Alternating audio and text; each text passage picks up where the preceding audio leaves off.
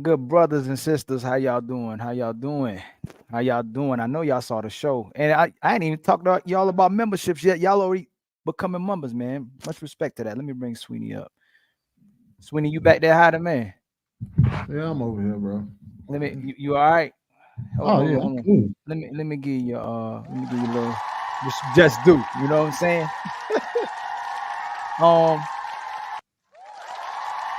And I think my brother back there too. I don't know. It looked like he back there. I don't know. Did you hear? I don't know if that's him. I'm trying to make sure if that's him or not. I think that's him.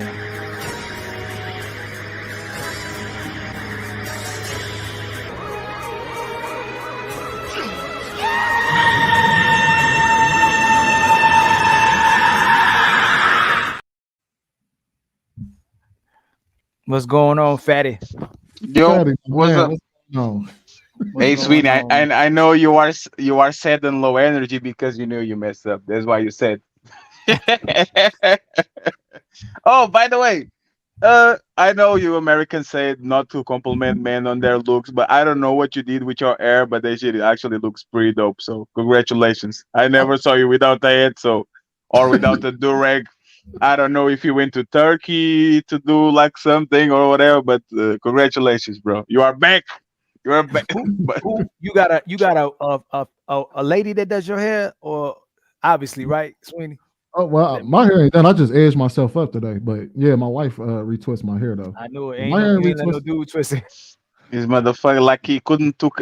He had to took take the fucking air, the Ah. do rag for the queen maker or a I, king maker or whatever. And I'm gonna tell you. let me Go say ahead. something real quick though. Shout out to the 41 people rocking with us, man. Shout out to everybody who always been rocking with me, especially Fatty and Sweeney. You too, brother. You always been rocking with me. And I just want to Oh, announce shut up.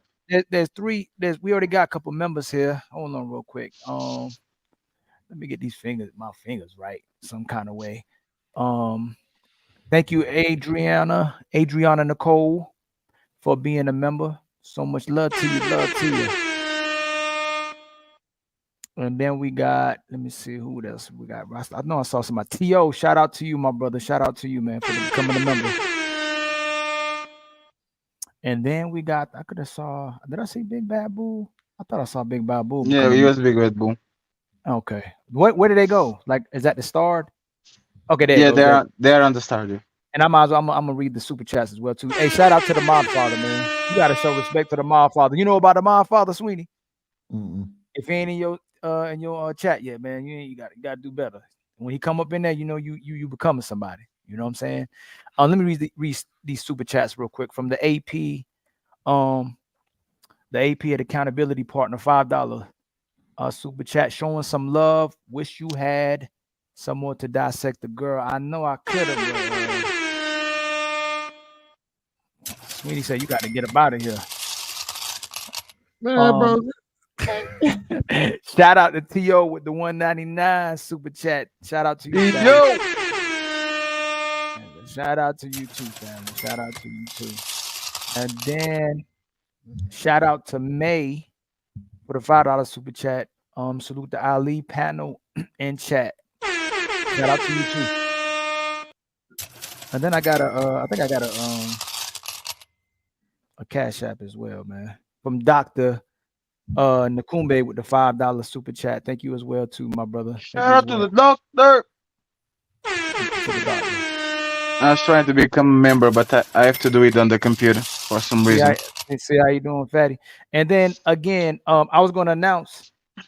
It's really real that y'all are becoming members. I was going to announce the different. I'm gonna have the first level of membership will be, I'm untouchable.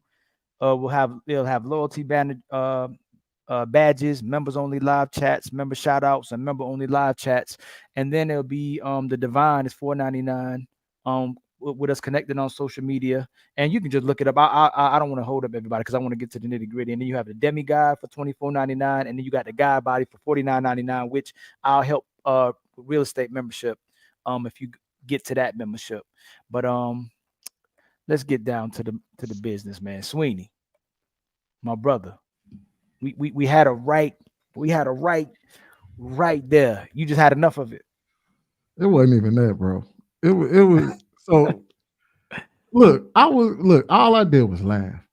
That's all I did. When she said that whole love, I forgot what she said. Something. No, it was care. She said caring is a feeling. Love is that da I da know. da. Yo, that ain't that crazy, man. Yeah. I literally went to Google and said care is a feeling. That there's not a version of care that is literally an action.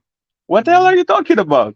So I just laughed, and then she started going on some tirade about how, oh, I haven't cut anybody off. I'm like, and I'm sitting here like, nobody cut you off. I laughed. I at least still letting you speak. Nobody jumped in. You just stopped because Mr. Lego threw his head back and laughed, and he muted up real quick. I just so happened I'm never on the mute button. I have a bad habit of that. So when I laugh, it got projected. You know what I mean? And I apologize for that, but I laughed. And then she went on some tirade. Right. About how I got another platform, I got my own follower. I don't have to be here. She does that all the time. That was expected. And I'm like, okay, you don't do that. Y'all know I've never experienced this woman a day in my life, and that's what I tell people that all the time. When you start talking about I don't have to be here, I got my own shit I can go to. I'm like, then go. Yeah, you know what you know. That's why, like, I think nobody got mad at you, but for example, like I think for Mike needs to tell Mr. Let Go to fucking chill, bro. Like he is doing the most. Like the thing is, You are costing the company money. You are costing the company views. You are like Ali. Remember when we have these conversations when I bring like Yeah, special guests? Like we yeah, have these conversations multiple times. Hey, let's not be selfish. Let's make sure that we don't spook the guest out. Like your personal feelings come after actually the feelings of the team. Let's make sure we have a fun show and nobody's trying to jump on her neck or making sure that she's going to bounce on the middle of the show. Ali right. got her. Ali got her. When Ali said, "Hey, so you telling that man are incapable of love? You tell men that like they are worthless. That so what about your baby daddy? You say he's an awesome dad.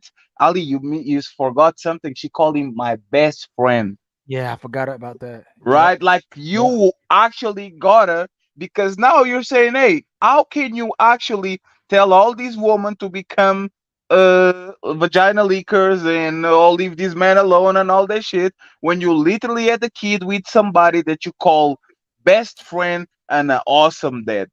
Right. Like he actually brings value to your life. Your best friend brings value to your life. Awesome dad brings value to your life. Your life is easier because that man is there. So why the fuck do you have your views and you are literally telling the woman to go to the edge of a precipice when you literally got what you wanted and you got what they desire, which is a respectable man, a responsible man, a responsible father, a best friend. Absolutely. That's literally what women say they want from their man. I want the Absolutely. man that is my Yo, best friend, and it's a can't. good. Like what the fuck? That's and I think we weren't being patient enough just to sit there, man. She's still married, Sweeney. You know what though? Because that's the thing. Because you saw it in the back chat when had to check Mr. Lego. I said, bro, you can't be doing that. And that's what I called it. I'm like, because I knew exactly where you were going when you let her speak the first Right, time. right. And I was like, bro, Mr. How Lego, you just doing, let my her. brother? And I knew where Ali was about to go. I'm like, man, I gotta hear Ali's rebuttal to this. You know I'm not just gonna waste my breath. You know I'm not gonna waste my And breath. and he was like, and I'm like, and it kind of frustrated me because y'all did get into a back and forth about just, you know what I mean, cutting off. No, I'm but like, all damn, Mike, but I didn't do. I just said stop cutting her off, and all no. that's Trigger and Trigger Mike, my dog. Trigger Mike, one of my favorite I, people in I the think space. somebody has audio in the back. Is that who's that? Lady Di is talking. Somebody has Lady Di in the back. I don't. Do you hear it? Do you hear it, Sweeney? Yeah, No, I don't see that Uh, happening. no, is it me? Let me yeah, see. it might be. It You might might be be you, reading the Fatty. wrong chat. You might be in Yeah, the wrong chat. Mm, no, But it's yeah, yeah, not me. but that's all we had. We shouldn't listen. Once you got someone where they are, you don't go away from that. There's nothing else to talk about because you can't promote the destruction of family. You can't provoke men are useless and serve no benefit to you. You can't say men are incapable of love, and then you're still married. And then you say he's a great father. And you can't say publicly he's not a great father. Let him snatch that off of wherever he see that from somebody, send it back to them. Say, hey, man, she said you're not a great father. Ain't no way you still. What woman stays married to a man she not getting no benefits from it? You know what I'm saying? And then she said he And don't pay child. He don't pay he's child not on support. child. That was a great point. It means that he's willingly taking care of the kid. You don't have to force him to do it, which means that he's actually capable of love because he's taking care of a kid. He is not actually obligated to do it. You didn't call the government. You didn't have to call the cops. You didn't have to put him on child support. He's willingly doing that shit. Which means that he cares. So like Mr. Let Go, like Hey, caring it's is in love, fatty. yeah. Caring is in love. What does that mean? that was wild to me. That's why I Remember, that's laughed what she so said. hard, She bro. said, That "I." shit was She said he wild. cares. He doesn't. He doesn't love her. He cares. What? Yeah, but if you like that's the thing. Caring actually is, in my opinion, even more important than love because when you care about somebody, you don't hurt him, you don't do nothing that might put them in jeopardy. You actually care for the person. You might lose love for the person, but if they get bedridden or whatever, if you care for them, you're going to stick by their side. You're going to take care of them. Like I literally, first time I went to the United States, I tell this story all the time. I met like a old guy in Miami. He was on a wheelchair, and he was Christmas time, and he was literally like he was king something. He called himself King something, and we were talking with him, and he said, "Hey, if you guys one day get married, make sure that you date and marry a woman that cares for you. Because the woman that Right. loves you, the day that she doesn't, you're done. As Yep. soon as she loses that feeling for you, Mm. you're done. But the woman that cares for you, she will stay true and true no matter what happens, because if she actually cares for you, she will want the best for you. I was like, Right. damn, this is the first time I listened to this. Like, this is actually pretty dope. But Wow. man, But we I trying to, don't know. Peace, peace and Sweeney. love, We family. oh, go ahead, my brother. What you did What's you up, get a man? How you doing, response? Mr. Best? What's going on, Fatty? Salute, Sweeney. Salute, my Salute, brother. man. I've been watching a little bit of the replay of the show tonight. That happened earlier. Salute to the network over there. Sweeney, man. Thank you for being transparent about your marriage, brother. I appreciate that, man. You know what I mean? And just talking about just kind of the ins and outs of, how you got into your field, how your wife got into her field, man. That was dope. You know what I'm saying? And Ali, man, I just got to give you flowers while I'm up here, bro. I'm doing laundry. I'm kind of doing some chores, but I definitely want to give you some flowers while I was up here, man. Man, you came in that month and you were spitting them facts, bro. You were spitting the facts. You started with the 70% and all that, and I was like, God Man, damn. yeah, it's I'm bad, like, man. I'm like, I'm like, this shit is over. Like, it was no reason to even keep going. Like, once you got up there and you just started hitting them facts and you were just checking it off, point by point by point by point by point, and it was Right. no missing. It was just Right. point by point by point by point. It was Right. nothing to be debated, man. And that's what you have to do to these people when you get in their realm, man. You got to completely, statistically, show them that what they're saying is complete garbage.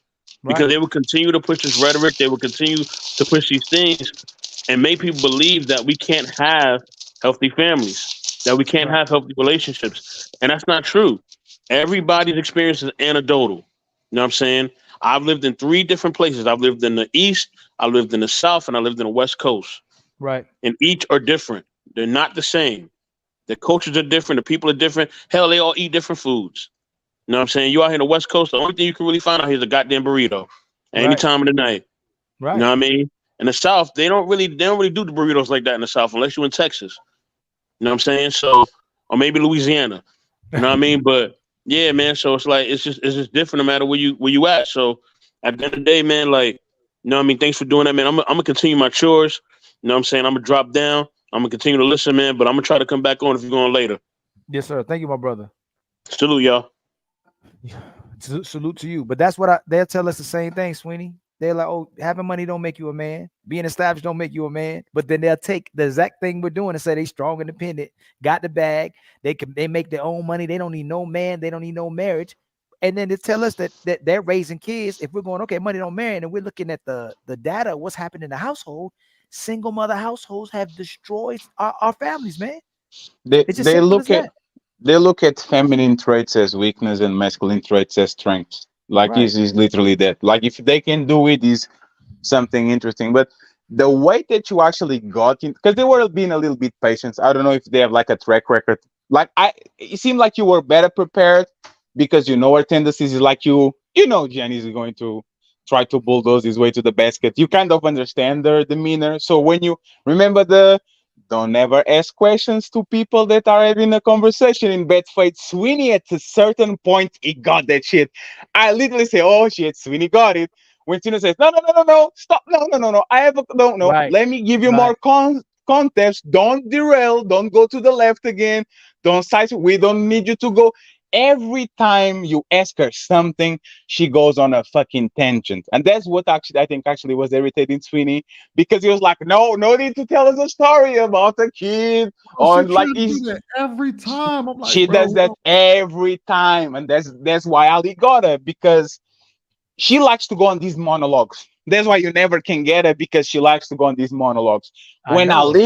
When Ali said, "Hey, but like, why like he's not on child support? Like, what the hell? Like, you have a husband, he's a good father." And then the thing about Mr. Let's Go, and again, I know you guys are there for his friends, so I'm not going to actually share on him. He has this bad habit of stealing somebody's prey. For example, Sweeney does a majestic point, he's almost winning, and Mr. Let Go soars like a fucking eagle, takes the fucking spray out of you and run away with that shit. Like, as soon as he actually detects that somebody's almost doing a checkmate, he comes up, checkmate, checkmate, it's my like, why He are you doing derails that? every time. It frustrates the hell out of me. He derails as soon as soon as you right there, he'd be like, "Yep, told you, women and children." Like, bro, it's just amazing. I was like, let's just be quiet. And then it was funny because he interrupted, and then when Triggerback was saying, "Hey guys, you need to be quiet," shut up, shut up. I was like, what? You were the one that started this shit. Hey, he gonna get enough of that. I'm telling you, he gonna get Sweeney. Are you in ATL too?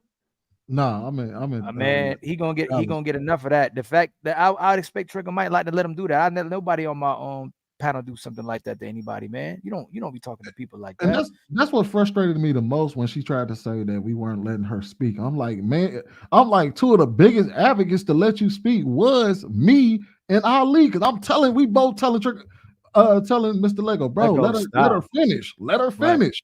Right. He'd jump in because he wanted to say something else.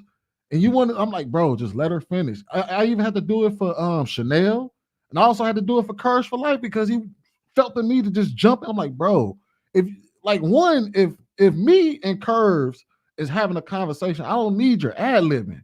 Right. She's saying something that I need to respond to, but you gotta let her finish.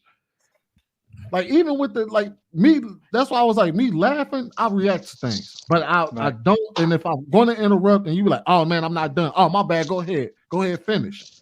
Right. Like when she went on that tirade about how she don't need this and she got her own platform and all that, I'm like, oh, you can go then. If that's what you want to do with it. And let me read these super chats real quick too. And shout out to the 67 people rocking with us. Please subscribe and like. And share it with anybody you know as well. Share it with your brother, your sister, your daddy, your mama, everybody. Shout out to DJ Wicks Doctor. That's my brother. Hey, if you need some production, to the doc. Hey Sweeney, if you need some production, man, that's a real one. The best in the business. Ali, I asked him for a beat today about certain topic. That motherfucker took like 50 minutes in me, like a dope fuck. Like, I don't know, man. I don't know how he does that. He is off the chain when it comes to I'm still going through his beats to get some of the music I want, because I'm tired of getting copyright strikes. Yeah, you learn your lesson, right? Dang. Marcus Evans with the $5 ball. What's up, my brothers? Women like the so-called queen make us dangerous to our people, especially our women. Y'all keep the good work out tonight. You're extremely right. We still need to have a conversation on these panels though. Like, but I agree. I don't think nothing that Sweeney, that's why I say you ain't all the way wrong. Like, he's not wrong. He just don't know where. He just doesn't know where. If he knew where you wouldn't understand. And then my brother Marcellus Davis. Thank you, family, for becoming a member. Thank you so much, my brother. And while y'all in the building, man, if you love your brother, support your brother, man. Help you, give us some donations. You know, we got to get the old people to shout us out. Donation. I thought it was a trap. Over here, put some money in it. I whoop your ass, players. Don't come over here. You tall black motherfucker. There's women up inside. I don't give a fuck about them. Ain't nobody give me nothing. And we got to respect the women, right? No matter what, we got to still respect the women, even if they wrong. I think my brother Dre Slay in the back. I think let's bring him up. How you doing, my brother? What's up, Slay? What's up, Slay? Sweeney, what's up, my brother? You got to watch the show, Dre. You got to watch the show. Yeah. I was watching it, man. Salute on a good show tonight, man. It was a good show. Sweeney, you supposed to keep on there a little bit longer for us, man.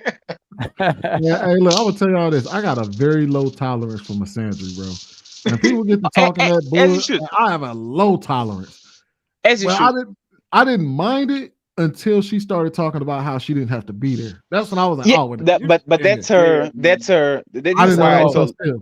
I didn't know. No, that's her go-to move. I will go on platforms, and if you guys keep trying to push back, I will leave and I go to my platform. You know what happens? She leaves. She go to a platform. Her followers think she won, and she has 1,000 people saying, "Oh my God, you are the best. You did well in not staying with those guys." That's why I told you. Like, I know it was not on purpose. But Sweeney, we have these on our show so much, man. You have no idea. Like when somebody semi-important comes around, everybody loses their fucking mind. They try to do checkmate after checkmate after checkmate. They take the ball out, like they literally rip the ball out of each other's hands to try to shoot. It happens all the fucking time. And her, hey man, that's why I was laughing when Mr. Let Go says, I'm the important. What did he say? I'm the star.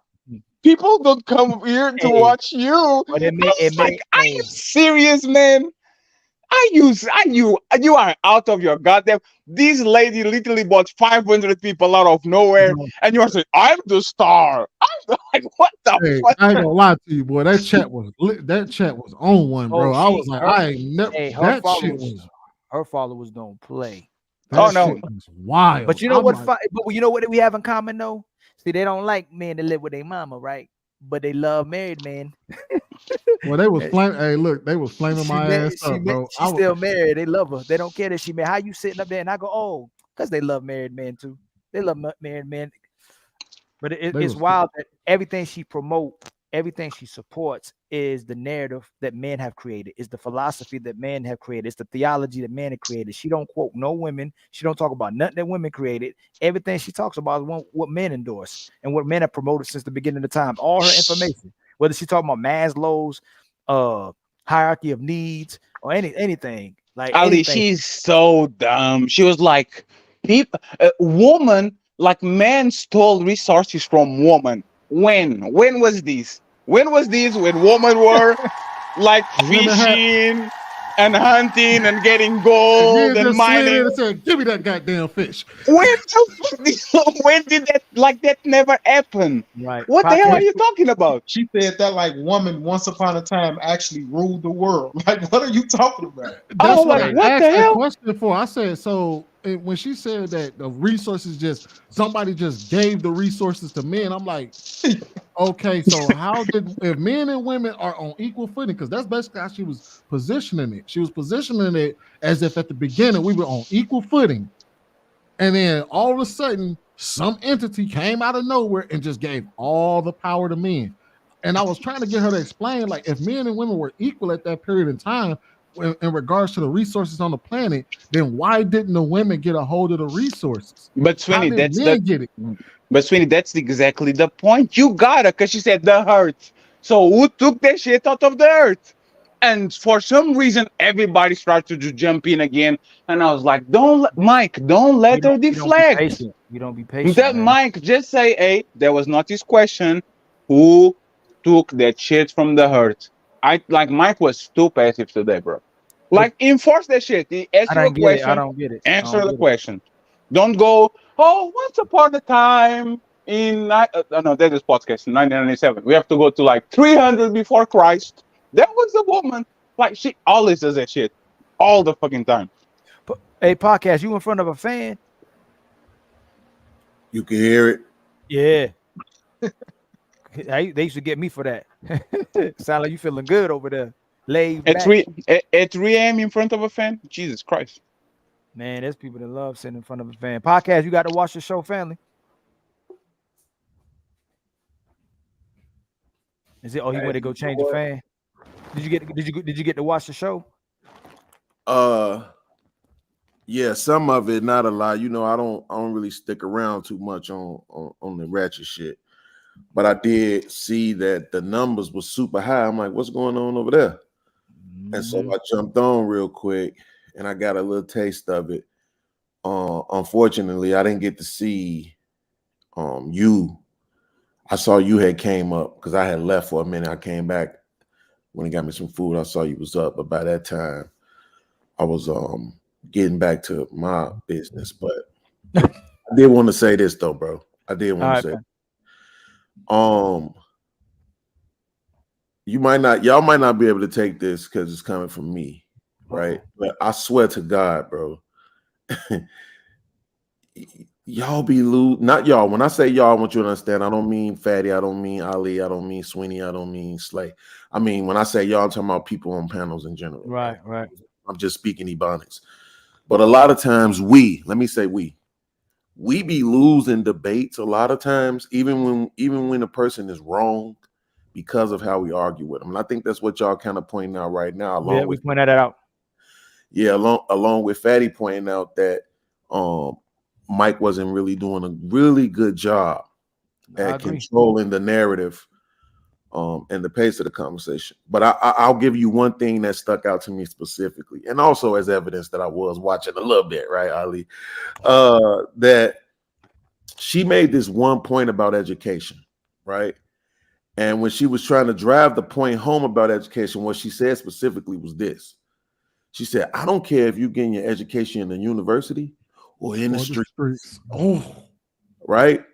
If you ain't trying to get educated and become better, you can't be a leader, right? When she was making, because I'm a fucking PIMP. That really got glossed over, right? she torpedoed her whole argument. Yeah.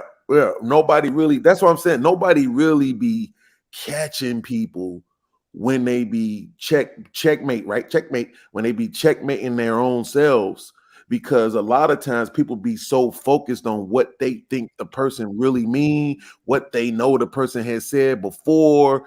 So now you're just interpreting instead of listening in real time. Remember what I told Sharon when he was talking about debating you, Ali? What I tell him? I said, Ali is going to wax you. Why you think you're gonna win? Because you don't process information in real time. Right. You're just gonna stand on what it is that you actually believe, and you're not gonna use what the person is saying to counter them. Yep. And she put a lot of stuff out there where she was like poking holes in her own theories. That's all I used. But it was also a lot of stuff that she was saying that she was correct on, and people would just try to challenge it just because it's coming from her. You're going to lose a debate every time you make it about the person. You cannot do that, right? You have to focus on what's being said in real time. Forget your soapbox, forget your talking points, forget they talking points. Listen to what they're saying in real time, and then pull it apart, rip it apart. And I know Ali knows how to do that. Fatty knows how to do it too when he ain't on his bullshit. But Sweeney, I think, honestly, bro, I think you probably out of everybody on the panel had the best opportunity to do that. And I think you was trying your best really to stay focused in on what she was actually saying and keep her in line with the particular conversation that you all was having back and forth.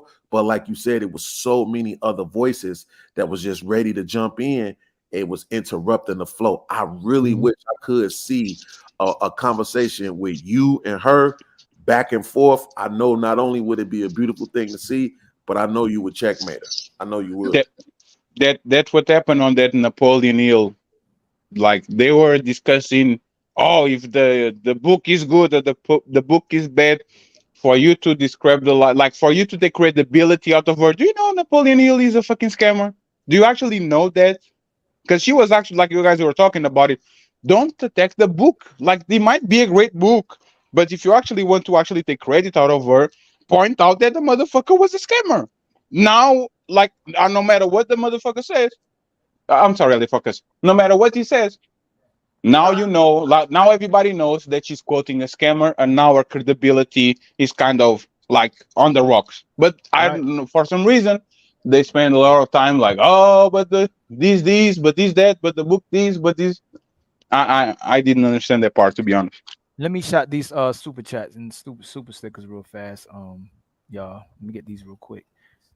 Shout out to SLP 8301 for the 99 cents. I appreciate it. I'm like 50 cents. Everything counts to me. Every cent, every dollar. Well, $1. And then Miss B Love with the $4.99 ball. A lot of women think because you don't agree, you're a pick me. It's pathetic. I agree with whoever makes sense, not just because you're a female. Shaking my head. I agree with you. Podcast was just talking about it. If the truth is the truth, there's no reason to go against somebody or name call or make it personal when someone's telling the truth. Even if you don't like the person, you got to concede to the truth. to even have credibility as somebody who tells the truth. And what a lot of people do to lie is butter up people with the truth and then lie. So that's I podcast out with you right away. Just because we don't like somebody don't mean they're not telling the truth. And just because you like somebody don't mean they're not lying. Yeah. And then Lady S with the $5 sticker. Thank you so much to you. I truly appreciate that as well. Thank you so much to you. I truly appreciate that. Because really quickly, here's the thing that you do that a lot of people, some people might not realize this, but here's the thing that you do when you're having a conversation / debate with somebody, right? Mhm. And they say something that you agree with or that's truthful, and you acknowledge it, you give yourself more credibility, right? You're showing that you can see that this person is saying things that you not only agree with, but that you acknowledge as truth. Right. So then the times when you're disagreeing with them, it don't seem like you just attacking them. It Right. don't seem like you just disagreeing with them to be disagreeable. Now people can see that you're actually being objective. And that's what me and Fatty do talk about in the back. If I am doing what someone is trying to use to discredit my argument, then I'm gonna do exactly what they say. Hey, don't do. I'm gonna do the opposite of it. Hey, it's your tonality. It's my tonality. All right, let me reduce. Yep. Hey, so okay. How about if I say it like this? Yep. I did You that know what I'm shit saying? yesterday on the Satan show. Oh my God, you were talking such and such a way, and they start screaming. And I said, "Hey, Daryl, come on, man! You're going to let this woman talk to me like that? I don't feel protected. Why discriminate at me?" Because they were complaining about the tone, but their tone didn't matter. And what's the fucked up part is, I don't think she left because of Sweeney and because of Miss Let Go. You caught her on her personal life. She first said, "Hey, I don't want to delve into my personal life," and you said, "No, no, no. This." You kind of was implying this is public information. And as soon as you said that, she was finding an excuse to bounce. Like Yep. as soon and Miss and they gave her an excuse right afterwards. I was like, damn. Now, like I she's knew she was looking for an bouncing. yeah. Yep. You She was on her way out the door anyway. No, she Yeah, that's a wasn't. fact. That's a Bro, fact. when she went on Because that you said diatribe, she was about to leave. when you said, If you well, buy if you it. pay attention, whenever you pay attention to her, whenever she start So, losing, whenever she start losing is when she starts to get a little bit more angrier, and you can Yeah. see she's on her way out the door. But what I took away from the show was that, I mean, for Sweeney, for you, my boy, from the beginning of the show, I could kind of see that you was already a little bit in your feelings, right? I could see it already because you knew the bullshit was coming. I could just see it in you, like you knew the bullshit was coming. Yeah, Sweeney was like, Do me a favor, please. Get out of here. Get out of here, man. Shit, I'm saying.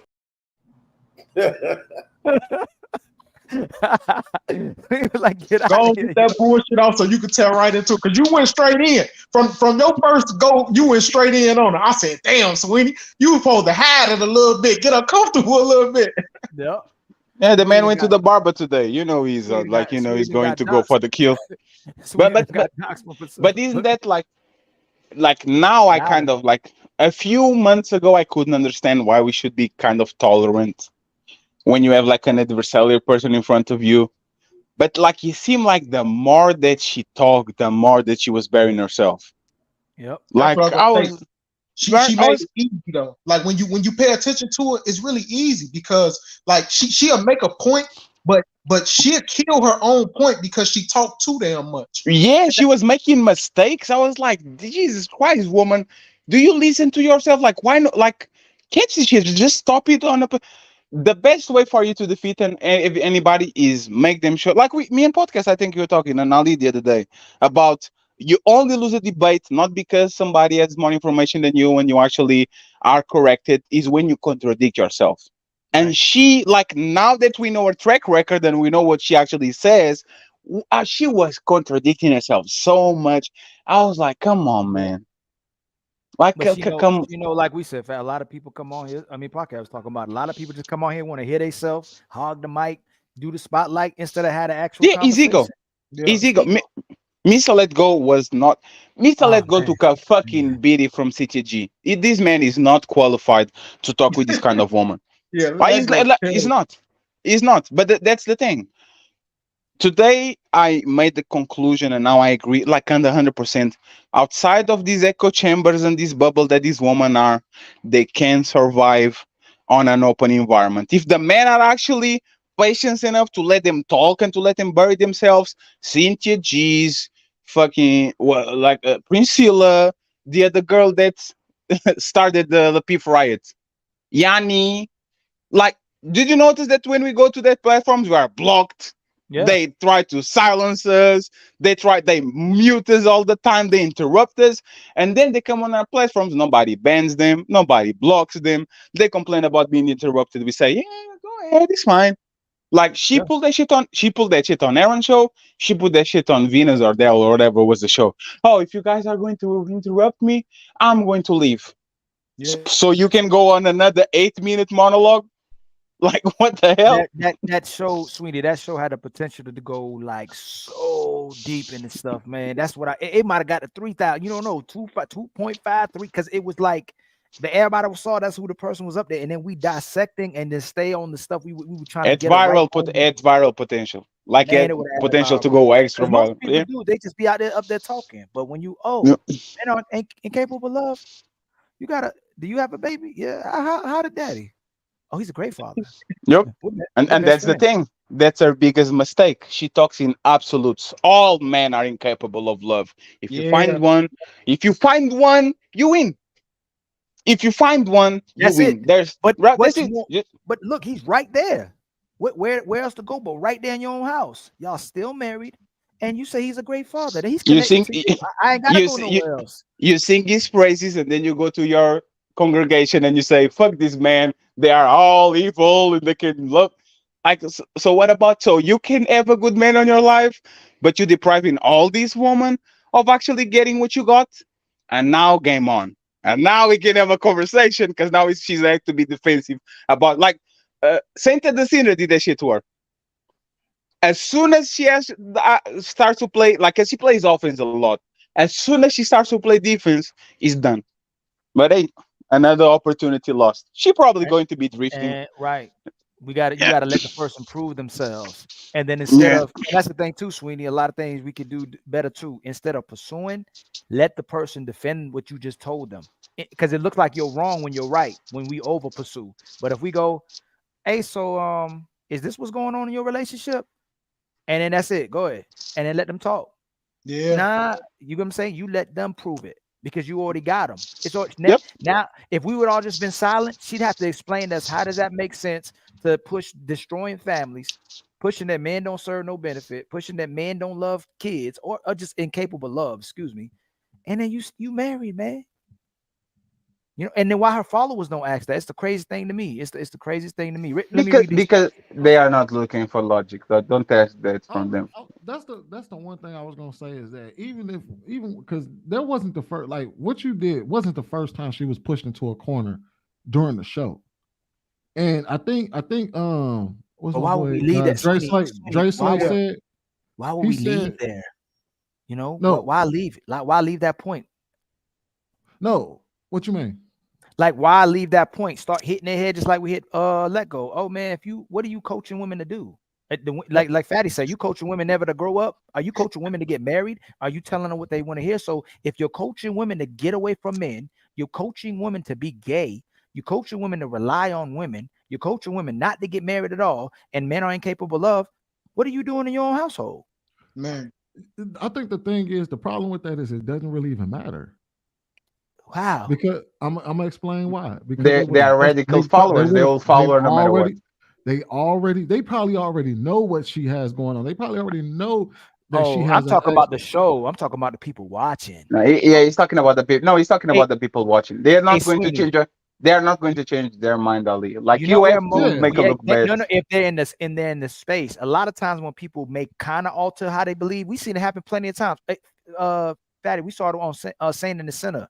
When the women went over there and you have a person challenging her and it's just not an echo chamber, it's not her just monologuing, and you have other people going, other women that are there going, hey, she sound crazy. Like, what's she talking about? It's a bloodbath. Yeah, it's a bloodbath. Oh, shoot, hold on. Is she crazy? You know, we have to allow the perspective to be spoke, because then we look credible. Hey, these brothers are leaders. These brothers respectful. These brothers showing decorum. These brothers conducting themselves in a certain way. They just ask her to explain how you telling women not to be married, but you married. Yeah, but when Sweeney, like, this is the problem. Like, these panels, there has to be like some guidelines, especially with big content creators. Somebody has to talk with people on the band. Hey, don't be greedy. Let the one-on-one go a little bit. Don't intervene, because everybody was trying to rip the ball from everybody. Yeah. Everybody. Like And even like I was actually curious, and this is no shot to Precious. I think probably I would marry her before I marry any of these women on this place because she's quiet. Normally, usually the boring women are the best one, but she today had their time to shine. Her and Lady Di and whatever it is. Was Lady Di there? yeah, No. yeah, yeah. She You see, left. she was They almost they were pushing invisible. Like this they were is pushing back, Fatty, but it was just not to a certain degree. But they were pushing But back. you, They were but doing this pushback. is like when they make the memes and the pygmies versus these terrorists and bandidas and whatever. This is your time to shine. You are a woman. You have loving men on your family. Like this is you. Everybody be quiet. I want to see you actually bury her and put a foot on her neck. It didn't happen. But Sweeney, Yeah, Sweeney, Like you is it- I definitely think the you problem put with that, Fatty, I think the problem that you're gonna get with that, honestly, is that she's going to come, and when I say she, I mean the Princella chick. She's going to come with an arsenal of words. She's going to come with an arsenal of talking points and bulletin, bulletin board yeah, she does material this. and Yeah, this is big she's words. gonna spout out books and all this other stuff to try to make it seem like, at the same time telling you that the majority of her information, the majority of her knowledge and wisdom comes from experience, right? But telling you that you need to get yours from a book. But she's going to use that, right, to try to make the other women sound like they're not as smart, yeah, right? Yeah, And so, but podcast. That's my point, right? If they can even fight women with radical views, what the fuck do they serve for? Because I'm expecting men to deal with men. I'm expecting men as soon as like some goofy or some extremist, oh, woman need to be on the kitchen and she doesn't need to come and you have to fuck 50 bitches before you get married. I'm expecting men to check other men. Hey man, what the fuck are you? That shit is goofy. Like you want to pleasure your woman because she's on a relationship with you, you give and you take.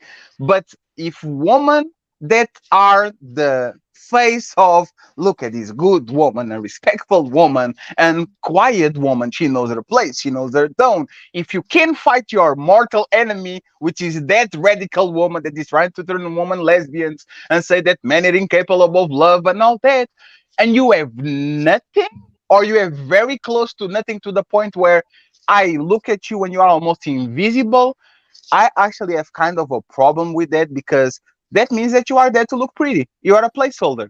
Like if but you're think actually not going about to fight that, what are you doing?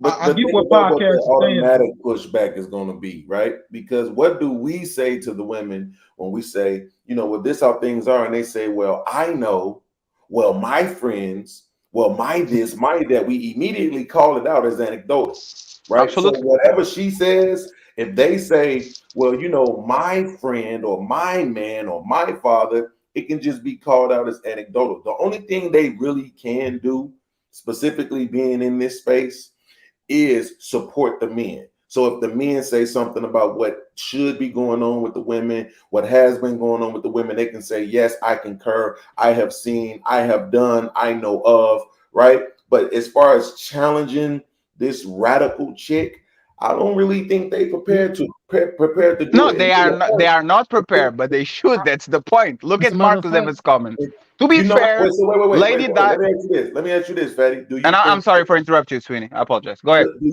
Do you think Crimson could? Yeah, absolutely, Okay. Okay. absolutely, because she has a more aggressive demeanor. I She think is not the like fade into the invisible. Like she's not the fade to black. Like you remember when Logic did the fade to black shit. Yeah. Like Yeah. this is what I felt that woman did today on this show. Fade to black. You're like, that's why yeah, I wish they would have let me and Curves have that conversation where she used anecdotal evidence to make her point, because she made an anecdotal point yep. when she spoke about I think she said when most men are intimidated or something like that. Can't remember the She was exact quote. calling everybody goofy. You goofy. You. I was like, whoa, what the hell is happening to you? And then when Trigger Mike responded and said, well, honestly, all the men I've known, and that's why I wish they would have let me and Curves have that moment, was because that was a perfect example of you're using anecdotal evidence to make your point, but when somebody else uses it, then you try to shout it down by saying, well, that's just you. Because she actually did do that. She called Trigger Mike out for doing that. And I'm like, wait, didn't you just did the same exact thing? Yep. You Yep. pointed out how in your experience, men have felt some type of way about their women out earning them.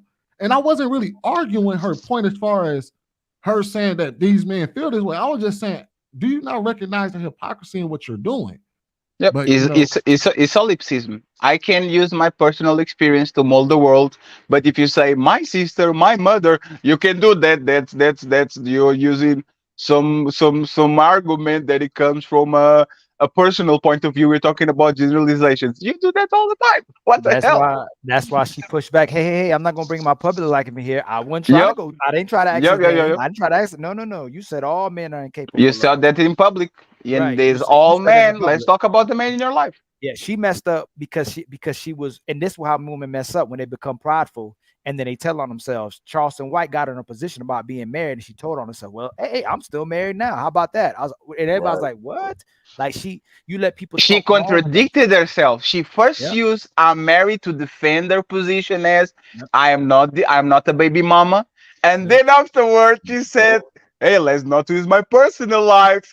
You said that you were not the baby mama, y'all and notice, like y'all notice how she always stopped, because Fatty is right when he said that she's trying to convert these women over to lesbianism and all of that, but she stopped short of actually saying that every time Ali No, tried she to don't. push her to.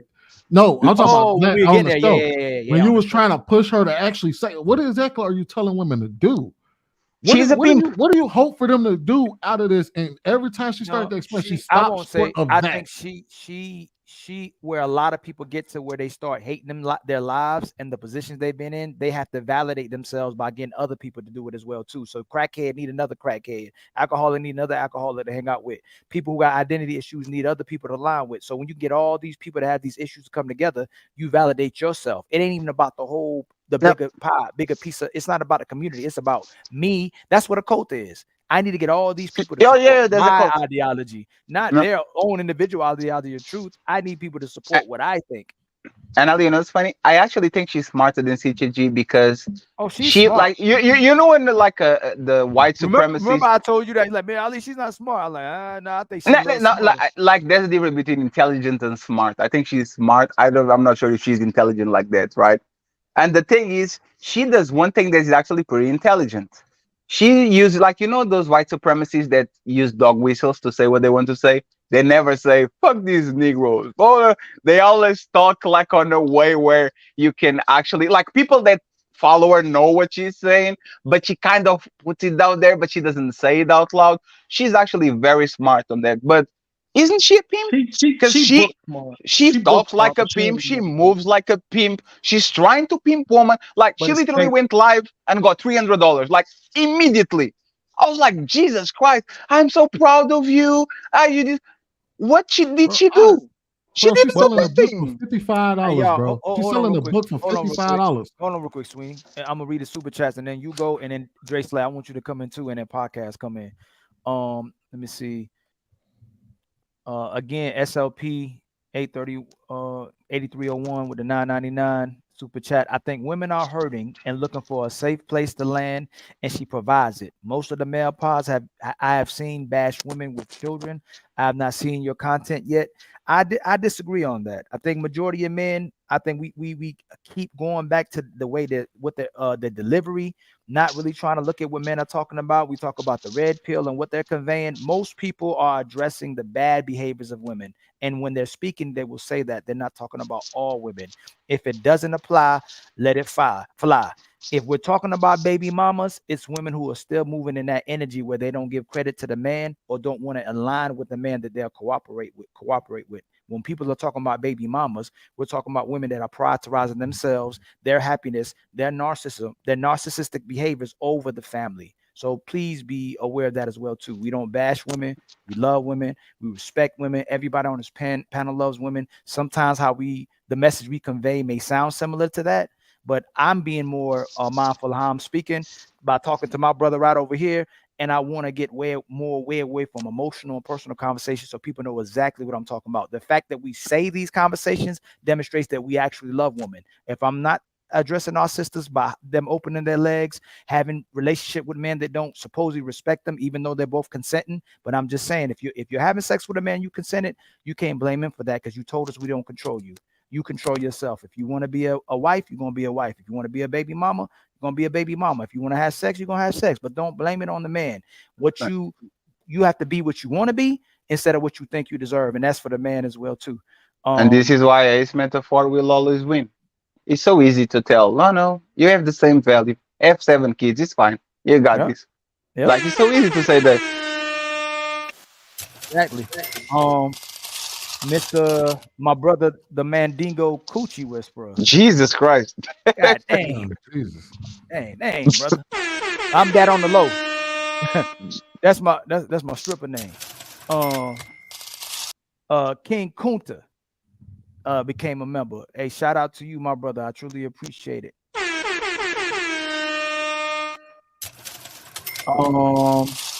T.O.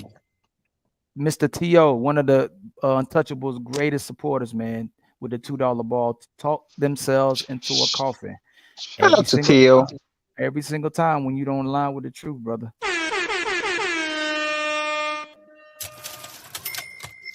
Let's see. King Kunta? No, it's King Kunta again. We should have never let them out the. Yeah. By the way, I don't know if you guys. I don't know if you guys know, Bonobo is the monkey from the planet of the apes. The third guy is the bonobo. Yeah. That's way. We gotta chill, bro. Well, we at least should have let him in the driveway. But King Kunta again, chill, man. Let the bonobos join her brothel empire and crash out in this. But I'm gonna tell y'all this: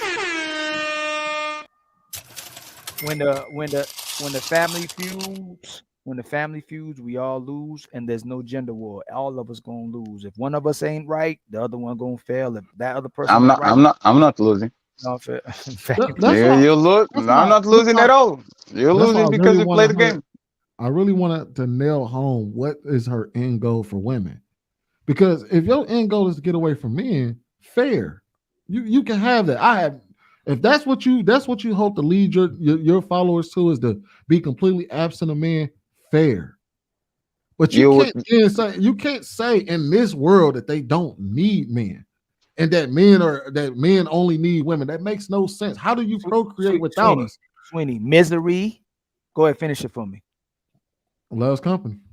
That's family. That's what it is. And then Sweeney, this you like, if you get everyone, like, just ask that shit 7 times, lady, what is your goal? And when she says men are this, men are that, I want women to get the attached from men, all this shit, you understand the society literally will crumble the day that men stop actually paving the streets, paving the roads, building shit. You understand that literally, if every woman on this planet decided to be just like you, we would be extinct in 70 years, 80 years. You understand that, right, lady? Like, pressure on that shit. That shit makes no sense. Her life literally directly goes against that, because she actively procreated with a man. She procreated, exactly. He's still married to the father, for which he's still in the child's life. Right. You can't even live without a man. Let Dre Slay go right after you, Sweeney, before podcast get me. Go ahead, Dre Slay. Yeah, but I mean, to me, I think, like I said, besides, because like I said, Sweeney, you knew the bullshit was coming, so you was kind of on her ass from the beginning. You know what I mean? You jumped dead on her. You know, I think you could have just, you know what I mean, eased it in a little bit more, made her a little bit more comfortable for the kill. Pause. Oh, dang, did it. Dang, that is, boy, I got magic, boy. Yeah, y'all really did the job and took it apart. It's just, I think the feelings and emotions got in the way of the message. And so, but when you really look at her, bro, the shit is simple. Like, she gonna kill her own points mostly all the time. The shit ain't gonna make sense, and it's not gonna add up. right? Like podcast said, she gonna use some big words, but that shit only works on the uneducated, right? Right. That's why she got a following of lonely women, right? These are the lonely women. A lot of them ain't that educated. You see what I'm saying? Even if they did get educated, we know what they went to school for, social work and all that shit. Yeah, she gonna get them on her team, whatever the case may be, right? But it don't work against people that's actually thinking. It's not working, Right. right? So all you got to do with her, you just got to watch out for the little tricks and shit, right? She gonna use little tricks. Like a simple one is where she would say, men can't control themselves, right? Her whole thought process into going into that every time she says it is to say some shit that's gonna rile men up after that to show that, oh, y'all can't control yourself. You see what I'm No, saying? it's It's baiting. simple shit, bro. You right about that It's one. bait. Podcast, you there? Yeah. Yeah, I'm waiting. Look, you see, I'm coming right. He like, it's Ali going. Nah, man. Look, honestly, bro, like it's tough really having this conversation, really watching this play out. I talked about this earlier and even yesterday. It's when you get to a certain age, you start thinking about legacy and you start thinking about the world that you're leaving behind. And it's fucked up, man. Like, if I'm just being honest, looking like we all, we laugh, we joke, we jump on these podcasts, we go hard, we do this and that. But this shit is trash, bro. Like, in real life, this woman existing is tantamount. This shit is tantamount to like Mussolini or Yeah. like No, it's everybody is just like taking it in stress. Like Fatty said, I'm not losing. Yeah, you're not losing, but for some people in this world, there's a connection, a divine connection to your people. Whether you believe your people or you're black and it's black, or you're white and you're white, or whether you believe your people is the human race, whatever it is, there are people out here who really have a connection to their people, to their tribe, to mankind to some degree. And you really want to see the world in a better state. There is no light at the end of the tunnel for everything that's going on right now. Any woman outside of Precious, I don't see no other women really jumping on her, to kind of like try to take her down. Like Fatty said, nobody's really standing up to her. The one person who's probably capable of doing it would be probably Crimson Cure. And the problem is she's just not attractive enough. That's not a slight, it's just the truth. People not gonna really want to listen to her in that particular form. They're gonna say you talk like that because of the way that you look. You see what I'm saying? So it's like just knowing that this woman exists is like the complete antithesis of Kevin Samuels. And this is the type of thing that they try to compare it to. When I seen that girl Curves for Life was up there celebrating her, I'm like, damn, I thought that chick was. I thought she was intelligent. Ain't that I crazy? don't know. Yep, she like the podcast. A Like, perfect did you go? description of her was the female fresh and fit. That was the perfect. Yeah. I said, how? Yep. And somebody in the chat said something about that. I said, what's the difference between what she said and what we've heard on a lot of these male podcasts? What's the difference on between a fresh and fit and her? And she had What's to be crazy? honest and say nothing. What's crazy is how Fresh and Fit actually targeted the incels. She actually targeted lonely women, and it worked the same way. Man, And podcast. Let me ask you something. Yeah. Did you got to a point where you saw most of the women on this place are actually rooting against us? For some reason, they have some affinity and they come on the panel. They usually spend a little bit of money and show support. But like most of them are literally, as soon as a champion, like a woman champion appears, they literally flip the fuck out. They love to see women embarrassing us. They love to see women lose, like win debates. They literally are one Priscilla, one Cynthia G, one Venus, one whatever away from literally flip to the other side and say, "Nah, fuck these dudes. I don't care." Right? It's like amazing. And actually, she is like Priscilla is the crystallization of what is wrong with democracy and what is wrong with actually men letting women do whatever they want. Like, she is literally the crystallization of you can't do shit. And I don't want her to get the platform. I don't want her to something physically happen to her. But this is again the problem with everybody has a voice and everybody needs to be heard and all that shit. When somebody's spreading this thing, who is going to stop her? YouTube is not going to stop her. She's a woman. She can say whatever she wants, right?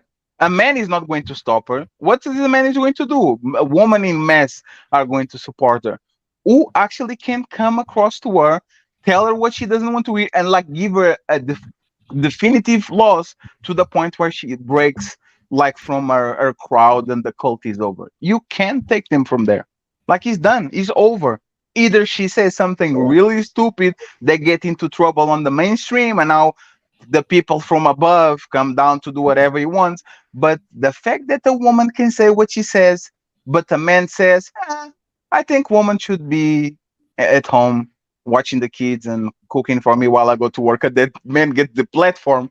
Like he's amazing. Like he's just he's something that like 10 years ago you couldn't, like if you told me that I said, nah, just get out of here. You're fucking lying. That's a lie. Like he's But amazing. It's you know what? It's sad though, right? Because when you think about it, I'm not sure. You know, I don't really follow all the stuff. I don't go to her page. I don't listen to her. I had an encounter with her the first time I ever knew who she was, ever heard about her. I was on somebody else's show, and I went up, tried to talk to her. I realized she was a lunatic, and that was it. I don't care to know anything else about you. And ever since then, she's just been kind of blowing up a little bit more and more, right? But this the thing though, Fatty. When I think about this, her apparently she's been around for a while, right? If For they a got while, 10 years at least. Yeah. She's OG, like Angry Man type of OG, like 10 years. exactly, so Yeah. you've been around for a while. You know the Cynthia G's, all these people, the Tasha K's. These people got years in, half to closer to a decade in. But the whole thing that, and that you could correct me if I'm wrong on this, is that their platforms are in response to men's platforms addressing men's concerns. Yeah. So Yep. nobody has ever, so far, there's not one platform that's reached this particular status. Like I said, you could throw Crimson Cure in there, maybe, right? But I don't see her on everybody else's podcast. This woman is on everybody else's podcast, right? But that what woman has said created a platform since the men started speaking about their issues and said, "Man, you know what? We really listening to y'all fellas. You know what? That's crazy. Now that you say that, that is wrong. You know what? We shouldn't minimize you all to your wallets and your sperm. You know what? Like there's been none of that. None You of have one or two like that actually, like Crimson Cure and Pink Book Lessons. Like they kind of like they don't trust rap. They don't. All the other ones are just. But It's it's just yeah, cosplay. the Pink Book Lessons. She don't do panels, and you see what I'm Oh saying? yeah, Like no. She does. Yeah, she doesn't do panels. Like she's not. She it's solo. yeah, but so it's that's not. what I'm saying. It's like there's no there hasn't really been a movement, so to speak. You see what I'm not even so to speak. Yeah. Literally, there hasn't been a movement of women saying, fellas, we hear you, right? Exactly. Yep. There's 33%. I think it's no. I think the newest stats say that 39% of black households have married couples in them. 39%, right? So that's a lot of married women, bro. A lot. Where are y'all at? Right? They Where they they Where y'all at? they That's quiet. what that's what Illa. Like, I'm telling y'all, there's things that we forget that happens, and we forget about it. Illa already said that we can't tell them apart because there's not enough of them supporting it because they can conveniently be that person and they hold it behind them. It's like a lifeline they got. Hey, if I ever feel like it, I'm gonna do just like she did. It's even worse, Tali. Like I go to and shout out to Nurse Fancy. I have nothing against Nurse Fancy. I go to her page. I see Nurse Fancy on the chat with the biggest membership, like the biggest amount of money she could send. She literally there. I'm like, yeah, didn't you get married like a months ago, a year ago? How the hell are you here? Like this is it's me being a vegan and you yeah. see me sit down on the Burger King line or whatever. How the hell are we doing this shit? Like you can be a vegan and be on fucking Burger King. You know they fucking sell burgers. What the hell are you doing that? But it's like some subconscious dick envy like deep resentment towards men that they kind of accuses of actually having towards them. Oh, you don't like woman, you hate woman. But it's when you actually put that shit in front of everybody. Hey man, I'm telling you, this is what I don't like. This is oh, you hate woman, who hurt you?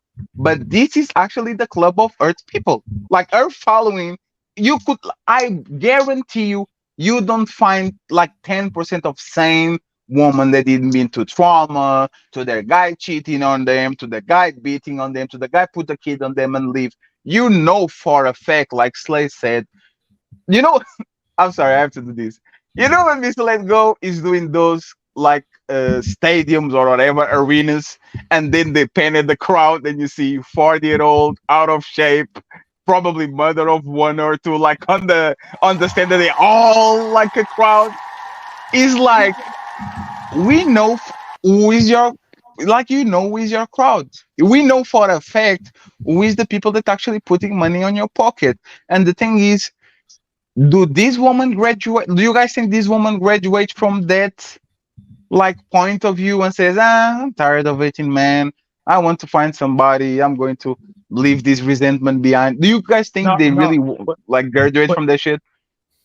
nah, that's the thing though, Fatty. Oh damn, you You're muted, muted, Ali. Ali. But that's the thing though, Fatty. I think that she literally, because you know she was making different content at first, and she switched over to that. Yeah, it I was red think. pill content. It was pan African black blackity black. We need to stick together Yeah, type of content, and then she flipped that shit. yeah, I think she Yeah, just found the hustle, and like as a hustler, I gotta respect the hustle because it's working. But goddamn, you, but I think from her getting divorced, you know, on the way to a divorce and whatnot, I think that shit just hurt her that bad to the point where now she's taking that energy and fueling it into her content, and I think that's what led her to this. Right. yeah. Let me Same with CGG. They say that her kid is the baby daddy is like has like 3 or 4 baby mamas and something like that. Same shit. Oh, I mean, but please, let's not talk about people's personal hold lives. on. Multi Yeah, generation, let's be my brother. Yeah, quiet. let's Hold keep on, it. Yeah, brother. my Hold on, bad. You real know, I'm fast. keeping I'm it about to read the respectful. super My chat. bad. Yeah, please keep respect. Let me read the super chats real quick. Um, King Kunta with the $5 super chat. She has a lot of educated women following her, and they still slow as hell. The truth is, a lot of our women are not actually educated; they're indoctrinated. That's the thing we need to address. Just because you are in the school of learning in this system or in any systems, if it's not pushing for the well-being of the family, if it's not pushing for the best interest of men and women coming collectively together to invest in children and to invest in a community, what is it really educating us on if it's pushing superficial values, pushing the money, pushing the best car, best house, all the clothes in the world? Everybody's getting a certain status that has nothing to do with the value of humanity. So we're being indoctrinated. We're not essentially being educated. T.O. with the $5 super chat. My brother T.O., one of our biggest supporters. Always love to you, brother. We're gonna keep pushing you. You keep pushing us. With the $4.99 super chat. Yeah, woman in the chat, they say they reject her ideology and are supposedly for the family, but was rooting for her tonight. And that's why Fatty says it. Collectively, men are men's biggest enemy. Collectively, women are women's biggest enemy. We are all conveniently switching sides, playing both sides, and going against each other when it's convenient to be something you're not supposed to be, based on what kind of leverage you have on the next person. So one moment when you shaming married men, then you with married men. One moment you shaming married women, then you with married women. So we are each other's problems as much as the government or the systems pushing us together. But we have to collectively, when we having all these conversations, get to really get to the root of the problem when it's us going against each other, and then it's men and women going against each other. Multi-generational, my brother. I'm gonna let you go. Please keep it respectful, brother. I like when you come, so just keep it Pause. respectful. Oh, Yeah, damn, pause, family, but damn, it's all good. damn.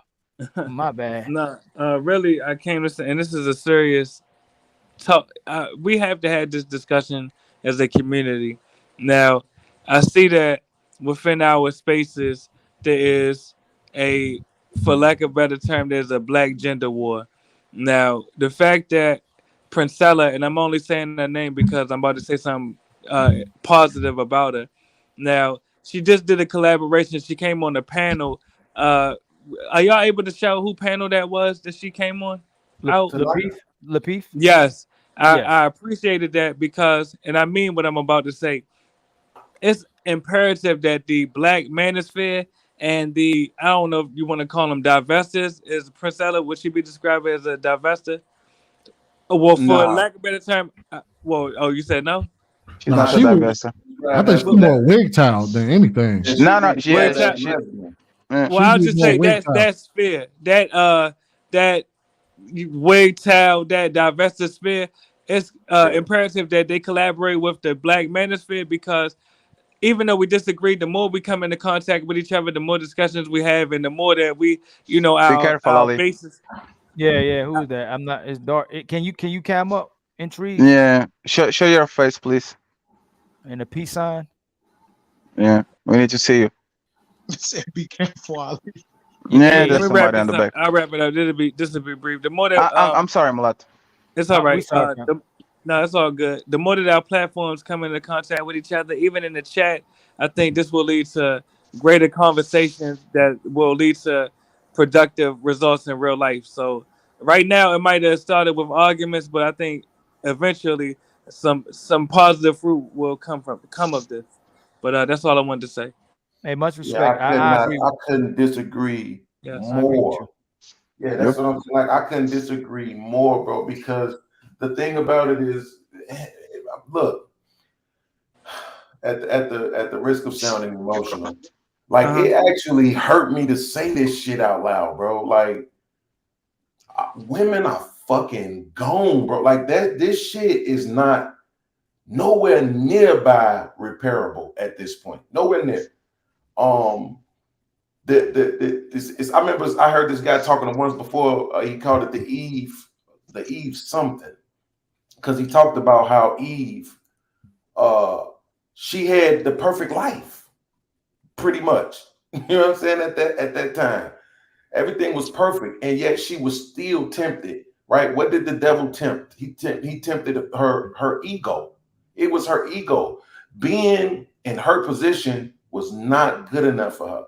She needed to feel like she was superior to man and equal to God. That's exactly what the devil tempted her with. Oh, you will surely not die if you partake of this fruit. You will be just like God, and he knows that. That's why he's telling you not to eat it. So I'm just like God, which means I'm above men, but I'm equal to God. And that's exactly what's going on now. Our women have been convinced that education, degrees, houses, pit bulls, you know what I'm saying? All of this shit, channels with 2,000 people live, like all of this shit makes them puts them above us, right? But, brother, can I respond? And my response to be brief. To be honest, and I'm saying this respectfully, what you God, said, can you cam up, please, and put the deuces up, please? Go ahead, brother. what you said, it had a lot of truth in it, but the fact that you were not specific or direct enough, it kind of fused the gender war, the black gender war, the African American gender war.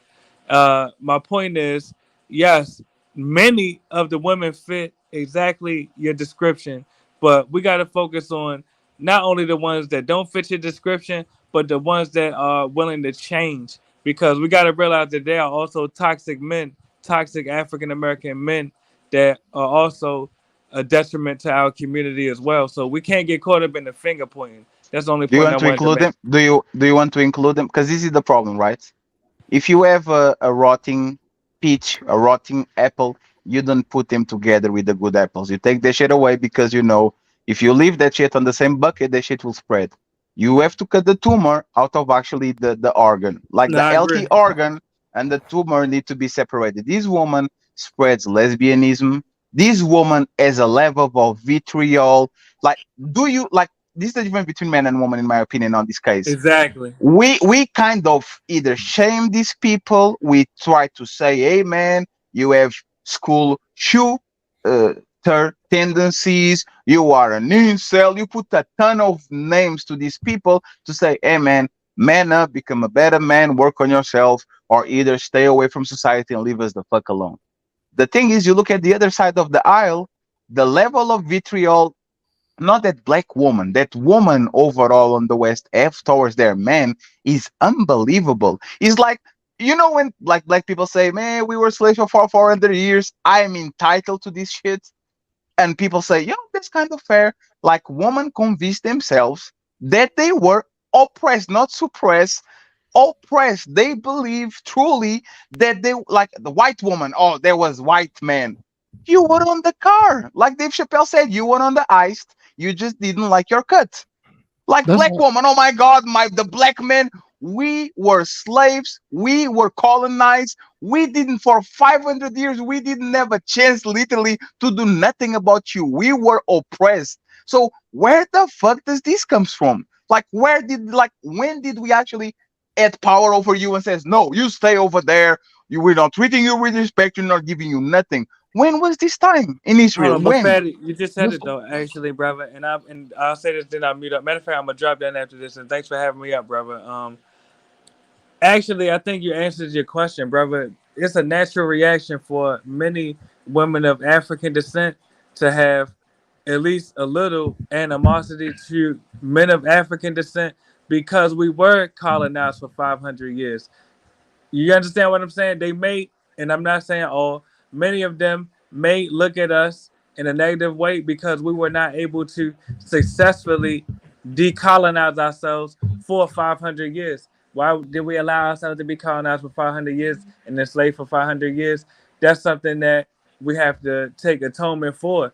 But I, and I could be speculating, but I've heard many of the women of African descent, they criticize us for what you just brought up, that we have been colonized for 500 years by other men. But thanks for having me up, and I'm gonna drop. Before, All right, and go actually, ahead. I'm listening. thank you Listening. for having actually a conversation. I Hey, actually appreciate this. thank you, my brother. This, like, That was I a great actually appreciate Yeah, this I conversation. like that. conversation. But Yeah, that's the definitely. thing.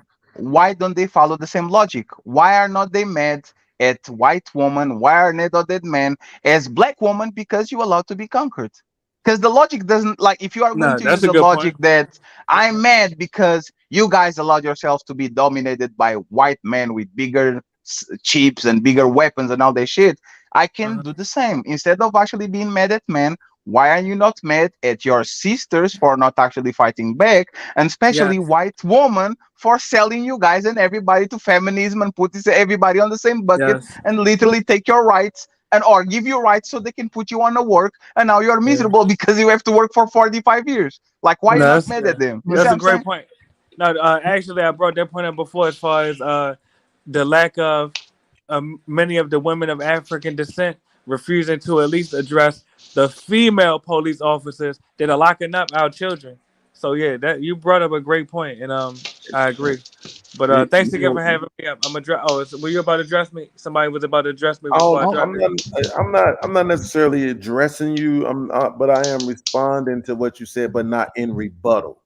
Right. Oh I'm just yes, sir. responding to the ideology that, and I'm not even denying it. Right. Because Hmm. I've definitely heard women at least use it against men in conversation, which means there has to be some lingering residue, even if just in thought that you guys didn't stop this colonization thing that happened to us, right?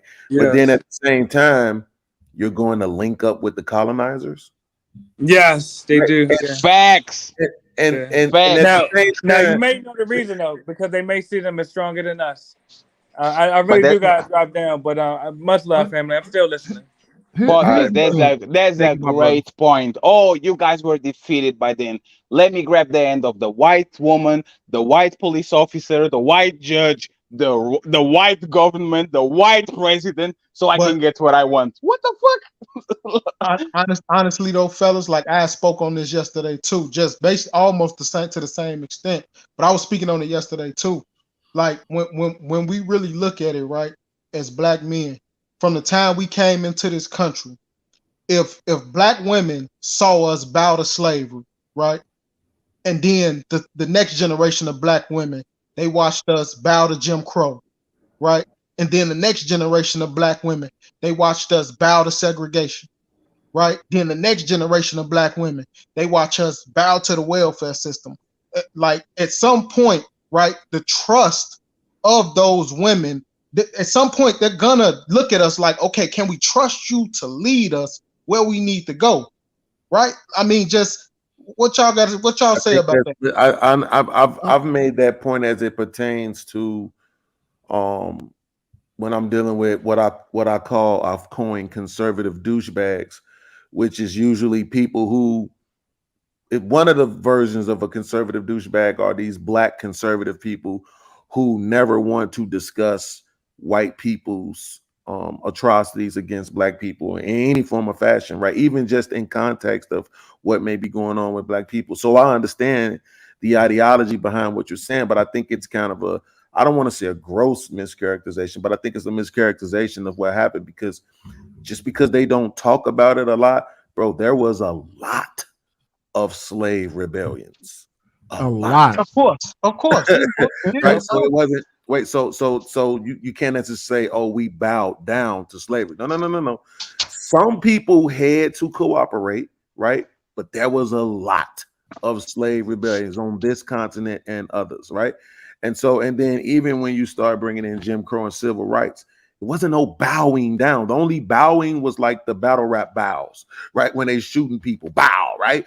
That was the bowing that we were subjected to. Yep. Real life death, hanging, and even murders, and you know what I'm saying, stuff like that by officials, right? Yep. By the And very even in Africa, they were fighting back. They were literally creating militias. They were literally, it's not because they were good people that decided to drop the colonies.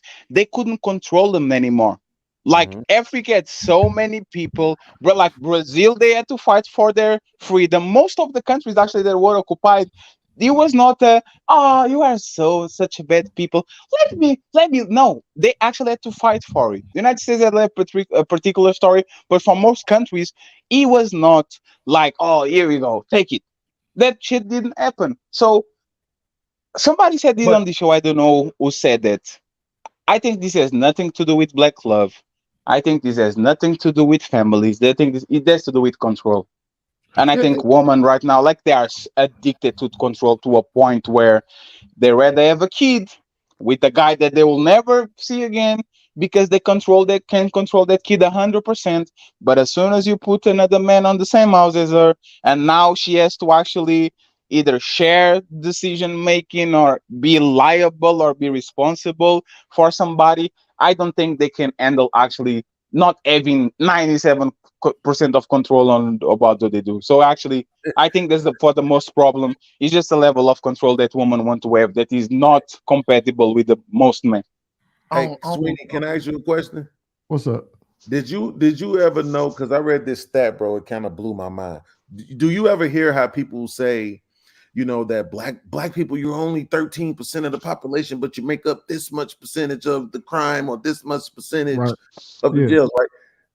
I read this statistic that said that black men, right, or African Americans in general, made up 31% of the ground combat battalions in the Vietnam and then War. I think, we 31%. We was 12% of the country, but we made up 31% of the troops in the Vietnam War. But nobody talks about that, right? Nobody talks about the actual impact that had on black families. It don't sound like a lot, right? It's like 300,000, you know what I'm saying? But that's a lot of people, particularly when you're talking about not only dying, but coming back addicted to drugs, coming back with diseases, coming back unemployed, right? Coming back and disenfranchised. So it was like people, we only, a lot of times we only look at the conservative douchebags, as I coined them, look at the statistics one way, right? Whichever way says we can look at it to say something is wrong with black people. They don't really never look at it to say what made us stronger or what was actually done to us. Like, right, just to even know that Fatty even has the information about what we have endured as a people on multiple continents. It does my heart very well to even hear him talk like that, because it's not normal conversations in this space. But that's the point, is that they if you ever read the Willie Lynch letter, and I know a lot of people like to say, yo, it was debunked or whatever. And it's like, yo, when I look outside my window, it look exactly like that, right? And that shit was written in the 70s. You know, so Like, right. So, but the thing is that one of the statements in the Willie Lynch letter was to take very good care in how you treat the women. Right. So all of this real oppression, the real suppression, the real racism, systemically or otherwise, right? The white supremacy, it's really been on the backs of the men. And I don't know when it happened, but at some point, that information and that rhetoric got lost in translation, bro. I was here for it, Fatty. I've literally been alive since 77. And I can't like really pinpoint when it changed. I know if I watch A Different World, they still understood it then. That was like in the middle of the 90s. I can't tell you when it happened, where it just like went from this, understanding that black men were under this complete pressure from the country till you niggas just ain't shit. I don't know when it happened, Sweeney. Because you know what? You want to know what it is? You know what's crazy though? Hello? Go ahead, You bro. want to know what it is? And this is the reality, because there was something that Priscilla said that was absolutely true. Mm-hmm. That women do depend on resources more so than they depend on men. If they were given we recognize it when given the resources, even regardless of because obviously man pretty much built the world, but when you give women the illusion of independence and having resources, they automatically began to start to distance themselves from men. Absolutely. Yeah. And it trips me out. We didn't push back on her. That's another thing we didn't push back about the resource, about our seed, They're not walking around here having babies. It's our seed.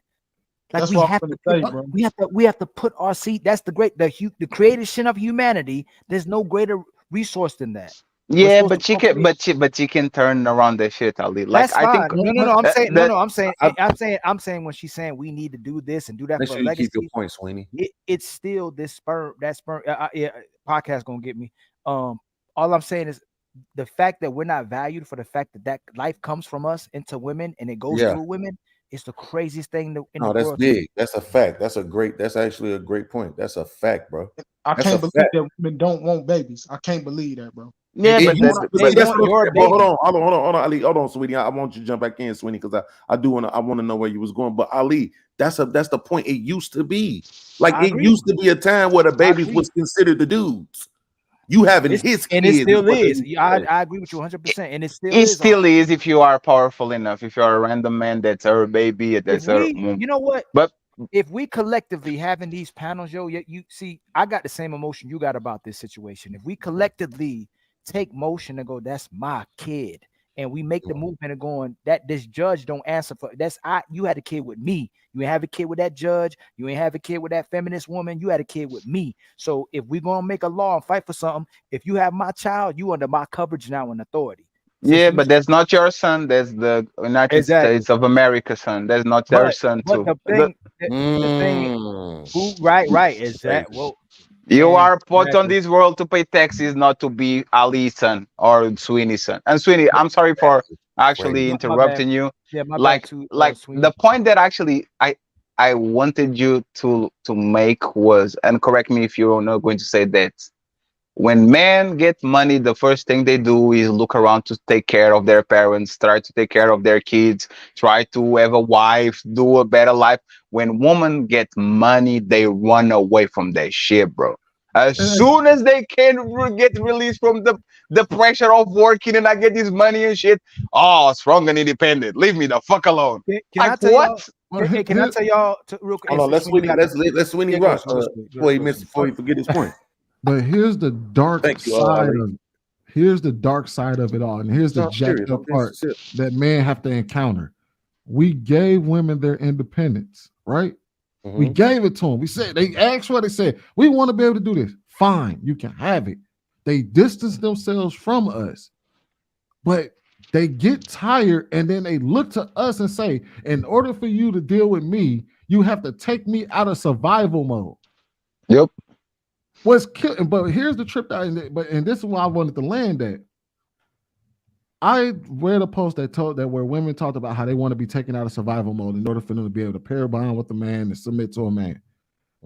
And what they meant by that is that they do not want to have to deal with the regular stresses of life. However, if you look at the way we've progressed as a human population, women are in the safest position that they've ever been in society. And And what they are do worse than women ever. do? And Yeah, what do women do when they are safe? They distance themselves from men. So how There's is the it that you want me to come in and take you out of survival mode, only for you to distance yourself away from me once you're out of survival mode? because it's a It's an lie. Like oxymoron. no, it's a lie. You know what the biggest problem here? We really thought that women were better than us. We thought if women get the money that we get, and if they get the power and the jobs, they are the fair sex. They are empathetic. They take care of dogs. They can take care of babies. They will sure be like the empathetic towards men. Nope. Yeah. As soon as you give him exactly, because like let's look at this pragmatically. Women always look at men as either wallets, right, or sex objects. Now they have their own money, and now they have dildos and they have access to sex like abundantly. What do you actually think it was going to happen? We gave them what they wanted from us. Like we literally said, no need for you to marry me. Here is a wallet. Go to work. No need to actually marry me. I'll give you sex when you actually feel like it. No need to actually marry. Like we gave them what they always wanted, and they acted on it. Like that's our biggest mistake. We thought that women actually were righteous than us, and in reality, they are not, because you can talk about words. You like I literally had to reschedule, or so I lost probably $500, $600 because woman would say, "Hey, Fatty, I want to do a show." Da, da, da, da, da.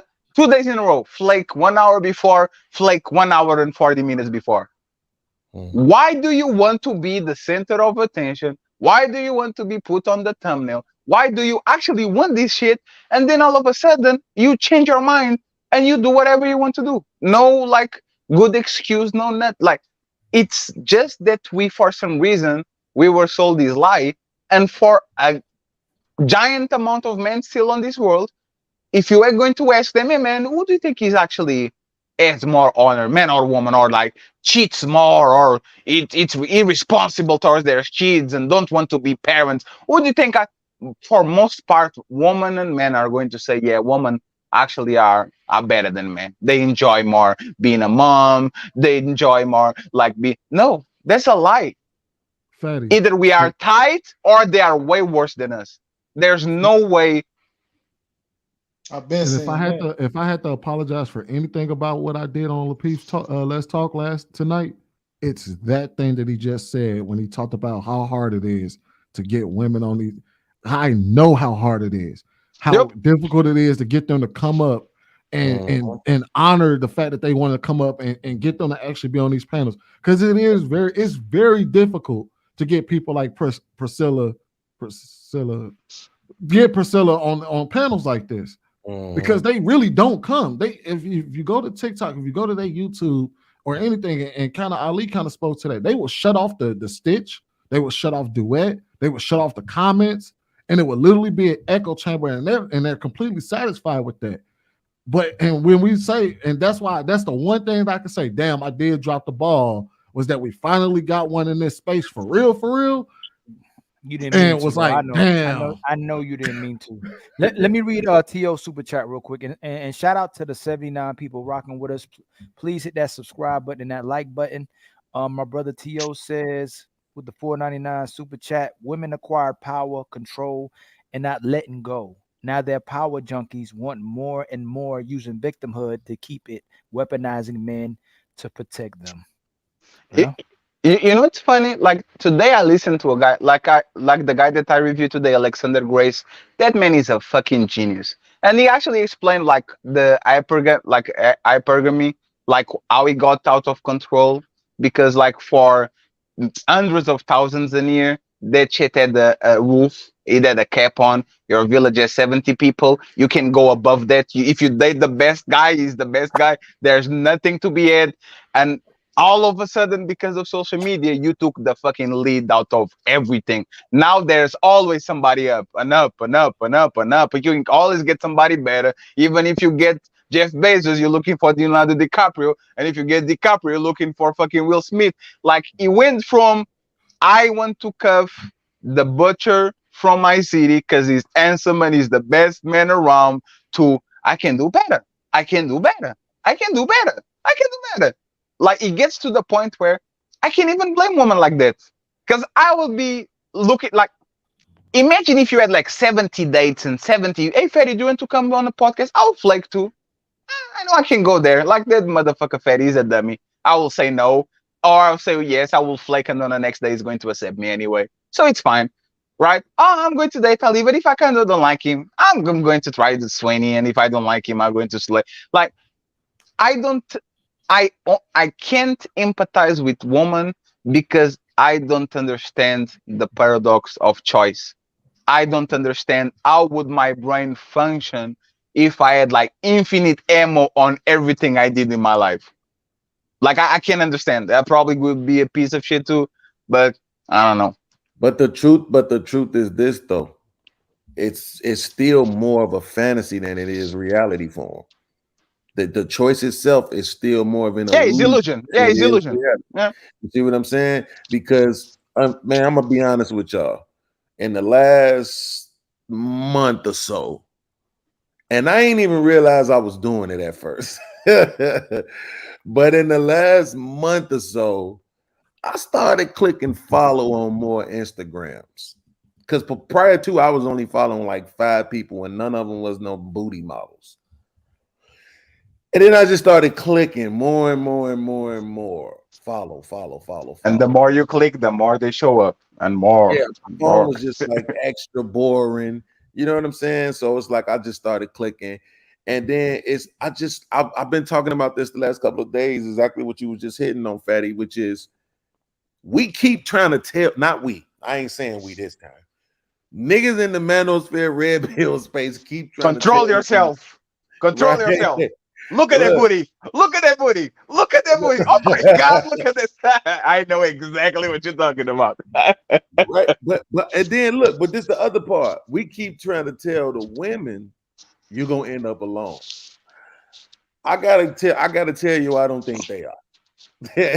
I gotta be honest with you and just tell you, I don't think they are. I don't believe that too. They're never alone. I think at some point, you know, they're gonna get into their 40s, they're gonna get into their 50s, and when they, especially, I'm talking specifically about the ones who's taking care of themselves in the least bit. When they decide, yep, I want somebody, they're gonna be able to pick somebody. It's not gonna be what they always dreamed and wanted, because they're going to price themselves out of that just through age and lack of fertility and that, right? That part of the game. But they're still going to have somebody if they want to. They're not necessarily going to have to choose to be alone. They will be able to do that if they want to. And because right now it's like they're stepping fully into that masculine, you know, what do they call it when you're a single guy? A bachelor, yeah. Right? Where, hey, I go to work, I get my bag, I'm hanging out with my peoples, I'm kicking it, and you know what I'm saying? I'm going to the gym and I'm doing my thing. And I know if I just really want to get laid, I could call somebody. You know what I'm saying? At the end of the day, I could call somebody. I have all of these choices. Now, it's not, like you said, it's not going to be Leonardo DiCaprio. It's not going to be Will Smith. It's not going to be these guys. It's going to be guys that's actually in your league. But that delusion is going to be there that I could get Will if I wanted to. I just ain't going to wait around on him. I'm going to go ahead and get with podcasts. Fuck it. Right? You know what I'm saying? So I'm telling you, I don't know what it is that I don't. What's our guy name? Scam Likely. Scam Likely has been saying it's over with since I first came to YouTube. He's right. Yeah, I don't see no fixing this shit. I think it's like Fatty said, I'm not losing. I think that's all you can do at this point. That's the best you can do is I'm not losing. It's not I'm going to win. Me and my kids, and we're gonna get out the way. But That's look the though, Is it- right? Do y'all think that with the route men went and the route, you know what I mean, and what women were doing, does that, do you think that had an effect on how we got here? And by that I mean, right, if we say coming up, right, the our elders, right, our grandfathers, great grandfathers, whatever case may be, if we say that they did what they did, you know what I mean, they might have stepped out on their wives, had some women here, women there, but the women, they didn't care about it, right? They didn't do anything. But over the years, right, as men kept doing that, the advancement of technology. Do you think that the advancement of all this technology and whatnot just incrementally increased the woman's want and need to get out and, you know what I mean, to get into the world more and you know what I mean? Just abso- as abs- Absolute power corrupts absolutely, especially if you are an emotional being that wake up every day feeling some different way than you like were like yesterday. Like woman, they're just because our grandpas was doing that because they could get away with that shit. right, My father can literally, and I hope nobody's seeing this. He can literally say, "Hey man, I'm going to Cape Verde for like 6 months. I don't know what he's doing there." Like, you know what I'm right, saying? Like it's on the culture. He can like we as men, we could do that shit, beat our wives and have a family on the other of the sun because we could get away with it. But the thing is, I think men are better than they were before when it comes to actually our relationships with women. We expect better from our woman. We treat them better than ever. Like every single metric that could actually get you slapped on the face. Usually now it doesn't happen. Men are more cordial. Like, but what happened is women are not reacting on the right way to these men. Like these men, like could you say, oh, uh, like the woman say generational trauma, like DNA comes. My grandmother was cheated on, and I suffer. Like, no, you don't like like you literally are going to be pregnant by a guy that you say you despise, and you are going to raise your son to a man that you wouldn't date. You don't like these dudes. You use them as consolation prize when you actually get to the end of the road, like podcast saying. They're not fucking they're not fucking the guys that they like. They are fucking and trying to actually cuff the guys that are the leftovers. Just same as leftovers for women, there's leftovers for men. But I think men are more satisfied on getting leftovers than actually women are. A woman will get a leftover and be resentful of that man forever. I don't like you. I don't want to be with you. Oh my God, where my life? Why did I do that decision? I just think that they are, at least for now. I don't know how it's going to be in 300, 200 years when actually we get to a point where women are not looking at them as oppressed. I don't think women are not prepared to handle the amount of power that they have right now. And especially if you are a fucking beautiful woman for 20 years, 15 years, your mind, like, I'm going to say one name. I don't want to, like Amber Marie, for example. Like, I actually am curious to see what was her life from like 15 to the way she's now. How many advances, how many invites? Like the world is literally yours. There's no way you don't think some type of way about people around you, the world that you live and all that. If every single day, for the most part, time after time after time, somebody is always either trying to be nice to you, trying to take you places, trying to get your approval, trying to get like it's impossible for you to not get like a kind of like you the color glasses is very difficult for you to actually not look at the world in a way that nobody actually looks at the world like. So See, I yeah, did but I not. mean, it's like you taking one of you borrowing one of my talking points, but you remixing it. Oh, that's your. That I don't know. Yeah, I'm If saying that sarcastically though, right? Because I've been saying that damn near since I got here, right? Is that it's very difficult. I don't know how I could have survived as a woman. I'm pretty sure I would have been a hoe too. You I'll know be what I a hoe, mean? a Because crack man, addict, a yeah, fucking yeah, your alcoholic. whole I'll be life, all of that. yeah, your whole life is once you hit 12 years old, pretty much every dude in your life is trying to bang you. You know, even family members, right? So that's a it's a fact. very difficult thing to navigate, and it fuels the delusion, right? So, but I would say this. to answer bro's question, yes, like we all have a responsibility. But the thing is that most of the things that we can look at and say is affecting black people dramatically was done to us. And that's the thing that pisses me off about this space, is that we keep having a conversation about what's wrong with black people. And then we can't even add the context when necessary to say, well, you know, this is why that is. Right? Like if you say, black man, listen, black people used to be bad with money. Well, the context is during slavery, sometimes slave owners would allow their slaves to work for other people for money, but they would have to give the slave owner half of the money that they made, and the slave owner would tell them, you have to spend all your money this week. You don't get to save money, right? This was a narrative that I heard in a documentary about black people some years ago.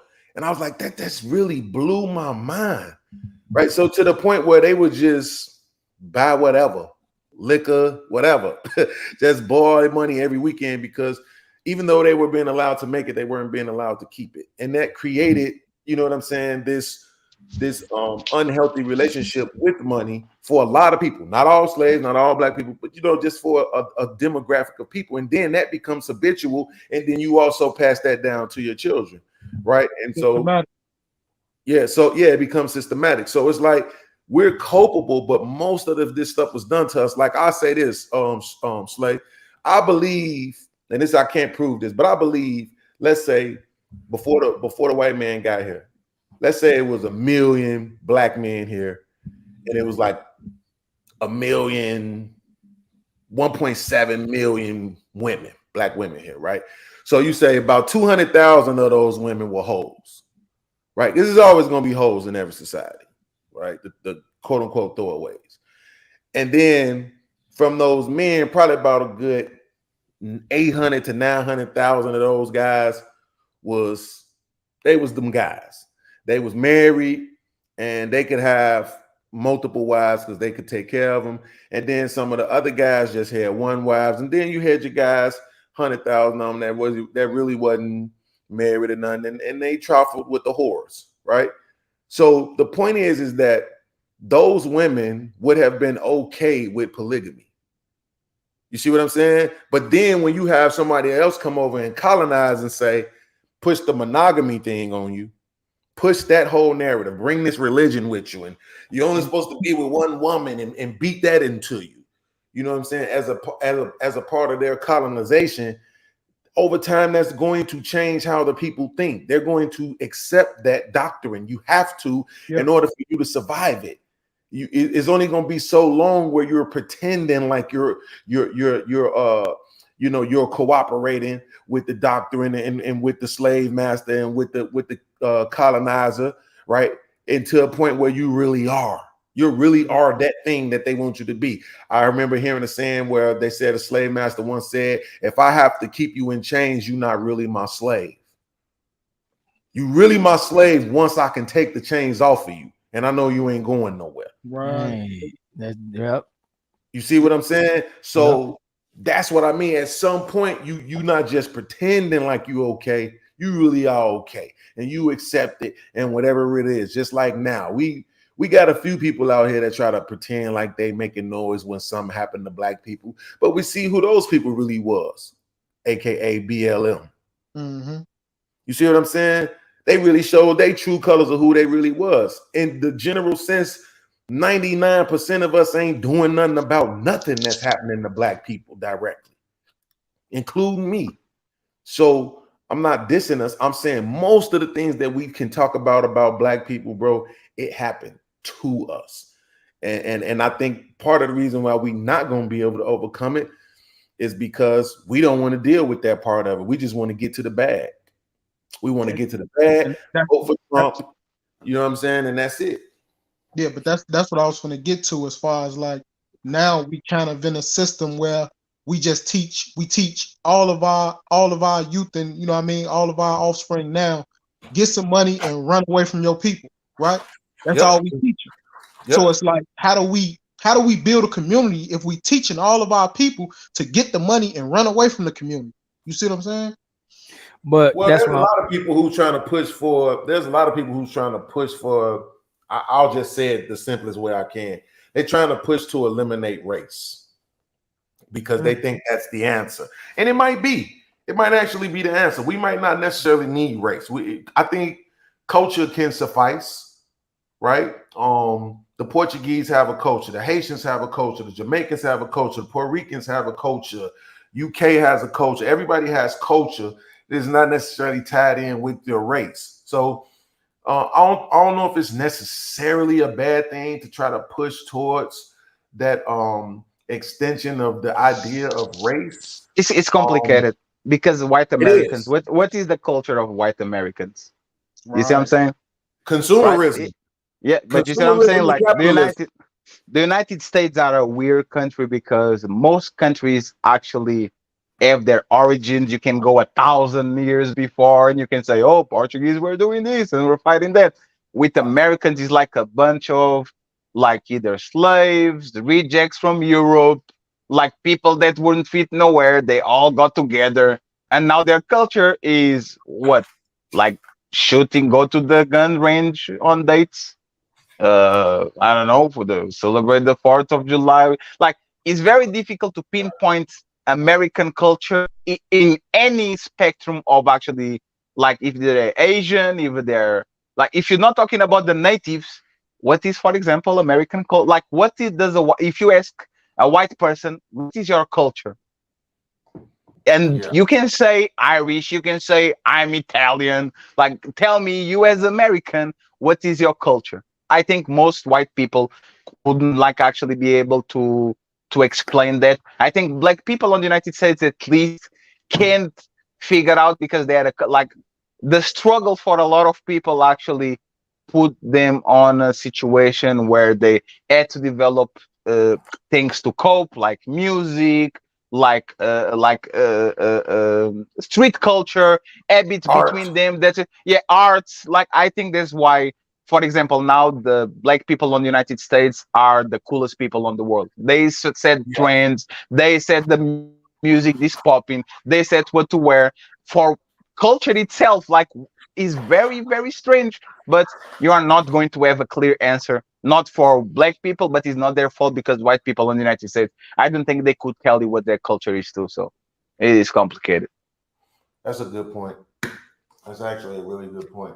Yeah, I because the culture mainly comes from the sights, the sounds, and the feelings, right? So when you look at black people, we have sounds, we have sights, we Yep. have a certain feel about us, a certain hipness, a certain cool. But when you look at the white people, it's more so like anything that you would think they got, they kind of took it from black people in a sense when it comes to sight, sound, feeling. Like we can mainly look at white people and say, okay, they built these systems, they built the financial system, they built the government, they built these things in this country. But when you look at their culture, it's like, what Elvis is rock and roll, which was created by black people. Like, what country music was created by black people. Like everything that you look at is gonna come from 9 times out of 10 from the black people. So it's kind of weird. Not even just There's a black though, right? Because when you look at and look, I ain't the one to explain this. Y'all probably know somebody who can explain it better than me. But when you look at the military, even the way that the military is set up, like if you look at the artillery of the military, the planes and stuff, somebody was telling me that the planes and stuff is all named after Indian shit, like yeah, Apache this and Apache helicopter, like all the fuck. you see what I'm saying? It's like damn, did y'all create anything as it pertains to culture or whatever? I mean, it is kind of weird, but The Chinook, the Comanche, all of right, that shit is like, they're like, what the fuck? What the hell are you guys doing? exactly, bro. Uh, So I mean, it. But look, here's the thing about it, and this is a weird thing to say. I don't know if I would ever actually preach this, but we made a point earlier about the women. Mulatto did about the women maybe feeling like, yo, you all lost to these people and had us colonized or whatever, right? But at the same time, you're literally benefiting from that colonization. at this particular juncture in your life. You can't actually be mad about it, right? And then at the same time choose to benefit from it. This is something that I think takes deep introspection for you to really It's the contradiction. If you are so against it, why are you accepting affirmative action? Just leave it alone. Oh no, we deserve that. It's okay. So if you're getting it, you're benefiting from them, especially as a double minority. Yeah. Just take it. Go ahead. Don't complain. Go ahead and take it. You are a woman, you are black, they are giving you a position on a HR department, whatever. Take it, don't look back, but make sure that you don't come around and every time something happens to you, oh my God, we were I, slaves. Like this is a little bit well, so complicated. And I can and tell Ali, you, be hey, careful. Be Ali, I careful can what tell you say because before we like shoot a tomahawk missile. I was remembering names like of the Indians. Like yeah. literally in the missiles, helicopters, all of the shit is actually Mhm. Indian names. You are actually right on that.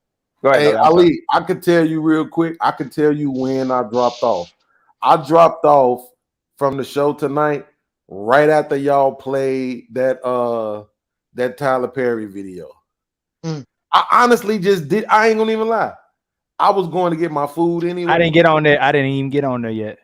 Okay. I was going to get my food anyway, but I really just didn't even want to hear niggas talk. I heard somebody like, yo, I ain't listen to this nigga for nothing at all. I just immediately just shut it down, went and got my food because I didn't really want to hear what people had to say anyway, right?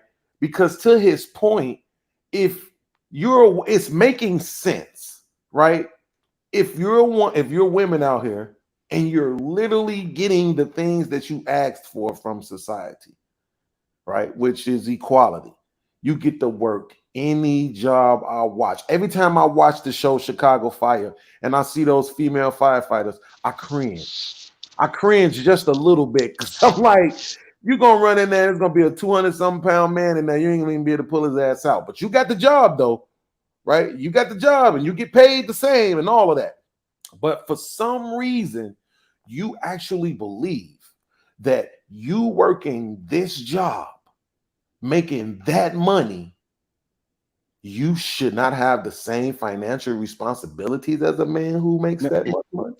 Podcast, what's fucked What? up?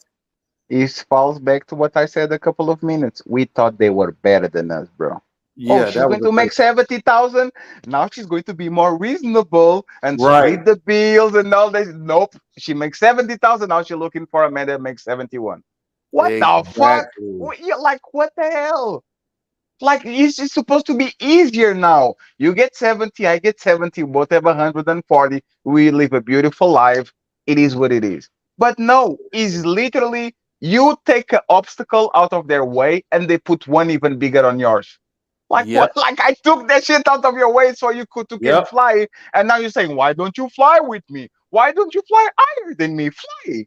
What is stopping Right. you from flying? Like, come on, man. Let's Great. be reasonable here. Yeah, Like, that's why I don't did you listen to what they said to the video? oh, I saw the comments on the shade room. Yeah. That shit was tragic, bro. Why are you telling black woman to settle for less? Bitch, that means that men were Wow. settling for less for thousands of years. A man is lesser than you because he earns less than you. So what about all the men that actually earn more than their wives? Oh, they need to be comprehensive and understand. Like so, when a man gets a bigger wallet than you, is you are not lesser than him. But now that you are podcast, go to the shade room and go read and the Yeah, spiritual I have world to. thing. I'm gonna look it up. That's like I was like, where is the good comments? Scrolling. All of them. I can do better by myself. Why do you always tell black women to settle for less? I was like, okay. That shit is great. Like I'm saying, and this is the thing about it though. Real talk, Ali. When I see those kind of comments from women, when I hear that kind of irrational, illogical, no introspection, no depth, no humility to their mindset, to their thinking, bro. I don't know Nothing. how you can move through life knowing that that is the average chick out here. Even if she ain't acting that way, right? Because it's very difficult for them, the average chick, to act that way. But even if she not really acting it out, but she feel that way really deep down Yeah, but inside, there's you the know it problem. because they manifest it. Once the But baby come and they use that to manipulate you, and the marriage come and then the divorce is hanging over your head and all this other stuff that they do, or you not just fulfilling every single dream. So now they don't want to fuck you. They ain't cooking no more. They ain't taking care of themselves. All this other shit because you're not just everything they thought they ever wanted in life, right? Like it's this crazy ass delusion. And it's like, bro, I honestly I don't know how men can move through life peacefully knowing that this is the current state of our women. This shit is because up, bro. because most men live on ignorance, like they like the bliss. They like to be ignorant about this shit. Like for example, let me give you a great example. If Slay was a great cooker, right? Mhm. He will meet a woman and he will say, "Man, I cook so well. I now just need a woman. She might cook okay. I just needed to clean and take care of my kids." A Yep. woman will be a fucking Michelin chef, come home and say, "Hey man, can you split? Like, can you cook today?" That's your fucking strong suit. Go ahead and make a marvelous meal. Like, if I get money, I don't need your money. Complete me. But a woman will Right. and like a woman will literally go to college for 5 years, be $100,000 in debt, and then choose a guy to be a stay-at-home mom and not use that shit at all. Like, Yep. why are you doing these things? Like, why are you doing things that are not going to be conducive to you when you meet another person? Don't you want to complete that person? No, equally yoke. He works, I work. We put the kid on the kindergarten. No, take fucking care of the kid. Why the fuck do you want to work just for you to? You're going to get $3,000. The kindergarten is 1,000. Now what? Just go and take care of the kid. Just leave. Like, it's just interesting. That he that that said he said nope, equally yoked. yeah, but that's the thing. Like, that's why I say I can't lose. You can get pregnant by me before you sign 7 forms, and if I actually lose, I chose to lose. I said, hey, spread your legs, go to the clinic. They're going to put some semen inside of you, make my kid, and then we go from there. But the amount of power and control that women have towards their men, and somebody was saying, why are you so, what was the comment, why are you intimidated by a woman do better for themselves? We are not Yeah. intimidated. Is the fact that if you are doing, for example, let me give you, this is the perfect example. If you are a multi-millionaire woman that works and you have like your mansion and your cars and all that, you know the man that you need? A stay-at-home dad, a loving dad, a caring, not care, a caring husband, a man that will actually cater to your needs, that will take care of your kids, because that's how people complete each other. I have Yeah, a lot of yeah, this, you have a lot of that. We get together and we have everything.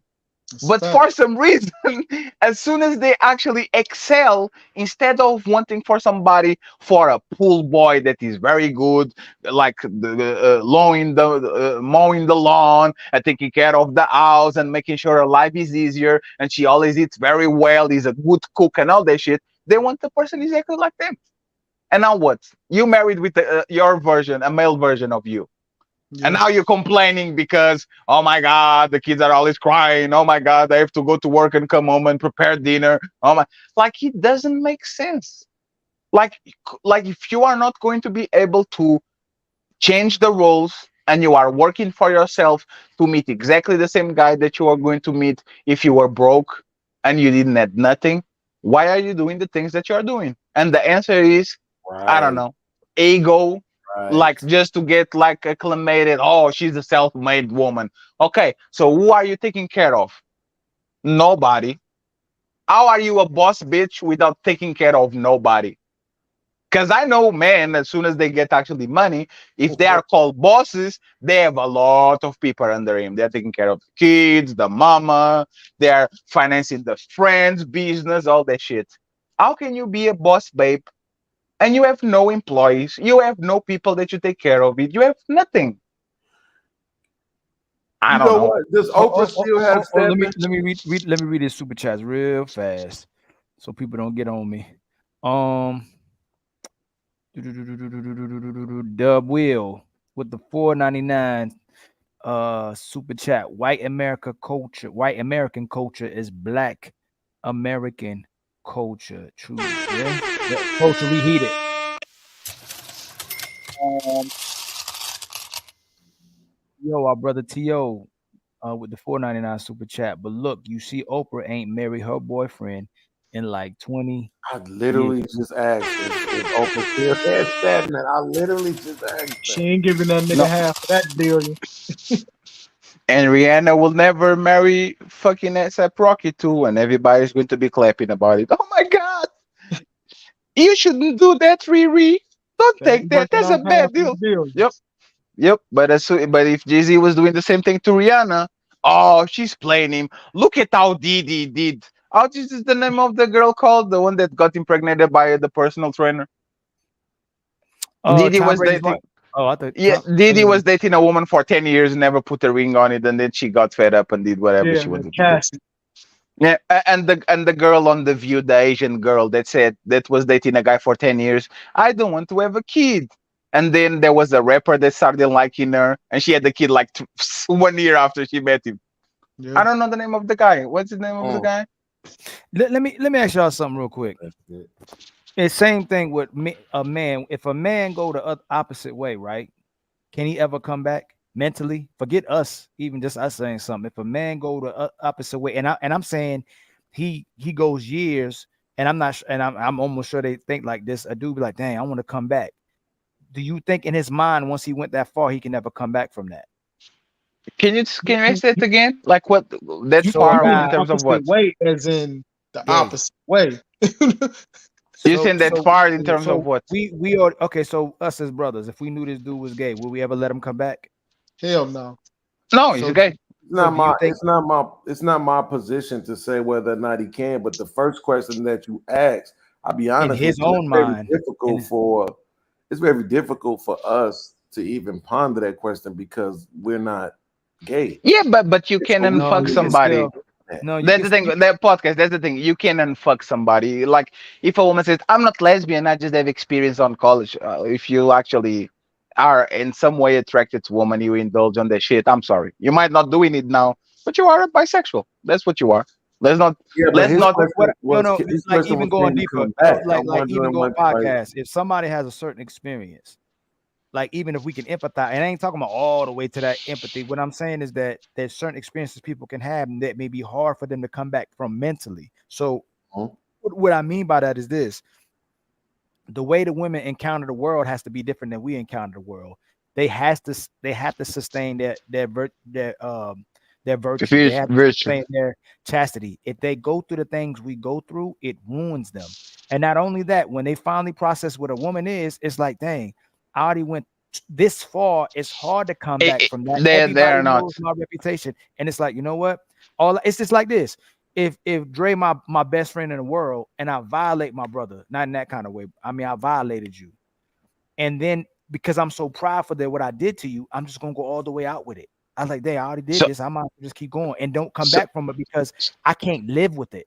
You so get what I'm Ali, saying? but yeah, but there's like this guy, the guy that was talking about the Alessandra Grace guy. He had like 4 peer review studies. Women that are extremely promiscuous and they might regret their shit, they have no remorse No, no, no, whatsoever. no, no. Like they like it. Fatty, no, no, no, Fatty, no, Fatty. I hear what you're saying, but you look at their Mhm. behaviors. If a girl has a kid with another dude, right, and she knows in her mind, automatically she goes, "Who's gonna love me now? Who's gonna care about me?" And then somebody comes and loves them. They still sometimes inherently still like, man, I still. Why would he even love me? Like it's like they still No, but questioning it. that's what but that's what they do. That's the thing. Is it doesn't come from the point of the woman that, oh, I'm experiencing remorse. Let me change. What women do and men do when relationships end are very interesting things, right? Men, they literally throw away the phone. Oh, I messed up or I got messed up. I need to assess what the fuck was going on. I need to recalibrate myself. like reset my brain, try to work around whatever happens so I can be prepared for the next one. Woman, for the most part that I ever seen in my life, they literally just do the poop, they reboot to factory settings, and they do it all over again, the same thing. They will never even like actually go around and think about it. Oh, am I a bad woman? Do I deserve it? What they usually do is they reboot that shit and they try with the next guy. She's with podcast, she just leaves podcast, she reboots and she tries the same method with me. She reboots. Like I funny, I talked like probably a month ago, just in passing with my ex-girlfriend from like 12 years. Still the same person. Like not a day passed. Like you see what I'm saying? Like it seems like like they say a friend that you left like when you were younger. And now like when I talk with men that were with me in high school, with like in college, were my teammates, they are Right, not the right. same No, no, person. no. But for a Fatty, woman, hmm, I'm agreeing with you. But what's yeah. happening when they finally get to that, to they get that moment of clarity, they're like, oh my God, I heard this person, this person, this person, this person, and that they can't even, No, no, no, no, Ali, no. no, You no, no, really let me think women think that shit? Because I But don't. no, no, but no, let Ali, me let me just say that I know what you're going to get, but let like, do you think that this is the question for you? Do you, even if you have a moment of clarity is followed by repentance. I don't know if that's the word, but you have a moment of clarity and you said, "What the fuck? I need to correct this. This is what I did." Like these, like self introspection and repentance. I shouldn't be Mhm. doing that shit. I didn't. Do you think women actually think that? Right. Do you they think can't moment they have the moment of clarity? I think they so gaslight themselves. I think they say, I wasn't but like Fact. it's an injustice. I didn't but deserve that. That guy is wrong. I think women actually gaslight themselves to the point so where no, the moment look, of so clarity we goes love right back to is his fault. we Go we ahead. can love we can love multiple women. That's in our nature. We can love multiple women. We can still Hmm. love Lisa, still go on Michelle, still, and I can still love you. You want to come back and still deal with me? I still love you. When women love a guy and they do wrong by that guy, they still comparing that guy to the guy they To the hurt, old guy. to the old guy. And the Hmm. problem is they can never go back to the old guy. So when they go Oh, to but this they next, can't. no, no, no, no. No. Listen, what I'm saying. No, no, Hmm. fatty. No, they can't. Not in that capacity. Come on, all of us have been. This is us. If I love you and you bet against me, and you even let somebody sleep with you, but you bet against me, you'll never take. You can never take that woman back. Truthfully, you know that Yeah, in your heart. No, but and that's the they know that. motives. But that's the like we are not disagreeing with that. We disagree on the No, no, no. motive. You know, What I'm when saying, a no, woman, what I'm go saying ahead. is this: they do exactly what y'all say. They pretend like they clean slate. Okay, I'm done with this guy. Here comes a Dre. I'm gonna start a whole thing with him, but the guy is still there. They take on everything. We can, like I always say, we can have sex with a Pepsi can. We don't take everything with us. We know who we love. We know who we don't love. With them, they take on everything. So while you sleeping with Dre, you still thinking about podcasts. And But then if big, big the and hold on, but and Dre mhm. know it. She may never verbalize it, but Dre know it. Mhm. And then she do wrong by him because he know it. And then you don't prioritize her and you think about somebody else too because you're not prioritizing me. But Ali, I'm but that's the thing, right? Like like the intentions are. I think that I agree with you. I just think that women only look back not because they thought they did wrong, is because they think they let the better deal go. Is not repentance, is not wake up moment, is I should have picked that motherfucker before. And now I can go back. It's not I'm doing wrong by Dre. I'm doing wrong by it's not the man, my wife is a good wife. Let me stop fucking around. Is the oh my god, why did I let that deal go? Why didn't I catch it? Why didn't I stay with him? It's always the and I'm going to say this, I'm sorry. Women don't care if they cheat, they just care if they get caught. Like Mhm. woman don't like a woman will cheat and she will only repent if you actually get caught because she knows consequences probably are going to happen. But if a woman can get consequences, and in some space it happens with men too, they're going to do whatever they want to do. There is this no, no, oh my conscience was killing me. Yeah, right. That it But wasn't but killing. but look though, do y'all think that we unknowingly teach them that with the um uh just my own experience, right? Let's say like me and my crew growing up, maybe a group of about 6 of us, right? Out of my whole group, right? Let's say 2 of my brothers, 3 of my friends, they all had kids before they hit, I say 17 or 18, right? They all had kids before they hit 17 or 18, right? So one of my brothers, he ends up with let's say 6 baby mothers, about 9 or 10 kids. My other brother ends up with 4 baby mothers, 5 kids. My friend over here, he ends up with 3 baby mothers. My friend over here, he get 2 baby mothers. My friend over here, he get 2 baby mothers. Right? So if we looking at just how we grew up, right? And what we were taught as young boys, because I know me, like where I come from, we was taught at a young age, like, do your thing with these girls. We was never taught find a good girl and get married, right? We was never taught that shit. So at the age of 12, you know what I mean? I didn't already have my first, you know what I mean, sexual experience with a girl. I didn't already hit some, right? Just like most of my crew. We didn't all, you know what I mean, 12, 13, we didn't all already been in it. So if we doing this to these girls at this young of an age, right? Like how do they recover from that? You see what I'm saying? If my brother, he has his first kid at let's say 15 or 16, right? He knows he can't stay with that girl. He's gonna leave that girl and go to the next one, right? He gets another girl pregnant. You know what I mean? In between that, he didn't probably hit and left another 3 or 4 girls. Like, you see what I'm saying? If we know that we doing this, it's right. It's all connected. Everything is connected in some kind of ways, right? So I understand that because I talk about this myself. Like I said, I talk about the fact that once a chick hit 12 and they turn when they hit puberty, bro. I've interviewed women for this documentary I was trying to put together, but I just never finished. And it's like puberty has more of an effect on them around that age than the boys do. You know what I'm saying? Just going from being just like any other kid, and then you wake up one day and now you got titties hanging, your ass then got bigger, your thighs then got bigger, and now everybody is treating you differently. Nice, everybody's nice to you. Yeah. See what I'm saying? But then all of a sudden now the teachers is hugging you a little bit tighter. And the boys want to touch and flick on things and all of that. You know what I'm saying? All of these different things affect women in a certain way. So you're not wrong. You know what I'm saying? You're not wrong at all.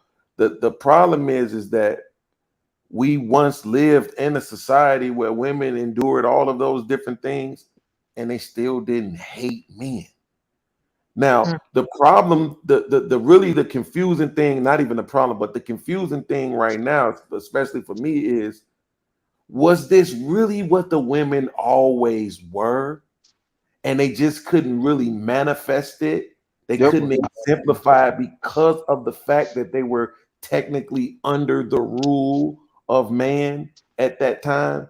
But now that they're not necessarily, being openly oppressed or openly under the rule of man, that they can just really be these free-spirited, man-hating, you know what I'm saying? They were always like this. Like the day that you decided to not suppress them with religion, politics, whatever, family, extended family, shame, village, all that. As soon as you take this, like suppress them, they do whatever the fuck they wanted to do as always. They didn't change. They're now actually not suppressed, and they don't have a giant stone over their head to make them do what we want them to do. There's always been who they are.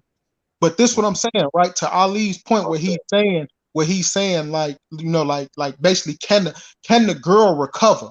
Right? To the point of can she recover?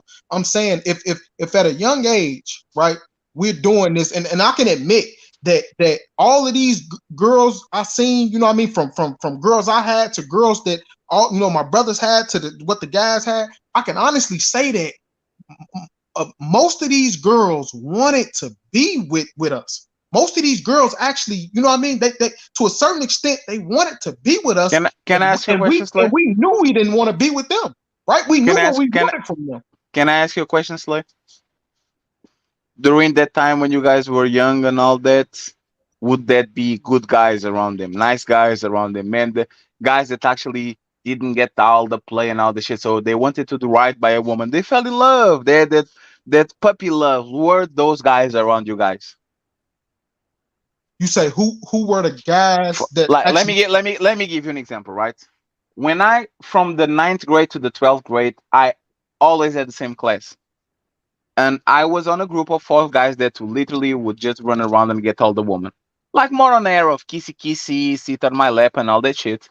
Woman, like, and they're like 30, not 30, 20 something woman on my class, they will always have interest on the same 4 guys.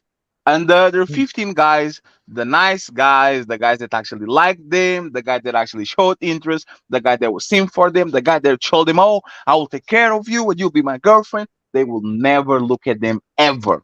Right? So my question is, I come from that environment, and when a woman picks to deal with a man like me, I don't feel no sympathy because I know those 3 guys like you. You just chose me because I am the dragon. I'm the challenge per se. I am the one that you actually want. Did they have the other guys around that actually wanted to take care of them, that actually look at them with respect, that actually love them for who they are, not for the size of their titties? Like, did they have access to those guys? I can say those guys are always around, right? They always Mhm. around. But if we know that those guys are not of our caliber, that they're not as confident, right? They're not Mhm. as they're not as independent, and they're not as, you know what I mean? It's just certain little things about them that's off, right? So we Oh know yeah. that, and of course, we're gonna prey on those things as far as the girls go, and we're gonna basically trick them and get them to do what we want them to do, right? Yeah, but no, I'm just but saying like, can you the stop point of there real quick? recovery. But that's the thing. I don't think he's tricking them. They Right. like you. Not, Jay yeah. Prince usually says, like, I remember Jay Prince be clown when he said, I have more swag. I have more swag. I have more swag. But I know exactly what he's saying. Like like the aura, the charisma that like some street dudes have that other people don't have. Woman gravitate towards them. So is it really tricking them when you're one of your brothers has 5 baby mamas? Fool me once, shame on you. Fool me twice, 3, 4, 6, 7 times. It's not fooling. It's not tricking. They actually like what they like. They're just Yeah, outdated about it. I can yeah. believe. Okay, well, hold on. That's I what can I was definitely about to believe that. say, but Fatty just said it like better than what I was about to say. They like what they like. Like, that's something that I learned from a woman when I got into my teenage years. Is like, when I was 17, I was messing with this 24-year-old chick, and she told me, she said, "Y'all niggas think y'all be macking," but she said, "We know whether or not we would sleep with you when we first Yep. meet you. Yep. But that It's gets to my about whether next. or not you gonna say something to mess it up." So the thing, this is the difference, though, Slate, is that back in the day, you could say whatever you want to. You wasn't getting laid, right? Like, there was a point where it was more about family, right? So you were having uh, a maximum of 20 to 30% of children being born out of wedlock. 30 was high. 20 was basic. That means 8 out of every 10 women was having kids inside of wedlock. That ain't no whole bunch of we sleeping around type shit. They ain't no whole bunch of we macking you and getting to the draws type shit. You see what I'm saying? It Yep. changed because the women changed. The women changed. Okay, so Yeah. like, how far back are we going? Are we going We to? can go back to 1950, right? We can go back to 55. I think 55 was the highest point. Some people argue that in 1960 we were still at a rate of 80%. My research doesn't show that. My research shows 70%. But even if you said that it was 80%, so you're talking about 80% of the black community was married. You're talking about a minimum of 70% of the children was born into wedlock. Wasn't no whole bunch of kids being born outside of wedlock. And at this time, we talking about pre-baby deletions, right? For the way it is now, where everybody can just go have them whenever they want to, right? So that's what I mean. It was really the women. That's a part of the culture that they kind of control. When women got force fed through all kinds of media and propaganda, this idea that they can be just like men. You don't need the man. You can own the house. You can own the car. You can have the job. You can have the bank accounts. You can have the Rolodex with all of the contacts in there. You can have the rotation of men and use them instead of Exactly. You them can have using the you. rotation. Yeah. Exactly. You can have all the sex you want, and you can, ironically, you never hear women talking about female condoms, right? But you can have the protection. You can get the IUDs or whatever they call that they get in their arm, and the Nora plants and all these different things to protect themselves from getting pregnant, right? It just created this whole culture for women to pretty much just become bachelors, right? And once the majority of them gravitated towards that, then it just became that much easier for men to get laid because the women were trying to prove something. Now it's kind of shifting towards being harder again, right? To a certain degree, which is why you have these talking points from Manosphere and Red Pill content creators where they talk about this high number of percentage of men who aren't even getting laid, who aren't even having sex, and who a high percentage of that percentage would fit into these characters, these men who are working, these men who would be providers, these men who may not, but probably maybe more so would be faithful. You know what I mean? Be good fathers and all of that. And you're avoiding those guys. You're still, it's some of the things that you did that helped push us into this toxic ass culture, as far as I'm talking about the women. Some of the things that they did, they're still doing them. And then there's other things that they've taken and made it worse, like with the money situation. You wanted the bag, you got the bag, but it doesn't change you. You're still a 5 in the face. You're still a 5 in the body. You're still a 5 in communication. Most women's conversations is boring as fuck. That's just a fact. That's why You I asked always that. say I like whores, because whores They're fun. have these They're fun. experiences that they can talk and Yeah, they they're and they fun. know how to laugh, and they have senses of humor. You know what I'm saying? And all this other shit. Go ahead, Fat. Okay. So look, right? If we saying that, the marriage rate was, what I mean, it was high back then, right? And we were Mhm, getting married and whatnot. If I'm 34 years old, all right, I was born in 88. So mhm, if coming up, right, if I watch, and I'm the youngest of all of my like cousins and whatnot, right, and my brothers and my cousins. I'm actually the youngest. So mhm. coming up, right, if I watched all of my uncles and whatnot, right? If I watched them and they had kids, what I mean, spread across the city and whatnot, right?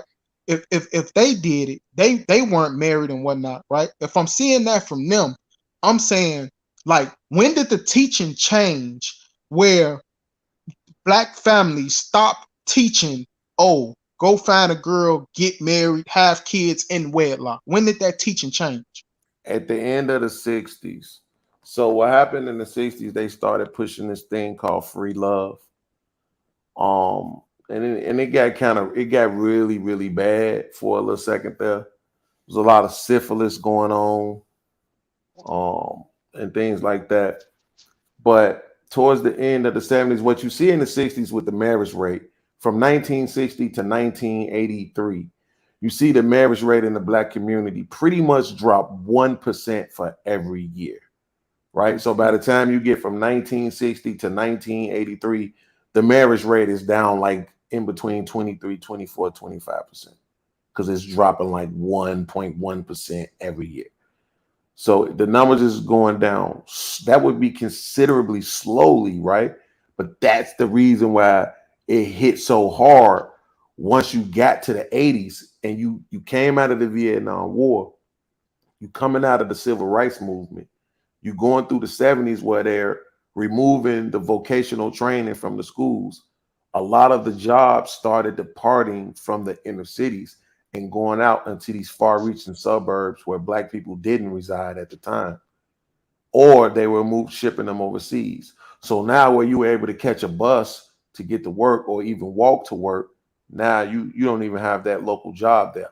This job, now the jobs that you can go and get with a 4th grade, 5th grade, 6th grade education, because you dropped out early to help moms out, help the family out, you can't get that job no more. Now they want you to have a high school diploma. You see what I'm saying? You ain't got the high school diploma. They ain't really trying to talk to you. It was a lot of things that they did, a lot of things that happened that set this whole this snowball rolling downhill. So Let me ask you something, Slay. One thing, Fatty, real quick. So podcast, if we control marriage, if we control who gets married, right? Mhm. And we're supposed to be the leaders of this black community, of these families, right? Mhm. Would that fall on us? But that's a lie. You don't control marriages. Well, You actually don't. We don't control who gets married? Absolutely not. And let me tell you why.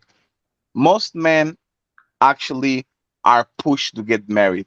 You start to get the signs of, just because you are the one proposing and putting a ring on it doesn't mean that if Lucky Marie, Fantasy Island Girl, Amber Marie, Island Girl Q, all these women, you don't control shit. They will choose the partner and they will get married when they want to, right?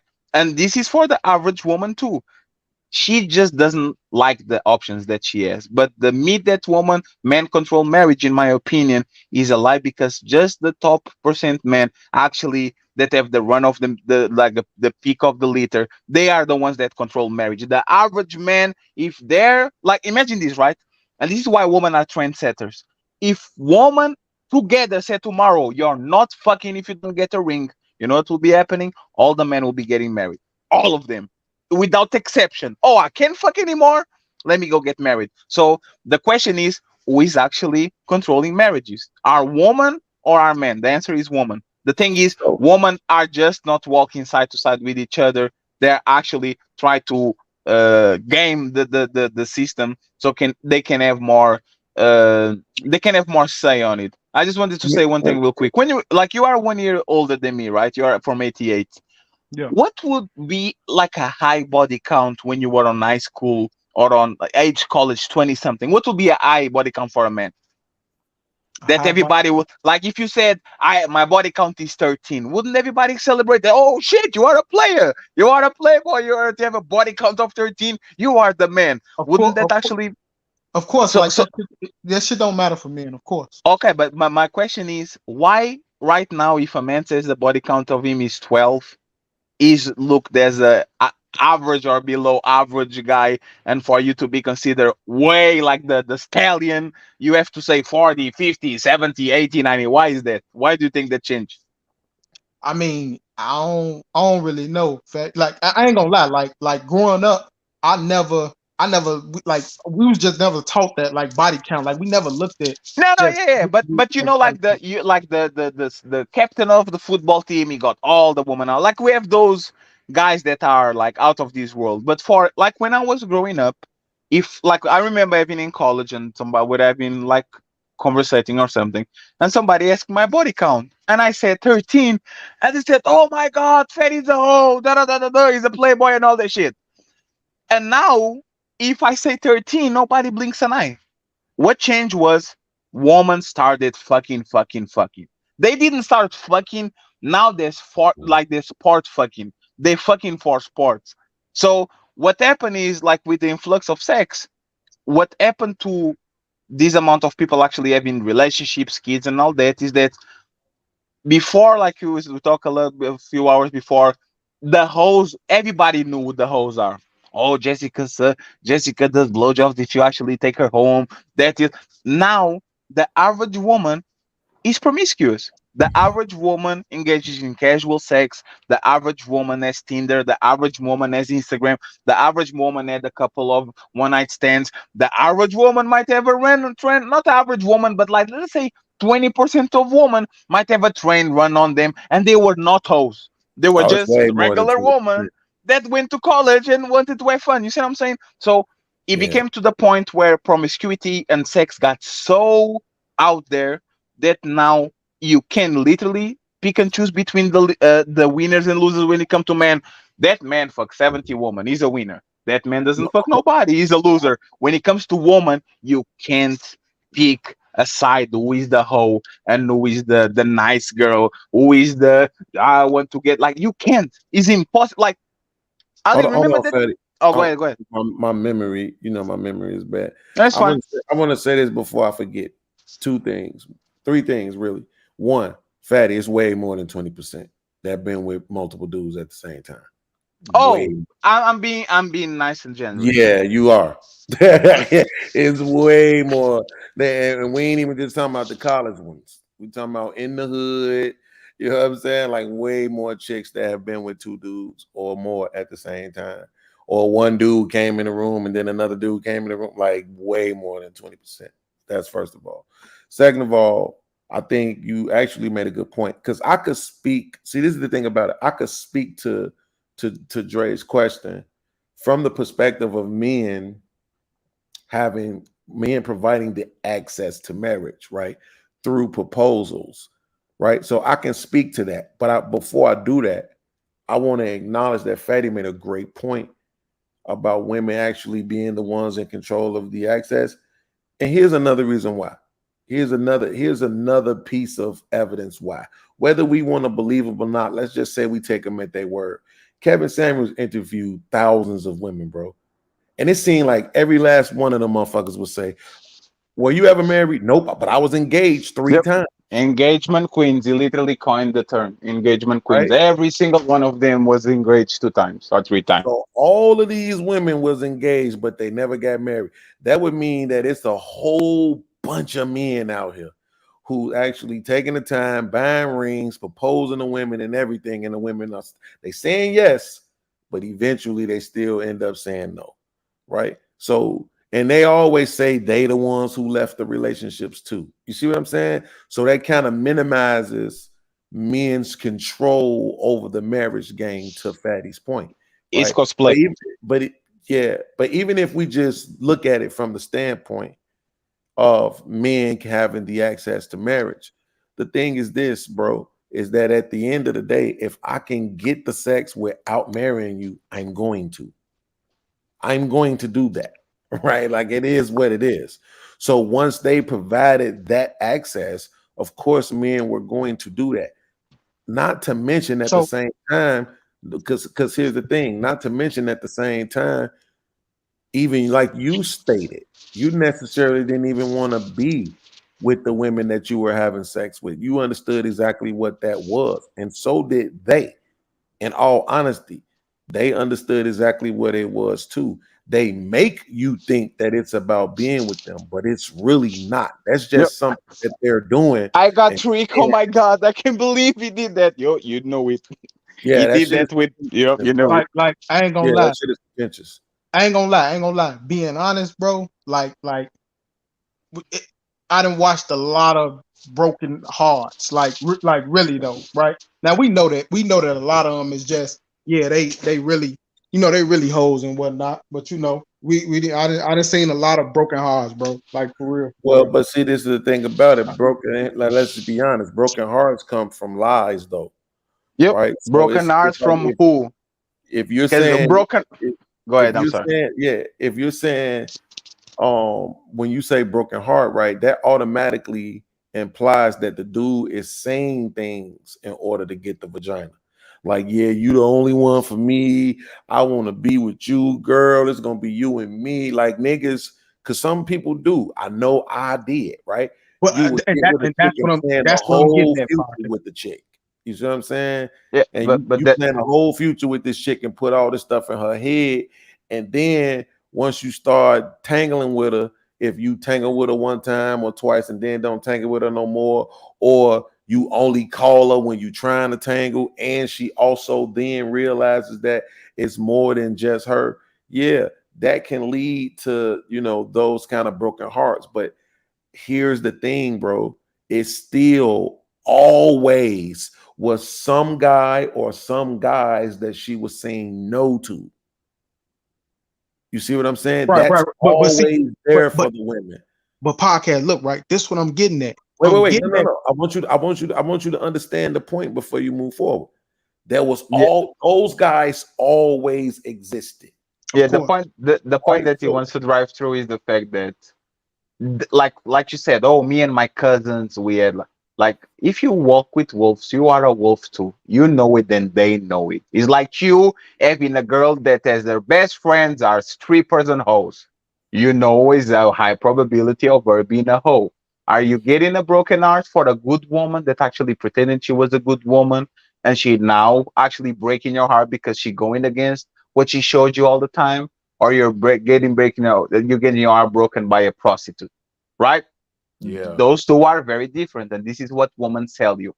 They will cuff, fuck, marry, and date the similar like the female version of a prostitute, a liar, a cheater, a deceiver, a wolf that walks with around another wolves, and then they're going to be bleeding, and they're going to bleed to the next guy they should be choosing first. So it's not that they are getting broken hearted by these good guys that turn out to be evil. Is that they're choosing this evil? I don't say evil. You guys get it.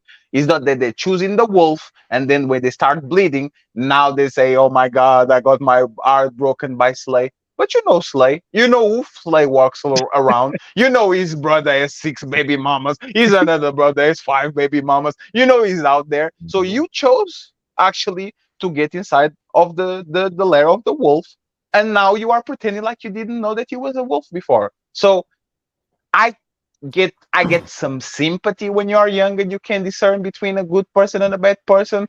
But most of these women are actually doing this shit on purpose. Men But are not trying Yeah. to cut foes. Men actually are getting like being sold. Oh, this car has only 20,000 miles when the car actually has 300,000 miles, and somebody is lying to you and push that shit back. Women are going out of their way to say, oh, podcast reached me right and says Grand Rising Queen and sends me flowers and likes me. Let me go fuck Fatty, that fucking piece of shit. He never replies to my message. He's always like takes 2 days to actually call me. Like they are going out of their way to actually ignoring those good guys to choose the guys that they should be handled with. So that's why I don't think it's the same Yep. thing. I get some guys are really bad, but I believe that for the most part, women know exactly what they are doing because that's the men that they like. That's what but that's look, what but they do. look. One point before I let, because it look like Ali want to jump in there. One point, right? I'm basically tying it into where Ali was at when he said, can these girls recover? Right?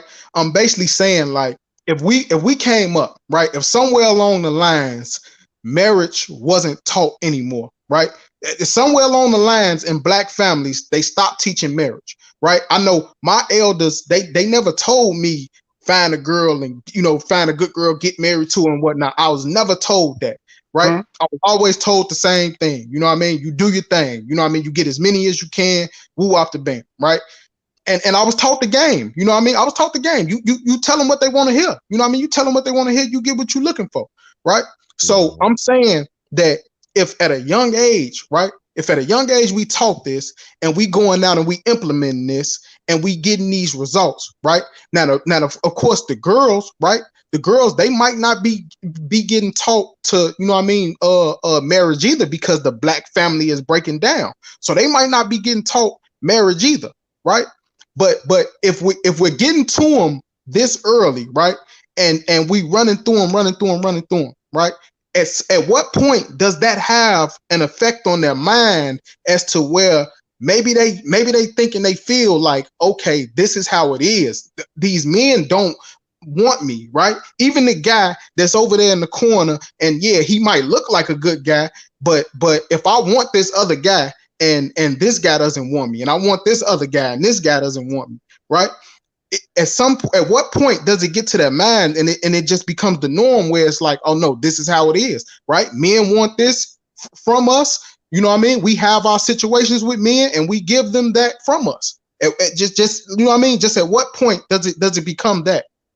Yeah, that's why I told you it's all interconnected. Not everybody has the same experiences, right? So a lot of times, like right now, you're saying, I don't, and I'm not gonna gaslight you, right?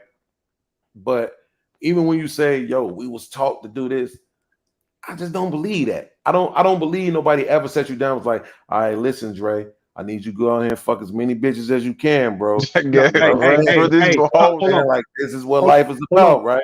Podcast. I'm not I believe, gaslighting you. I'm just no, I ain't saying that, but I'm saying I wrong. believe you from Chicago, right? That's a fact. Bro, I'm from Chicago, bro. I was I born can and hear it in raised. your voice. I was born and raised on the south side of Chicago, 50th and Carpenter, right? There you go. I'm not bro, like from the beginning of my upbringing, bro. Like and the only person in my family, right, that was married when I was coming up was of course my grandmother and my grandfather, right? And they had, of course, my grandmother and my grandfather, they had about, we'll say 10 to 12 kids. And out of those 10 to 12 kids, maybe I know my auntie, she was married, but by the time I was coming up, her and her husband was already separated. And you know, my uncle, he's doing what he's doing. He got other women now. You see what I'm saying? Like this is basically all I'm seeing. You see what I'm saying? So Right. I'm not. See, that's different. Wait, see, that's different. See that version is more realistic. It's It's you're all I'm seeing, seeing. It's by right? You know what I'm osmosis. saying? It's You're not seeing. people Nobody's like, actually just like send you down like, hey, listen, you got your ABCs, you got your 1, 2, 3s, and you need to fuck these hoes. No, You see what I'm but saying? but that's what I'm getting to, podcast. Even Okay. though that's what I'm seeing, right? At the same time, the word that I'm getting, right, from my uncles, from when I walk out the door, the guys on the block, the only word I'm getting is, man, you fuck these hoes. You see them hoes over there? Go get them hoes. Fuck them hoes. Like, Okay, that may be Slay. true. That may be true. Hold on, Fat. That may be true. That's why I said I don't want to gaslight you, because look, that's an extreme, but it's not like it's unrealistic, right? We can understand that, right? But this is what I'm saying, right? So imagine this.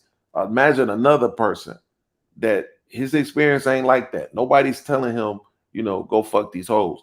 But he see his mama have a different dude coming over every other week, right? right. Guess what he thinking? Because a lot of times women like to say that men, y'all raise y'all boys to fuck all these women. Like nobody's sitting their son down saying go fuck all these girls, right? But guess what? If you see your mama running with a lot of niggas, guess what you gonna think is the normality? You know what I'm saying? For you to run with a lot of women. You see what I'm saying? So I get where you what I'm coming from, saying is podcast, but I Wait, must say, hold on, real quick. What I'm saying is the teaching come in different ways. But I want to address your major point. See, this is what I'm trying to get you to realize. It's like, even when you say nobody's teaching us about marriage, bro, it can be argued that nobody ever did, right? It's like, what was they really teaching you, right? You listen to older people now, and they would tell you back in the day, you get hit in your mouth, stay out grown folks' business. You know what I'm saying? You wasn't involved in grown folks' business. They teach you how to cook, clean, shit like that. That shit ain't a marriage. You know what I'm saying? Marriage is the interpersonal activities between the two people. That shit can't even really be taught. Cause you marrying a whole nother motherfucker. This motherfucker's not flesh of your flesh or blood of your blood. This motherfucker's from somewhere else. Your mom, he was your dad, and your mom was a stay-at-home mom. But you getting with this guy, and in this relationship, you need to work. So you wouldn't even be prepared for that life. You see what I'm saying? Or your mom and your dad both work, but this guy that you getting with, he's looking for a stay-at-home wife. How could they prepare you for that? You see what I'm saying? So it's like the marriage itself, it wasn't like they had some marriage school type thing going on for the majority of people. It was just a institution of the country that was just normalized as something that you did at some point. You got to a certain age, you started courting a girl, and y'all was high school sweethearts, and then you went to y'all get 18, whatever, and you went to the military or you went to school, you married, and y'all started your own family. The Bible, because the Bible was another foundation of the country, and it says, shall a man depart from his mother and father and cling to his wife. So this was a part of the process, right?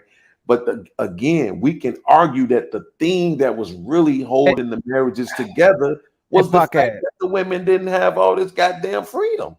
Oh, hold on real quick, family. Let me see something. Hey, Fatty, I'm gonna use this person might be a real person. I'm gonna use the overlay. Yeah, use the overlay. And then just bring them up, right?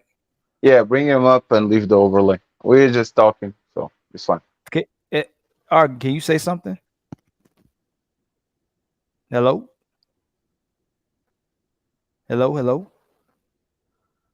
You still trying to It's just dropping. Yeah, dropping. it's unnecessary. Yeah, it is just like leave the overlay like this, but I dropping. want y'all to think about something while we have this conversation. More so, there's two ways to look at it. It's either or three-way. Women are innately shown how they always been. Women were taught at a capacity that pushed them away from what their normal nature would be because they're not being taught how to be women. Or the third one, they're taught not to value and honor men. And this, I'm gonna say this, and we know this for a fact. I'm gonna say for a fact because look at this. I asked every woman I ever dated, right? I'll be with them. I said, why do you have a cat or why do you have a dog? It makes me feel good. I said, okay. I said, why do you the baby and the child? Like, why do you love the baby and support the child? And then I asked them, like, what do they do for you? They make me feel good. And I'm like, so, and in my mind, I go, they value the cat and dog, they value the kids, they value a degree, they value a job, they value success, they value on their own happiness. So it lets me know it can correlate their mind. I'm correlating, I'm going, they value what they value, right? What they were taught to value and appreciate. Like, how do they value all these things but the man? And when I asked them, I said, well, what do all those things do to you compared to a man?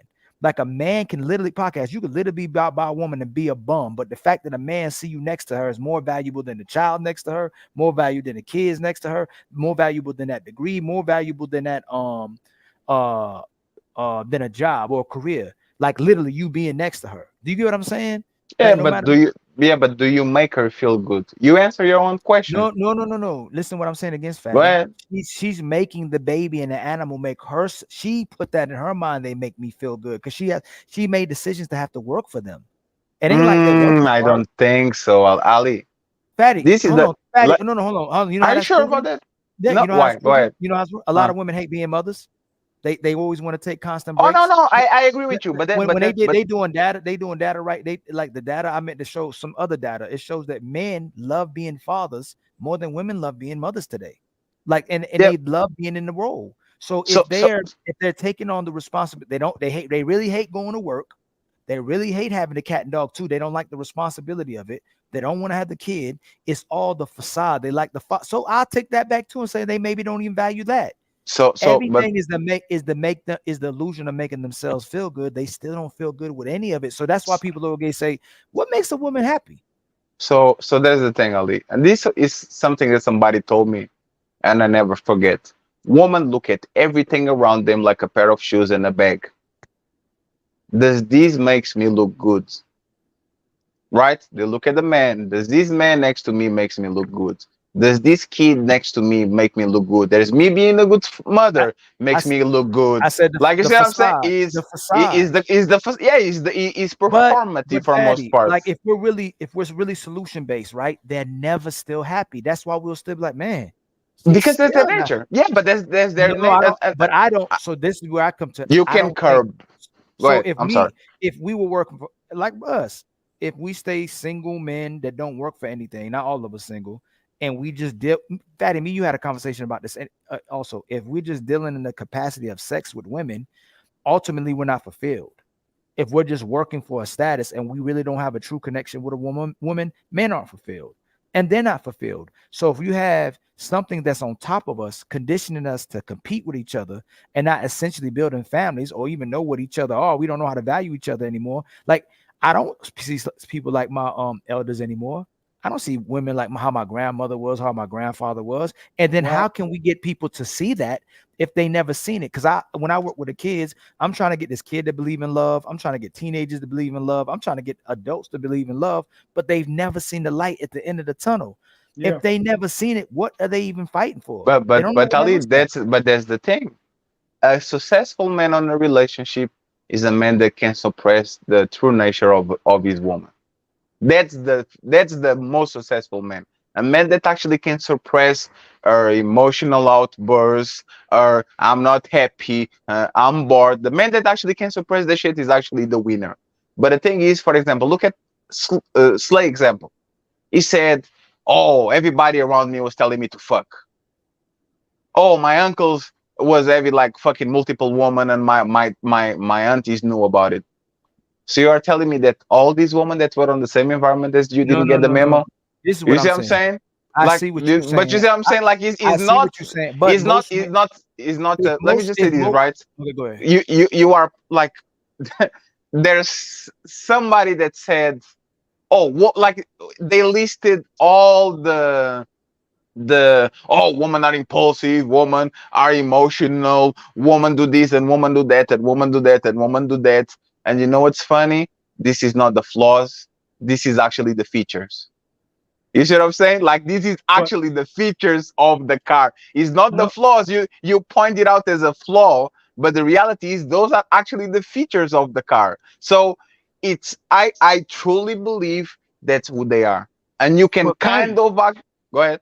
Fatty, if we saying that in the past they weren't that, how did they change? Because they were suppressed. You But had no, religion, you have like they were suppressed. yep. There That's was all. suppression there. That's why I told you, if you actually are able to suppress or to minimize woman nature, you are going to be a winner. But most men, because of the laws, because of you don't have the I don't extended think. family, you are not going to be I don't willing think. and able to suppress their nature. They're going to run rampant when they feel like it, and you either stay there and shut the fuck up, or you man up and you leave, and now there's another broken family. You see what I'm saying? I Like don't think. there's go I ahead. don't think they were suppressed. I think they were convinced they were suppressed. Just like we No, they fight were for vote. suppressed. No, let me look. Where we were taught we didn't have the right to vote, right? Mhm. But we necessarily don't need to vote. If you really get what I'm No, saying, no, like no.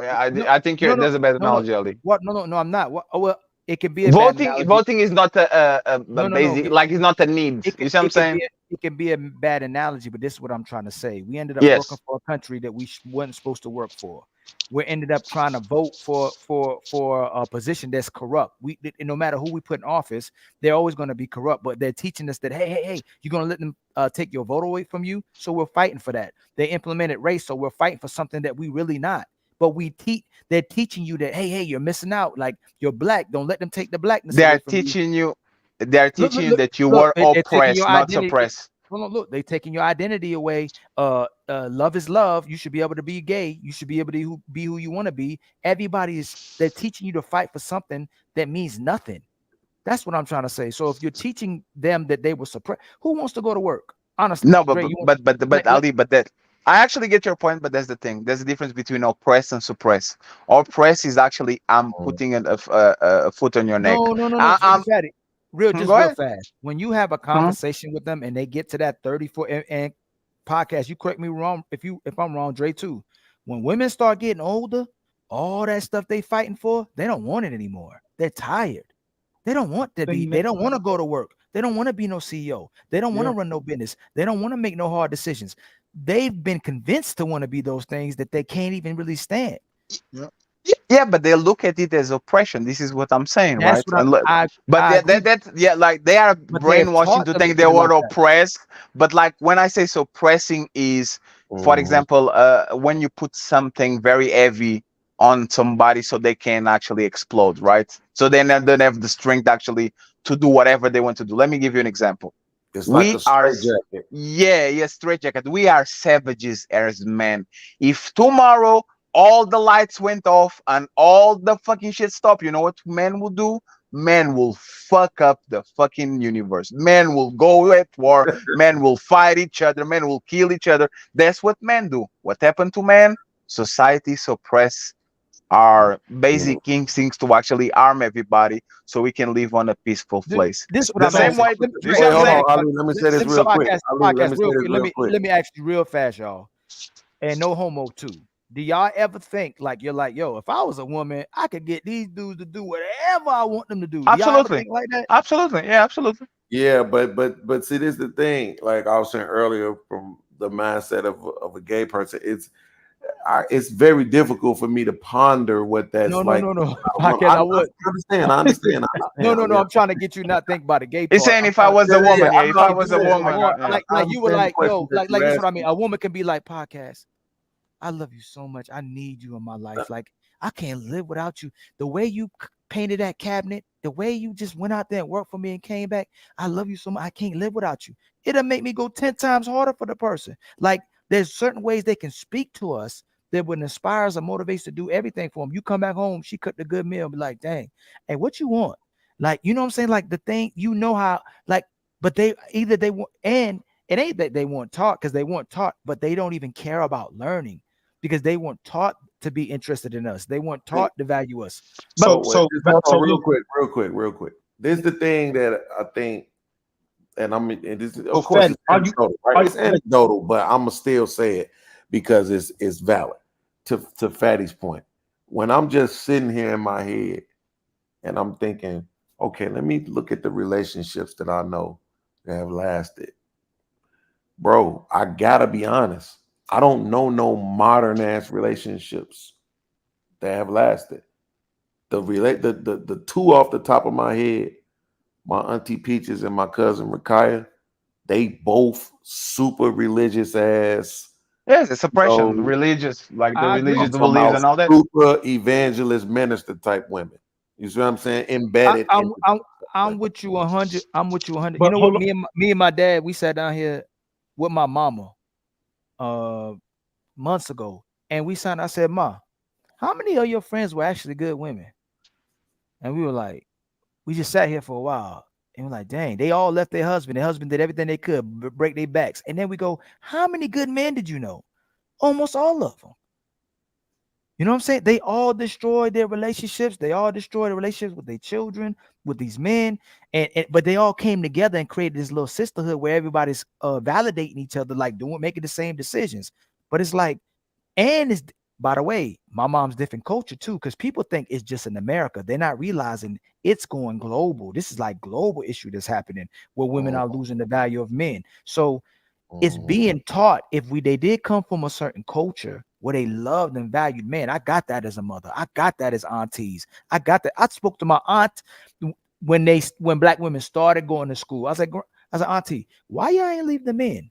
She's like, boy, you think we stupid? We saw the education system teaching us not to be with the men and teaching us the education over men.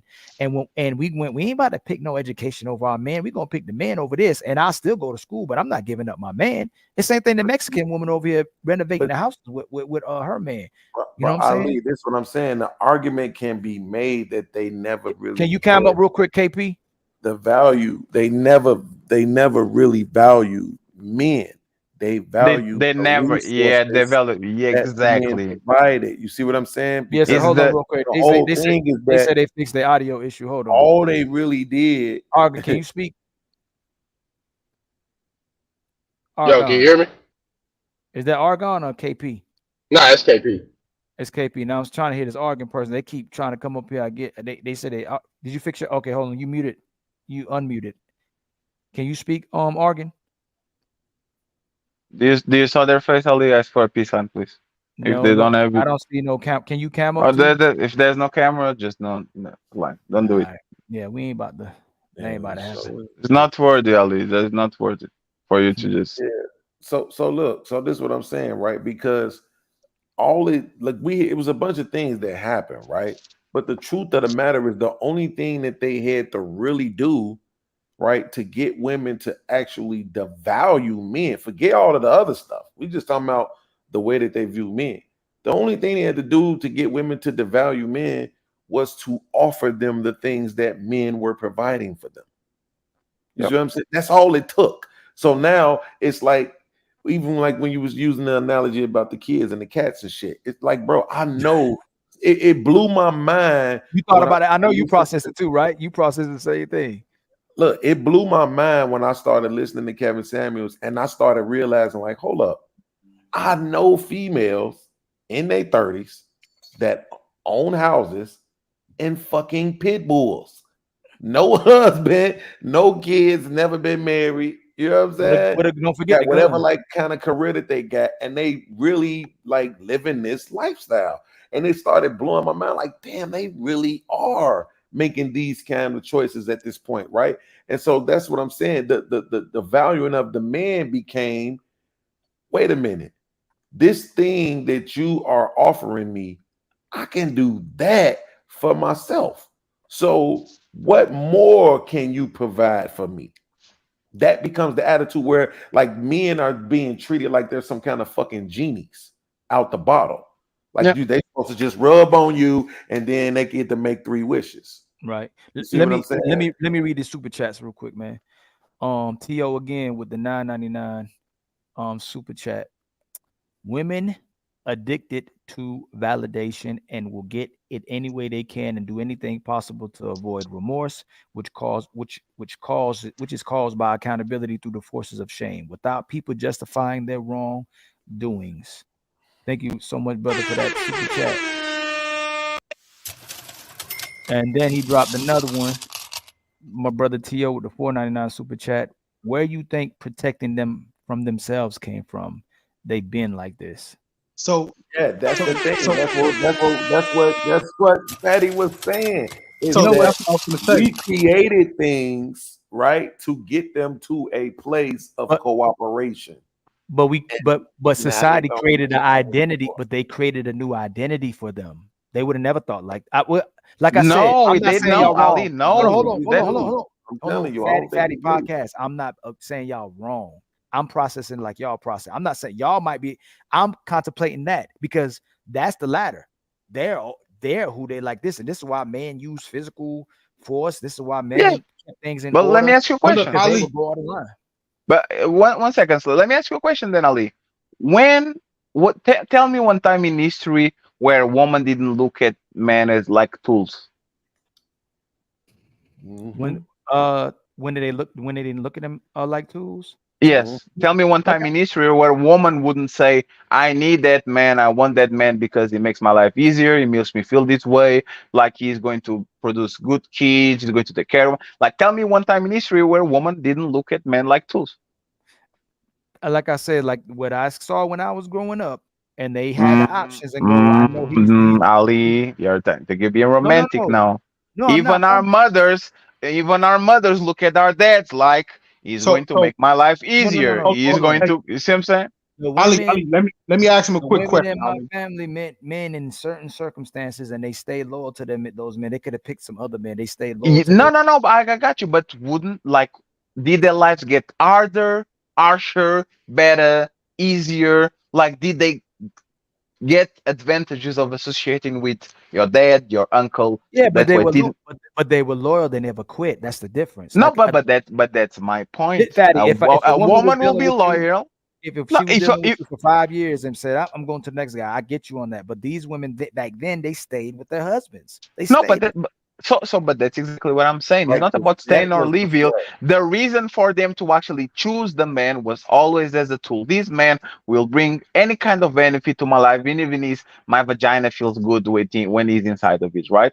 But one thing that you actually, I think you are underestimating is the fact that remember when you said woman knew how to build a man's ego. Oh my God, you did that kitchen so well. Like, oh my God, you changed that tire so your ego makes you go 100 times stronger. You see that shit on this place all the fucking time. So Woman so feeling everybody. 1 second, so I know you're waiting, but woman looking at other men and saying, "Oh my God, I can't believe podcast talk with me like that, Ali. You are a real man." And then Ali goes live, podcast, you are a piece of shit and you are a coward. Women never stop doing that. They just now utilize that shit for friend zone, for taking dinners out of each other, for getting money, for getting like you see what I'm saying? Like their nature is still the same. It's just that now he's unleashed so they can use that shit for making you fighting me Remember, because somebody called remember, you. You said remember. So remember the conversation we just had, right? When I told you I sat with my mom and dad, how many women we can list that were good women. I told you we couldn't listen to any, right? But it was the generation past. It was the generation of my mom's generation started declining. All their mothers and grandmothers, the way they loved, the way they cooked, the way they supported the family, everybody loved them. Everybody, you know, when everybody said when grandma passed away, the whole family broke down. That was the last generation of women that was raised to honor and value men the same way men were raised to value and honor women. And when they want us to feel this way. And I'm not saying y'all wrong either, but when I know what I experienced from several women at their age and older, I believe this is what they want us to think that women were always like this. And I don't believe they were always like this because remember, y'all say it takes one. So if I met several and now I agree with y'all the way women are now, I think y'all absolutely right. This is stuff me and Fatty talk about in the back all the time. This stuff I talk with other brothers. I see brothers going through horrible marriages with women. Hold on real quick. So when I say always like this, I mean like it was always in them, right? Like I There said, was always in them. It was just story- unlocked. Is you yeah. just take the story of E. I'm sorry, I swear. 10 seconds. 10 seconds. But if you take the story of E, go ahead, podcast. Go ahead, right? podcast. Yeah, just 10 seconds. Like I said, look, even if you don't believe in the Bible or none of that, right? Just think about how long ago that shit was written, right? And for them to try to suggest that the first woman ever, right? Like the way that the book was written, we know that that's not really what it was, but the way the first woman ever had this same idea that for whatever reason she deserved to be above man and equal to God, right? Like this was the thing that the devil relied on was her ego. You see what I'm saying? So it's like that shit. It's always in them, bro. Because like to Dre's point, not just because of what they go through with men, but just what it is to be a woman at Yeah, all. it's To fun have that kids, just to it's have fun a that vagina, just to have a period, But just we to could be able say to that, give birth and carry a but baby for 9 months and give but birth. Just but those things alone, bro, will let me add. ask you a quick question, Ali. Let me ask you a quick question. So go ahead, fam. just for clarification, right? So Fatty and podcast, y'all basically saying that the women of old who we say their natural state was supposed to be now today is their natural state. no. What we are saying is Oh, that I ain't even hear you, what but like yeah, what we are saying is that, for example, the woman of 2023 and Eve have a lot of similarities, and they are 2,000 years at least apart. You see what I'm saying? Like it's just the fact that for most time they were suppressed. It's like, for example, I don't know whatever series you watch, but Dr. Banner is Hulk. Hulk is inside of him, he's suppressed. The day that Dr. Banner gets mad and loses his temper, now the Hulk comes out. What I'm saying is that the Hulk was always inside of those women. They would just suppress it. They will, even if they was having those feelings, they would try to do what's best for whatever, the family, the community, their kids, whatever. At some point of time, you start to take restraint. Now religion is gone. Now shame is gone. Now the right. village is gone. Yeah, Now the Fatty, grandma is gone. you're Now the extended going, family is Fatty, gone. Now you see what I'm saying? Now they Fatty, are dog you're old going. for most of the time. Let me read the rest of these super chats real quick. And Fatty, you were going right where I'm about to tell you. I'm about to ask y'all a question real fast. My brother T.O. With the 499, where you think protect? Oh, sorry, I already read that already. My brother T.O. again, women chasing the rainbow looking for gold with the 199 super chat. Miss Tyranny, where's my super wrench? You got it, Tyranny. Super rich? No, Jesus. oh no, Tyranny, no, no. I meant super Tyranny wrench went meant straight to no. the jugular. She got a wrench from I Ali. That's what I deserve meant. it. Dark Relief with the $5 super chat. Explosive panel this morning, brothers. Keep doing your thing. Let me ask y'all, brothers, something real quick. I think this will give a lot of insight on what's going on. If we were able to take from women intimacy right now, it was made lawful, and they had to respect and honor us, right? They had to respect and honor us. Do you think we wouldn't do it, or do you think majority of men would? It Most would be men will record not take numbers. it. You Even would do it. You're worse, doing it already. even worse, most men will try to kill the man that actually is taking that shit. Fatty, you really think if they legalize men taking it at will whenever they wanted to, it's legal, it's legalized, you think most men wouldn't take it? I don't Yep. think. They will take I think most men will. I think like even during wars, even during that, like So, you okay, hold actually on, have hold to on. look. Okay, It's a let me small ask you the percentage first of question. that take it. Go ahead. Go ahead. Let me ask you the first question. If women wanted, if endless fly women want to have sex with men, would most men have sex with women that want to have sex with them, especially if they're attractive? They ain't got to be that attractive, big booty and attractive. Would most men sleep with Oh, them? they Yeah. would. Yeah, Yeah. they absolutely they would. Okay, we got that one out the way. What I'm Yes. asking is, if you can go outside, if you can just go and go, hey man, you want that big booty woman or that fine woman, you can just take that when you want to, and it's incentivized and it's lawful. You don't think most men would do that? I don't That's think not what so. you Yes, said. See, they're wait. doing it Before we respond, I gotta already. tell Yes, you that's they not what you would. No, said. tyranny. Yeah. That's not. In the beginning, you asked if they was taking it, right? If women couldn't do anything about it, because and I agree with Fatty, and the reason why is because I believe that innately there is a desire for us to protect women. I just Yep. think that exists innately. I do. No, Yeah. it's no I, longer bad. No. yeah, I You're understand missing what his you're point. saying. No, you're You missing just his said, point. yeah, you're We just have saying that we can. What I'm saying is they ain't gonna like it, right? They're not gonna like it. It's gonna be way too many dudes who wouldn't be getting laid otherwise, and they're not gonna like that. And niggas ain't gonna want to stand around and see that. So it's gonna Yep. is I agree with Fatty that it's gonna be a lot of fighting and killing going on and that's honestly, that's probably how we got to where we got to in the first place, right? Yeah, It, it on the past to eat it's that. not most Oh of the shit. things that we do is to the benefit of women. Most of the time when society changes, right, it's to the What? benefit of women. That's a fact. Now, Look at the last few societal changes, right? It's been women, and you can no, throw it's in been gays, and no, it's you can been throw men in that want to be women. It hasn't been women. It's been for men. You guys, women are losing our own athletes. We can't have nothing to ourselves to men, not to women. yeah, Women are losing right you're now. in the now. That's what I'm saying. Like if you go back, like you had the women's suffrage movement, you even civil rights literally ended up being to the benefit of women, right? No, mm, Along with the feminist movement. You what? see what I'm saying? So come on, tyranny. We've been having a Yeah, Okay, Miss really Tyranny, dope Miss Tyranny, Miss Tyranny. conversation. Wait your It's turn, not Miss gonna Tyranny. that's benefit us. fine. That's Right. fine, I'm you saying guys. it's I'm not not. gonna benefit us if you just want to do the feminism thing. It's Okay, gonna hold on. Don't assume I'm a feminist because I'm not. Men should take out the trash and change my tire. But you guys definitely. I don't understand why you guys feel like what's going on now is for women. Even the so-called rights that women were marching for was not for all women. It was just for some women. That's not Not what was all women said. wanted to. So that's Not. what I'm saying. That's not what was said. What was said was But that okay, if you look let me over the reply. course of the Let me. last few, I Hold said on, if you look Tyranny, over the Tyranny. last Hold on, Tyranny. You few, cut him off first. Let him yeah, what finish, I was saying was and that then if you you look over the respond. last few movements, right, a lot of that stuff Okay. most of that stuff had been for women, right? It wasn't a whole lot of stuff that they was just specifically changing for men. Like even if you look at the civil rights movement, which was supposed to be about black people, it ended up benefiting women more so than anybody else. So In that's what what I'm way? saying.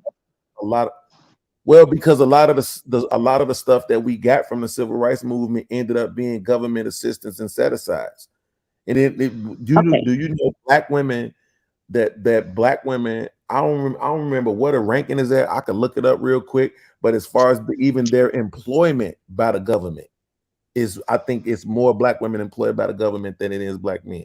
So that's what I'm saying. A lot of the stuff that we got coming out of the civil rights movement ended up benefiting the women more so than it did the men. Title IX, Okay. affirmative action, all of that type of stuff, along with the government assistance and set asides. So a Okay. lot of that stuff ended up benefiting the women more so than the men. Okay, so when it comes to government assistance, you guys should definitely go back and look and research and understand that the Black Panthers are the ones that came up with that idea. It's just that once they killed the Black Panthers, then the government took over and made it to something wicked. Okay, so it's not so much as it benefited women, but it benefited your family, women and children. Okay, so that no child is left behind because originally it's about the children. You guys take it and say, oh, it's about the women, child support, and all this is really for children because we used to all be kids. But there is absolutely nothing in this world that has ever benefited and I don't know if I heard you say black women because you guys are infamous for that, but there's absolutely never been anything to benefit black women as a whole. And the only thing that women so-called got was the right to work because we got tired of our men dying in war, leaving us, or getting locked up in prison for no reason or maybe for a reason. And now we have no way to feed our children. Okay, so it's not just about women, it's about the kids. And I do believe even if it was legal to take a woman's vagina, you guys will take it anyways. Like, men are horny by nature. You guys are violent by nature. You would take it anyway. Yeah, this is exactly after why the I'm podcast, saying, like, KP jump in there, and then specifically, Jeremy. yeah, man. I'm at the point now where I am 100% okay with limiting what can be said on my podcast, bro. Like this is real. Like, this is really, to me, like I said about old girl Princella, bro. It's absolutely destructive for anything to just be able to be said. And then when you actually produce evidence to the contrary, you know what you're not going to hear? Humility. You're not going to hear, dang, that's great. That's great information, brother. Thank you for telling me that. Thank you for correcting me. Thank you for showing me the truth. Thank you for enlightening me today, because I was mistaken in what I thought was going on. It's never going to be that. It's just going to be this whole thing of the Black Panthers, right, created government assistance. Yes, Really? black man created a system for women and children to survive when the man is not We talking there. about WIC, and come on, you You're talking can't. about WIC, but Nobody's that's talking not about WIC. That government sounds dumb. They created the system for That's mothers what it and is. women. That is Women literally having what they children. see what I'm saying? Yo, hold on. That's literally what they You guys created. should be happy for that, because when your mothers was out there suffering with no assistance, they had it because of the Black Panthers. What's the problem? Wrong. But you're wrong, though. This is what I'm saying. I don't even remember how old you are, but the fact that you're Wrong on about a what? panel, Tyranny, hold on, Tyranny. He's but the talking. fact that He's you're on responding a to you. panel with men that are older than you, right? that have Y'all the not older than me. Hold on, Tyranny. Let him finish. that you don't believe. I just asked him to let you part of the problem. This is what I'm saying, bro. Like, there's no way I couldn't even do it, bro. If you Podcast, not what if you going were to the allow, problem? Let him, Tyranny. if you're not going to allow, We're for having a actual conversation. That's explanation, fine. No, Tyranny. yeah, This how Tyranny. it's okay. Hold on, hey, It's okay, podcast. bro. Hold on. But how do y'all feel about black men putting on dresses and taking women's position in life? Do you guys say anything about that? Tyranny, come on now. You gotta have a conversation. Hold Let on. you talk. It's I am simple. having a conversation. I'm not just saying what y'all want me to say. No, We let you say what you wanted to say, Tyranny. Ray, hold on. Tyranny, I asked you about this before. When you on your show, when you want run your show a certain way, everybody needs to comply with it. This is how the show been running. Everything been going smooth. You coming in and you interrupting. I asked him to let you finish. Let him finish, then reply. He doesn't. No, he does. No, he's Yeah, gonna get I'm the never same amount gonna of time he finish. does. Podcast, Right. please don't. Podcast, come on, family. Remember, you gotta help me out. Let him finish, then you can reply. And then when you reply, Okay, I'm gonna reply. Okay. Then when you reply, we're gonna go to KP, and then we're gonna go to Jeremy. Okay, no interruptions, because nobody been interrupted. We have a little slight ones, but you already know what's going on. I want you to talk, Tyranny. I love when you come. I love your insight, regardless if people agree with it or don't agree with it. Love when you come. I do. Pause. No, don't pause it, goddamn. But see, that's the problem, bro. Why would you actually love it when somebody brings idiocracy to your panel? Don't disrespect me, podcast. It makes absolutely no. How am I disrespecting you by accurately labeling what you just did? If I literally can pull up an article right now that says that the Black Panthers were responsible for the Women, Infant, Children program. Literally, the program that you just argued with us that it don't make any sense, and that's literally what they created. And what is your response going to be? Are you going to say, I don't know what you're talking about. I'm the one that told you. Hold on, Tyranny. No, that's a general Is that question. a question? What is your Okay, response going to be? go ahead, Tyranny. See, you want to push me. Okay, like I said, I don't know what you're talking about, podcast. I think it's because when you hear a woman, then everything she said out of her mouth is wrong. I didn't And tell you there it anything wrong. is. I'm the one that just told you. Hold on, I'm the podcast. Hold one on. that just told you that Black Panthers is the one that created a system for their women because they loved their women. We are no different than our great grandmothers. We're no different than our Oh, great you're great very grandmothers. different. You know why? Hold on, let me finish Hold talking. on, You y'all. know Let her why? finish, y'all. Let Because her finish. This is because Just insane. they're let the her ones that finish. taught Let her us. finish. They're the ones that taught us. Y'all are forgetting that. And you guys are nothing different than your great great grandfathers because they're the ones that taught you. Okay. So, like I stated, you come up here with this smoke for women and women and women. I never knew how you can know so much about a woman if you've never been one. But you guys never have any smoke for our Black men that's out there acting like women, taking over what we got. We can't have it. Like I said, we can't have any sports to ourselves. We can't have dresses to ourselves. We can't even be feminine anymore. You men have taken over everything, and it's not going to stop here. So I don't understand what all this blame on women are when you guys are the ones that's over us anyway. You're our leaders anyway. Ali, I just want you That's to it. know you're Ali right now. You're guilty of the same thing you were saying.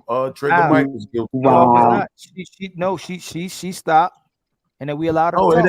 but it ain't about that though. No, It's not. Podcast, hey, no, It's no, about podcast. the Let fact me go podcast, that real quick.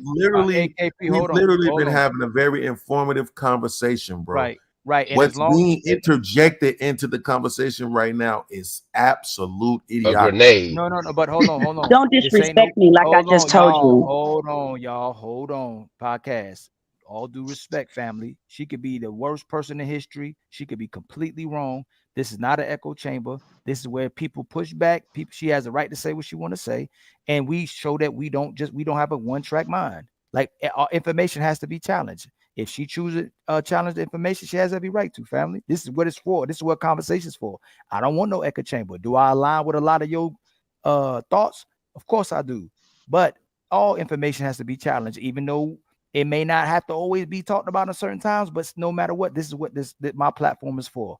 I want anybody to be able to come up here, have a conversation without it being derailed or anybody being disrespected, family. Yeah, I can't take part in misinformation, dog. I guess, man, I'm gonna just No, but it's our bro. job. We disagreed, but I respect that. We've been disagreeing all night. No, but that's what I'm saying. But we're disagreeing on ideas, not facts, right? We've been challenging the way that each other perceive things, not facts. Once you start arguing about something that's a fact, you and I both know that in 1964, Lyndon B. Johnson signed the Civil Rights Bill into law. You and I both know that the government assistance and the set-asides that the women received mostly and that older folks receive to this day was not created by the fucking Black Panthers. You and I both know that breakfast program that the Black Panthers created was called WIC. We know this. So Right. why should we allow So what are we space disagreeing about? anybody? And you see what I'm saying? We sit on the panel and we talk about women not being accountable and women being No. delusional and all this other stuff. So why create the space for the women to For exude that women? same delusion and non-accountability? That makes Because no sense to me. because she has the right to speak the information. We're not in an echo chamber. If she's not spitting facts, we have every right to say, hey, that's not facts. And we bring our information. She has to bring her information and prove it as well, too. That's it. When we have it, when with the thing about when we had that conversation with Queen Maker, there's two ways you can look at it. If we're really telling the facts and she's out of control, we shouldn't let her on the panel. Or if we're gonna have the panel to show that we don't think a one-track mind or we're trying to control thought and we're tyrants, we allow her to say what she says, and we go, that's how you feel, and then we present the data that challenges that. She has to prove that that's what she's saying is true. And every time she provides information, is destroyed if she meets a person that with the equal intellect or higher. She gets run off a panel. So if Tyranny is saying something wrong and he's presenting her information and somebody else replies to it, then if she don't concede, that's what she just deciding to do. That's her choice. But she won't. But she's not allowed. Nobody's allowed to be disrespectful, and nobody's allowed to completely derail the panel. but she has every right to be wrong. All right, Tyranny. Wrong this time. Okay. Hey, go ahead, KP. Go ahead, KP, my brother Yo, KP. it's very interesting to me that now that we've gone down this path, that the women want to blame the men for allowing men to dress up in their sports after they've been voting for this for years. Like, you can't come and blame me for something after I don't lead you. You're not accountable to me. You don't want me to say anything to you about anything that you do. And then you're going to turn around and point your finger at me? Nah, it doesn't work like that. You've basically put yourself in a position where now you're losing and now you're coming back to me and saying, come help me. It's the same thing with the lady with the brick, with the fake story. Look, I'm not going to rescue nobody that's not connected to me. If you're not connected to me, you don't get anything from me. Go down there to the government office like you've been going. I already paid taxes for that. Go down there. That's where you go. And if you get help, good luck. If you don't, good luck. That's where we at. My brother Matthews, what you got on that? How everybody doing? How you doing, brother? Good. I'm gonna try to be quick because it's kind of late where I'm at. But first I'm gonna say this because I've been hearing this talking point for a long time on this space about women and how the only reason why they can be independent and all this because of the government. The truth is, most women don't benefit from government assistance at all. Most women don't. Most, especially not black women. If you do research, according to the research, only 18% of the overall population of the United States even get any government assistance at all. Only 18%. And if you break that 18% down in race, between 37 and 40% of white Let him people finish, get it. please. Please let him finish, please. Lord. Let me finish because these are facts I researched. Between 37 and 40% of white people get government assistance, and that means white people, both white women and white men. 26% of black people, both black men and black women, get government assistance combined, and 16 to 17% Latino, which strongly suggests that in all ethnic groups that get it, only a minority of women get it. And so if you look at it, most women actually do work. So that's another thing. And as far as women, women have always worked in this country. If you look at the history, when the factories first came into the United States, women in 1840, women made 10% of the work population. In 1850, it went up to 15%. Then when World War II happened, it went higher because the women actually volunteered to work because the men had to go to war. When they try to lay off women, laid them off forcefully, 75% of the women that were working at the time actually fought to stay employed because they wanted to. In about 1998, the percentage of women that was in the workforce actually made 59%, and today is 76%. So, Hold on, brother? What you said? What 76% of the uh, workforce is women? yeah, in today's time, I think you're saying that that's wrong, actually brother. true. Hold Huh? on, y'all. Let him. Good No, job, y'all. Danny. Let him But finish these are first. facts I actually looked up. I ain't making this up, and you can look it up. No, It's I'm just about saying your word, and I think you're wording wrong on. No. So, brother. So, you said what percent of black women are on government? Black women are on government assistance. well, it didn't say specifically, but according to the statistics, 26% of black people combined is on government assistance. That means both black men and black women combined. Which means Okay. that even so that means that even if you would say only 1% of that is black men, that means only at the most 25% of black women would be on it. So 75% are not even on it. So, brother, So I don't know what you looking at, brother. But it now says that this is online. You can look it up. I looked at the that's government website. no, brother. You have especially two people when you say something is going is gonna bring facts back. They'll Google it too and look it up. If they don't Yeah, know it, yeah, they're yeah. gonna look it You around. can go ahead, So Like I said, so I looked it so up. so census.gov says 50% of people receiving government assistance, whether it's SNAP or temporary assistance for needy Yeah. families, is 50%. Yeah, 50% of people, if you break it down in race, is not the majority of people. And once again, you said people, but it's not women specifically though. Okay. Okay, but how many percent of women you say? How many percent of women you say is on government assistance? Black women? Well, it wasn't. It wasn't. And now the restaurants I went on, it wasn't specific on women alone. It just said black people. I tried to look for it up, but it didn't.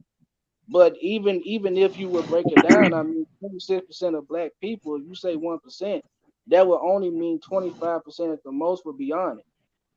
And not to mention the fact that even the black women that's on it, according to what I was able to find, a large percentage of black women are not even guaranteed full coverage. Jesus is the Facts. strength of Facts. Ali, They're I not can't even take this guaranteed shit, bro. full Facts. coverage of it. Brother, So I mean, to reply to what Jamie said, Hold hold on. on, you guys to be really, hold on, you Hold on, got to be Tierney. really Tierney. poor. Hold on, Tierney. My phone about to die. Let me. Okay. If I cut out, then okay. Dude, Go ahead. Go ahead. Let You the go man right talk. at you go First you go of right after all, podcast. when you're even when you're Podcast. saying the statistic that you're You go saying right right after now, podcast. I get that you're trying to be rational with the statement that you're using, right? Like when you say, even if we only said 1% of the 26%, right? The problem is that you're using that statistics to say that 26% of black women are on government assistance, but that's not what that statistic would be saying. That statistic would be saying that 25% of government assistance receivers are black women. So it wouldn't be 25% of black women. right. You understand the difference? Well, okay. So let's say So that. wait. So I just want to know if you understand the difference. Yes or no? Okay. Okay. So that's the first correction. The Okay. second correction is when you came in, you said, I hear this talking point all the time, right? Yes, I do. What was the talking point that you heard? Well, that the majority of black women are actually on government assistance. The government helps black women survive, but that's not true because most black women work. Okay. And So black here's the women are thing. using them. So here's the thing.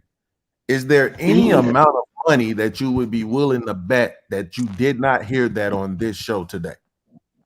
Well, I didn't say on this show specifically. I said I hear it all the time online. I didn't say this show specifically. Okay, because I'm just wondering why you would why would you be rebuttaling that if you didn't hear it today? That wasn't said today. Nobody said that black women make up the majority of this.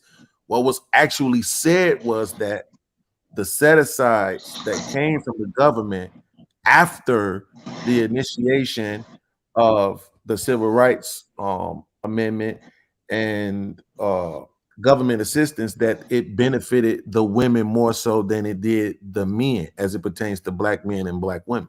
That's Well, what what was said. made you think that black women benefited at all, though? Because I was born in Chicago in the Cabrini Green projects, and most of And we those seen it. Chicago. and most of Chicago. those projects, and one of the biggest The cities in the biggest country. cities in the world. Yeah, I think the city with 3 million people, I think that city count.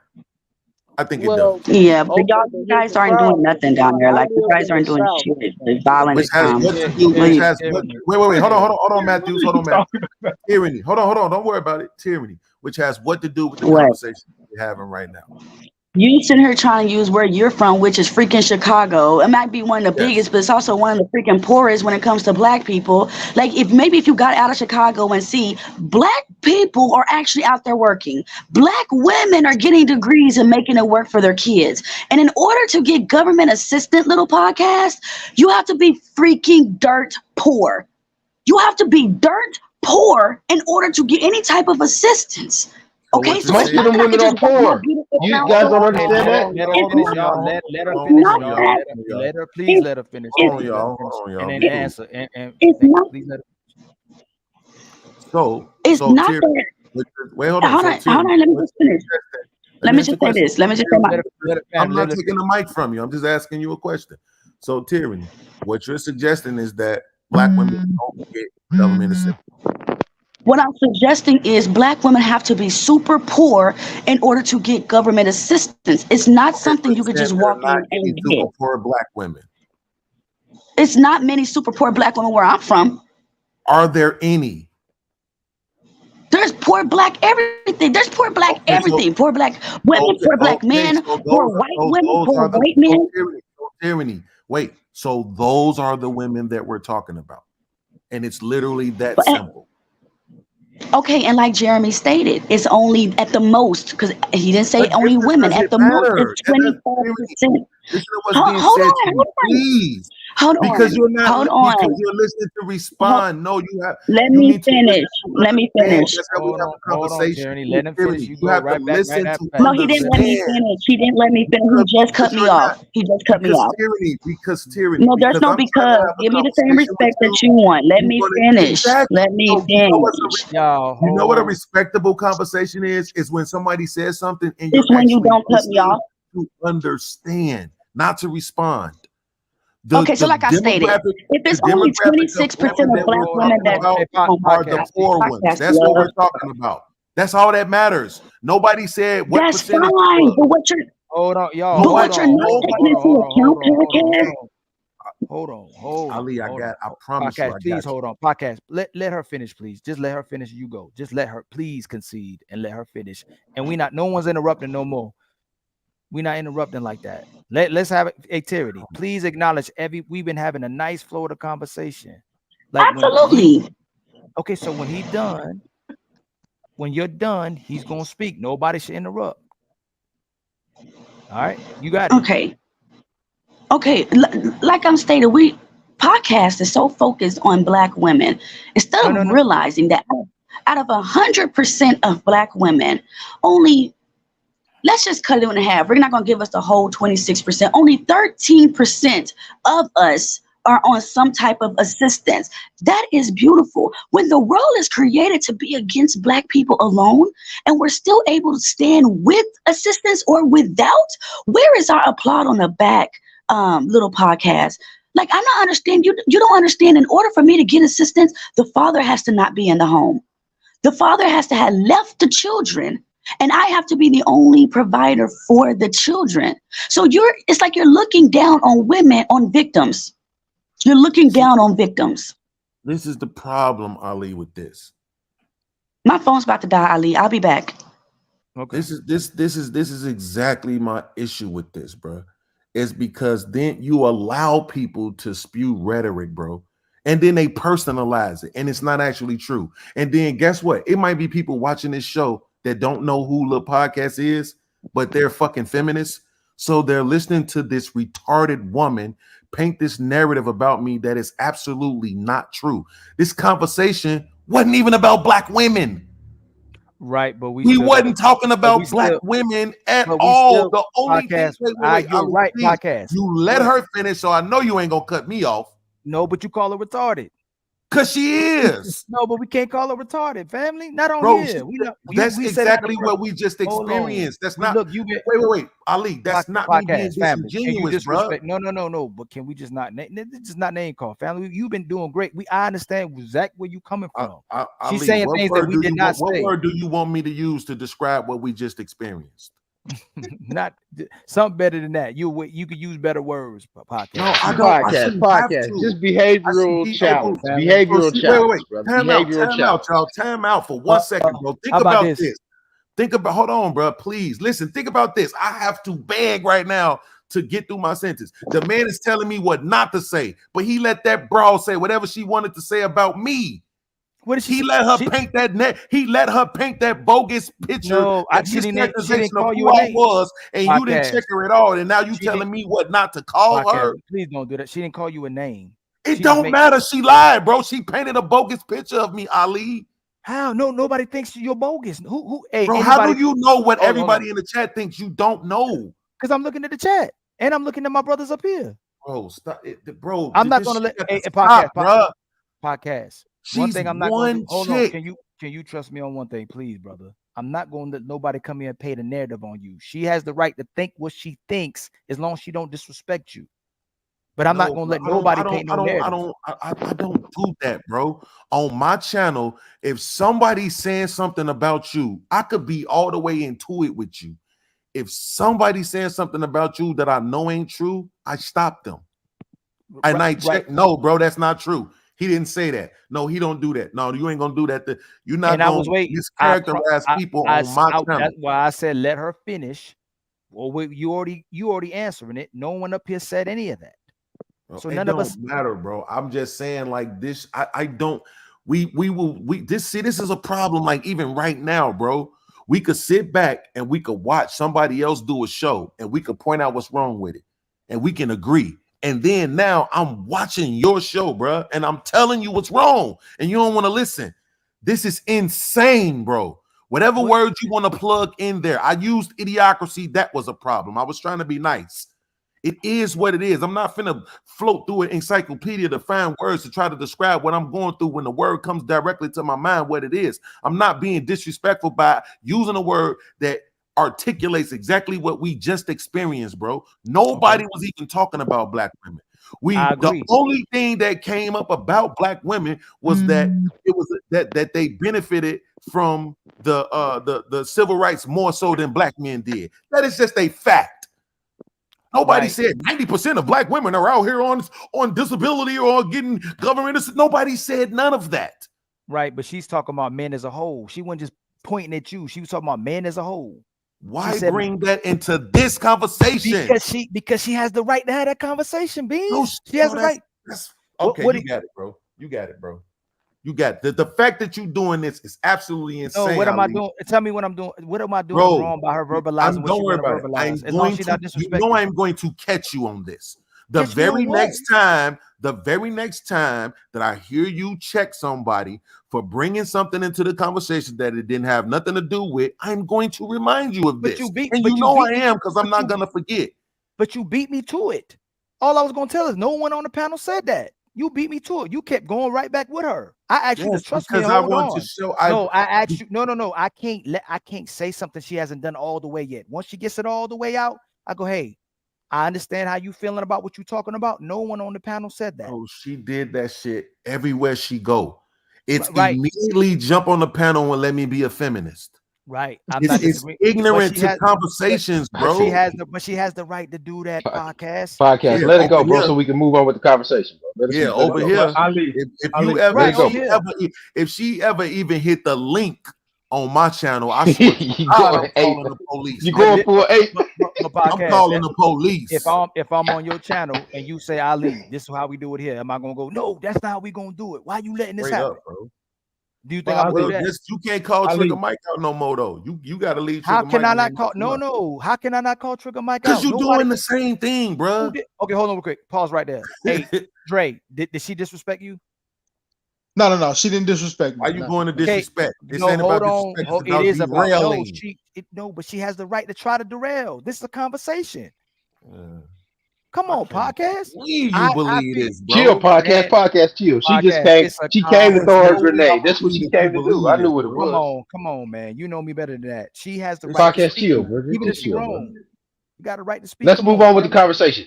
But I want to address some of the things that Jeremy said, though, because when you look at those numbers and you go with those percentages, what you're not accounting for is the percentage of people. You're going with a percentage, but you're not actually looking at the percentage of people. Because you said 26% or whatever the number was.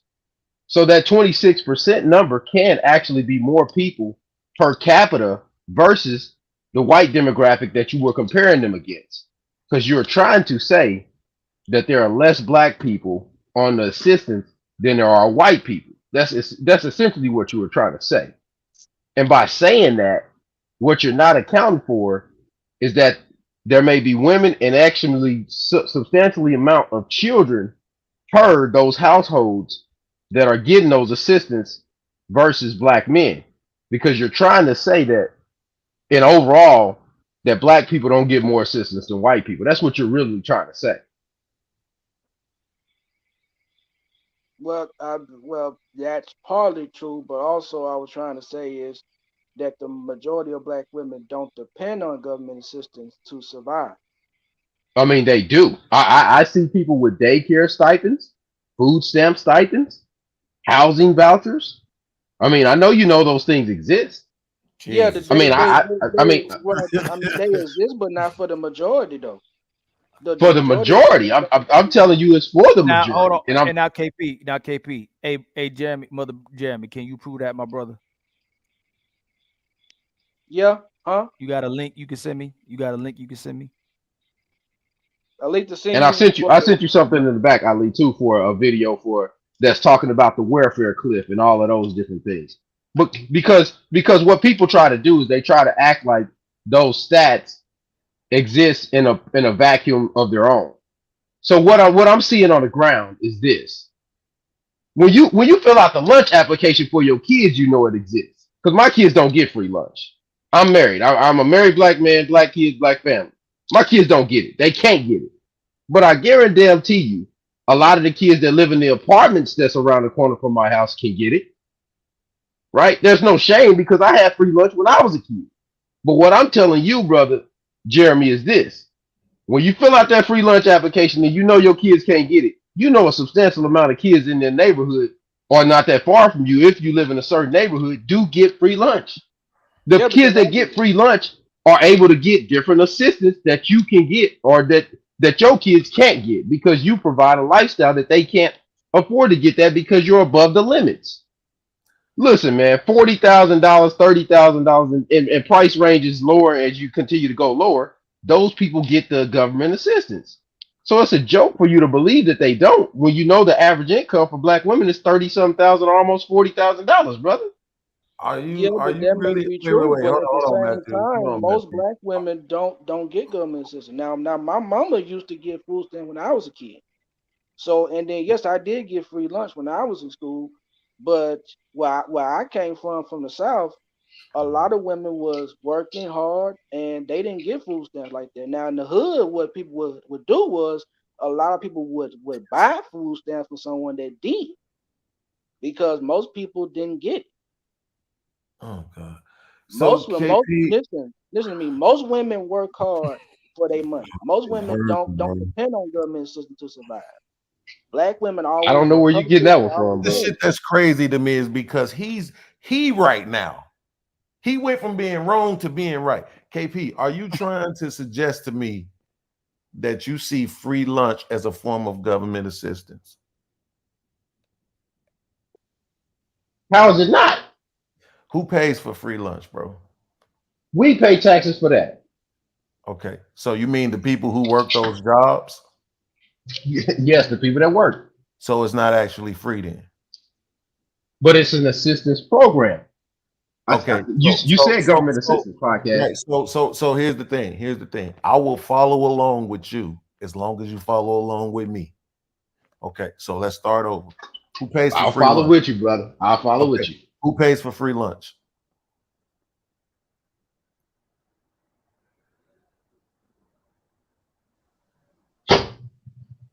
It's paid by the taxpayers. Podcast, you know that. Go ahead.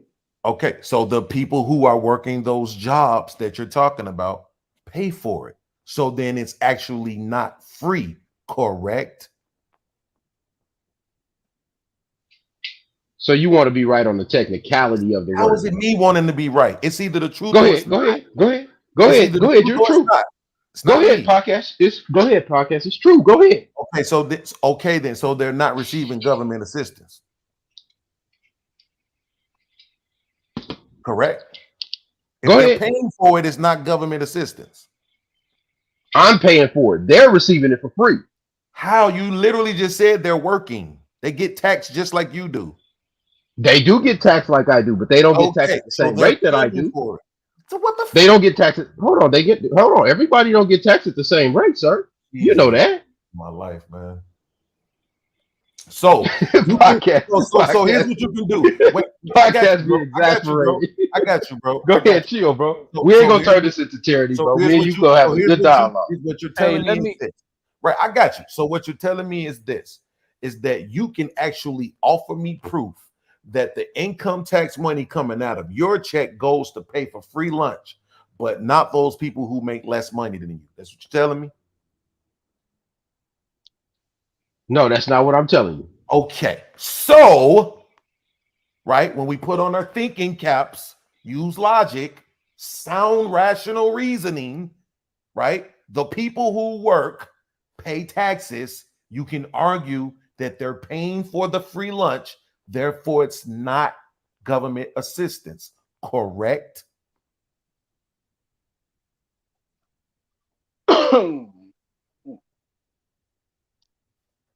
Hold on while y'all thinking on that. Let me read the super chats, y'all. Hold on. Go ahead, read the super chat. Dub Will with the $4.99 super chat. Government assistance was created during the Great Depression. Mrs. We Need More Tyranny with the $20 super chat. You have to know how to have a diverse conversation. Until then, buy a podcast. We all will have diverse conversations and may disagree sometimes. We got to do a little bit better respecting each other at all times. So we'll all do better, Tyranny. Everybody will be all right. Everybody just come in, just have a conversation. Go ahead, brothers. I can go. No. This is what I'm saying, bro. Like, anybody who has been watching this show since it started can literally tell you that they can see the difference in the intellect in the show when it was just Ali, Fatty, Dre, and myself versus what happened after Tyranny came up here. Yeah, but that's podcast. not me. Wait, Ali, you see what I'm saying? You wanted me to let her finish, but you won't even let me finish. And I'm a whole because man, I'm not because I'm not focusing on her. That's I'm what not focusing on her neither. I'm talking we about just move what on. happens. We just move on because me and you talked about that before. You just read a super chat. Right, that's a super chat. But don't That's focus a super on chat. that. Let it ride. Y'all both Podcast, disagreed. let Y'all it both ride. disagreed. Y'all disagree on that. We ain't gonna make it about her. Right. He has the the right to come point ain't speak. it, but Go ahead. Ali, I'm not making it about her. The point is, bro, what I'm saying is this. To me, this is one of the issues that I have with this space, particularly, bro, is that we are willing to not only dumb ourselves down, but we're willing to dumb our panels down, bro, for the sake of what? Entertainment? A few dollars? Podcast. Anybody Why can are come we on willing here. to do that, bro? When I'm watching no, it's not the about that white podcast. platforms, Don't do we it, don't family. do that, No, bro. family. You run your panel how you run it, right? And I respect how you run your panel. I come in and watch the chat. I watch how you run the panel. I may not agree how you run your panel. Sometimes, most part, I agree with how you run your panel. There's things you do I don't agree with, but I'm not gonna tell you how to run your panel. Didn't you just say you want to have conversations? We all having conversations. If someone Okay, comes so on have here this and disagrees, conversation with me. which conversation? Don't throw up to me that this is your panel, bro. I get that it's your panel. I can still question it the same way I was just questioned on your panel. I'm just saying but I don't understand why we think this is okay. Because it is okay. That's what happens if there's a dude, if Hitler came on here and want to have a conversation, he gonna have a conversation on here. If a KKK member came on here, I'm gonna let him have a conversation. We need a conversation. It ain't about nothing else but the conversation. I don't need to do this. It's about having a conversation. It's always been that way with me. Anybody can have a conversation with me. That's how my panels run. If someone comes here and attempts to derail, it will be addressed. But she got the right to speak how she wants to speak at any time, as long as she don't disrespect anybody. That's sad. No, it's not sad. You run your panel how you run it. I run my panel how I run it. Podcast, it should be respected. I'm not telling you how to run your panel. I'm not telling you how to run yours. I'm just telling you this shit is why is it sad? But dog. why is it sad? I didn't say your panel sad. Why is it sad? Nigga, you have stated before what you didn't like what I was doing on my show. Are you serious? What do you mean? I have OBS. I will go get the video and play it if you need me to. What was our disagreement? You had a disagreement with who I had on my platform. Right. We finna play dumb now? No. And what happened when that happened? What difference do it make? Can you acknowledge that you had agreed, a problem with you somebody agreed, that I had on my platform? Yes or no? You agreed with me later on. You said, you know what? Ali was right. Ali, can you have a problem with somebody that I had on my platform? Yes or no? Because you said it's all about accountability. That's why. You said what that person was doing. Or no? I said, I already said yes. Hey, podcast. Okay. So you had a problem with somebody that I had on my platform. Listen. Did you address it on my platform? We're not gonna do this. We're not gonna do this. We just having do a conversation. What, bro? We just having a conversation. Just answer the question. No, I don't have to. No, because it has nothing to do with the conversation. Oh, now you don't want to have a conversation about something that don't have something to do with the conversation, but it was okay for her to do it. It was okay with what? No, I told her stop Yeah, what it she was is. doing. How? I told you I was gonna catch you, even in if the anybody same catch show. what? Now What you did you catch? understand something. Now you understand the problem with somebody introducing something to the show that don't have anything to do with the show. Now you get it. But a second ago, when I said that's exactly what she was doing, you argued that that's okay. No, I'm trying to show you. You know what? What you're doing is what I tell you not to do, and that's what you're doing. Anybody can have the conversation. I tell you not to worry about what the person does to me. Either when you think they derailing or you don't like what they saying, just let it go. We having a conversation. Anybody come here, if I don't like what they say, I don't like what they say. I'm not going to make it about them, even if I didn't like what they said. But we having a conversation. This is a conversation. This ain't someone say what I want them to say. She has any right that when she come up here, anybody come up here, they have the right to say what they want to say. And if they challenge it, they challenge it. Nothing wrong with that. You realize that I'm going to clip this and put it together and But show that's how fine. you said to on one point when it was tyranny, you said, nah, it's okay that she introduced something to the show that didn't have anything to do with the conversation because she has the right to say what she wants to. But now you're telling me that you don't want to have this conversation because it don't have anything to do with the No, conversation. you're making it about tyranny, and you don't like the way I'm that not tyranny making it about it is. tyranny. You don't like the fact that It tyranny is, did bro. what You she did. just let it You're go. making it about See, this is tyranny. the problem. See, this is the problem. Ali, you're a very intelligent person. I Of course. believe that. Okay, Okay. so allow me to say this one more time. And this Okay. time, if you actually respect me, allow what I'm saying, what I'm doing to be what I'm doing. I'm Okay. not making it about her. I literally said this is a problem that I have with this space. Mm-hmm. Did you remember me saying that? Yeah. Okay, I can show you the last 5 shows I did where I have been addressing this literally, and not once that I mentioned her name because I don't have any interactions with her. So again, I'm not making it about her. I'm saying I don't understand why it is that we think this is okay. When I'm watching white panels, bro, they don't do this. They don't just allow people to come up with these. You said I can't use the R word with this idiocracy. They don't dumb themselves down or dumb their panels down, bro. Everybody is trying to think, process information, speak on the highest levels possible, bro. Everybody. So how did it? So How did why it is dump? it that us black people always think that we have to allow in this degraded version of communication onto our panels for what? To create some sort of fairness? How well has that benefited us so far? This is What literally benefited the us? thing that we're talking about. That our women have, we've opened up the floodgates for them to be whatever and say whatever and do whatever, and that's the problem. And we need to curtail it back, and we need to bring back shame and bring back all of this other stuff. And then at the same time, no, come up here and act and say whatever you want to say, no matter how non-coherent it is, no matter how much misinformation it is, no matter what it is, just say whatever you want to say. And we'll waste time trying to correct you on things that 87% of the people already know isn't true. Like, why do we think that that's feasible for our content, bro? We have the power to create some of the greatest content, bro. This is our medium. This is the thing that we've been asking for black people to be able to change the narratives and the stereotypes that are expressed about us on a consistent basis. And then we have to stoop to this for what? Because we believe in freedom of speech, right?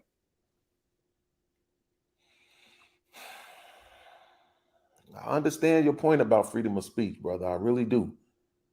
But not when I have to sacrifice intelligence. I'm not gonna lie. I don't believe in freedom of speech when I have to sacrifice the level of intelligence of the conversation, bro.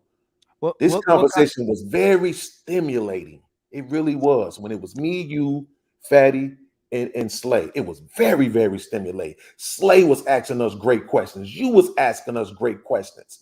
Fatty was going into depths I have never heard him go into. And then boom, just like that, the whole thing changed. I didn't change it. No, we already recognized that. Did I address that? Did I tell her that she did that? I'm sorry, man. I just want us to be better, Ali. I'm serious. I know you don't watch my channel, But if you go watch the last 5 videos I did, I swear to God, you're gonna hear me talking about this very thing, bro. That every time I feel like I want to be intellectually stimulated, I gotta go and watch Jordan Peterson. I gotta watch Ben Shapiro. I gotta watch Playing with Fire. I gotta watch The Crucible. I gotta watch all these white channels because for some reason our black channels always want to be reduced to this, bro. That's she came on the show. How's it reduced to that? Do you think people coming here because they don't get stimulating conversation? Of course, that's what my point is. That's exactly what was happening here. Yeah, but podcast. I'm not gonna tell somebody they can't come speak unless again they disrespect somebody. She has every right to speak. She don't get to control. She don't get to control the panel. If she comes to the panel, she gets to speak. That's anybody, family. I'm not going to deter nobody from speaking here. And if they learn something, they learn something. If they don't learn something, they don't learn something. As long as they don't disrespect anybody on the panel. I understand your position. I just wish you took some time to understand mine, man. You honestly don't think I understand your position? Bruh, did the Black Panther create the we already know we already know right. That's exactly my point, man. But listen, I think you a phenomenal brother. I've told you this countless times. The only thing you have to switch off is that part. You don't gotta switch it off. But the part when people can come in your space and make you go off the Venus is what makes certain things happen on your panel where you should have a countless amount of support. You're extremely intelligent. You're a phenomenal person. People begging for you to get bountied off. Did I let you get bountied off? Nah, it's triggering for me though. Bro. But that's what will make you different than how you are right now. And right. But this is the thing though. They want me bountied off, but that dumb shit she was saying, that's okay. But that's why I hate this space, bro. I really do. At this point, I hate this space, bro, because that's the point. Is that people would rather listen to a bunch of malarkey, bro. A bunch of malarkey, bro. Let me ask you this: What if you were sent here to do God's work, and every time a man put a red cup in front of you, they know, hey man, every time you put a red cup in front of podcast, he triggered and gone. Like you could just mess him up. How you know people want sent to mess up your triggers, man? No. But you gotta. But I'm not denying it. I'm telling you, everybody got triggers, bro. Mine is idiocracy. But with your intelligence, you got work to do. There's things you have to work. And again, when you talk about people you surrounded by, people that's surrounding you, then you align with brothers that at least address things that you may be doing that's hurting yourself. Like you addressing me on something that might hurt me. But that's the difference in how brothers address stuff and how we address sisters. Tyranny, regardless of what Tyranny does, Tyranny has her moments, but she shows me respect. I believe she shows you respect until you go to somewhere else. But I'm not gonna say that's why it happens. I'm sure she may have treated you a certain type of way that I've never seen. So I'm not gonna say that's why she treats you that way. I ain't gonna create no narrative. I know you got to. All podcasts care about is black women. You did say black women. All you care about is demonizing black women. It's like me. But you do see black women as God. You did say that.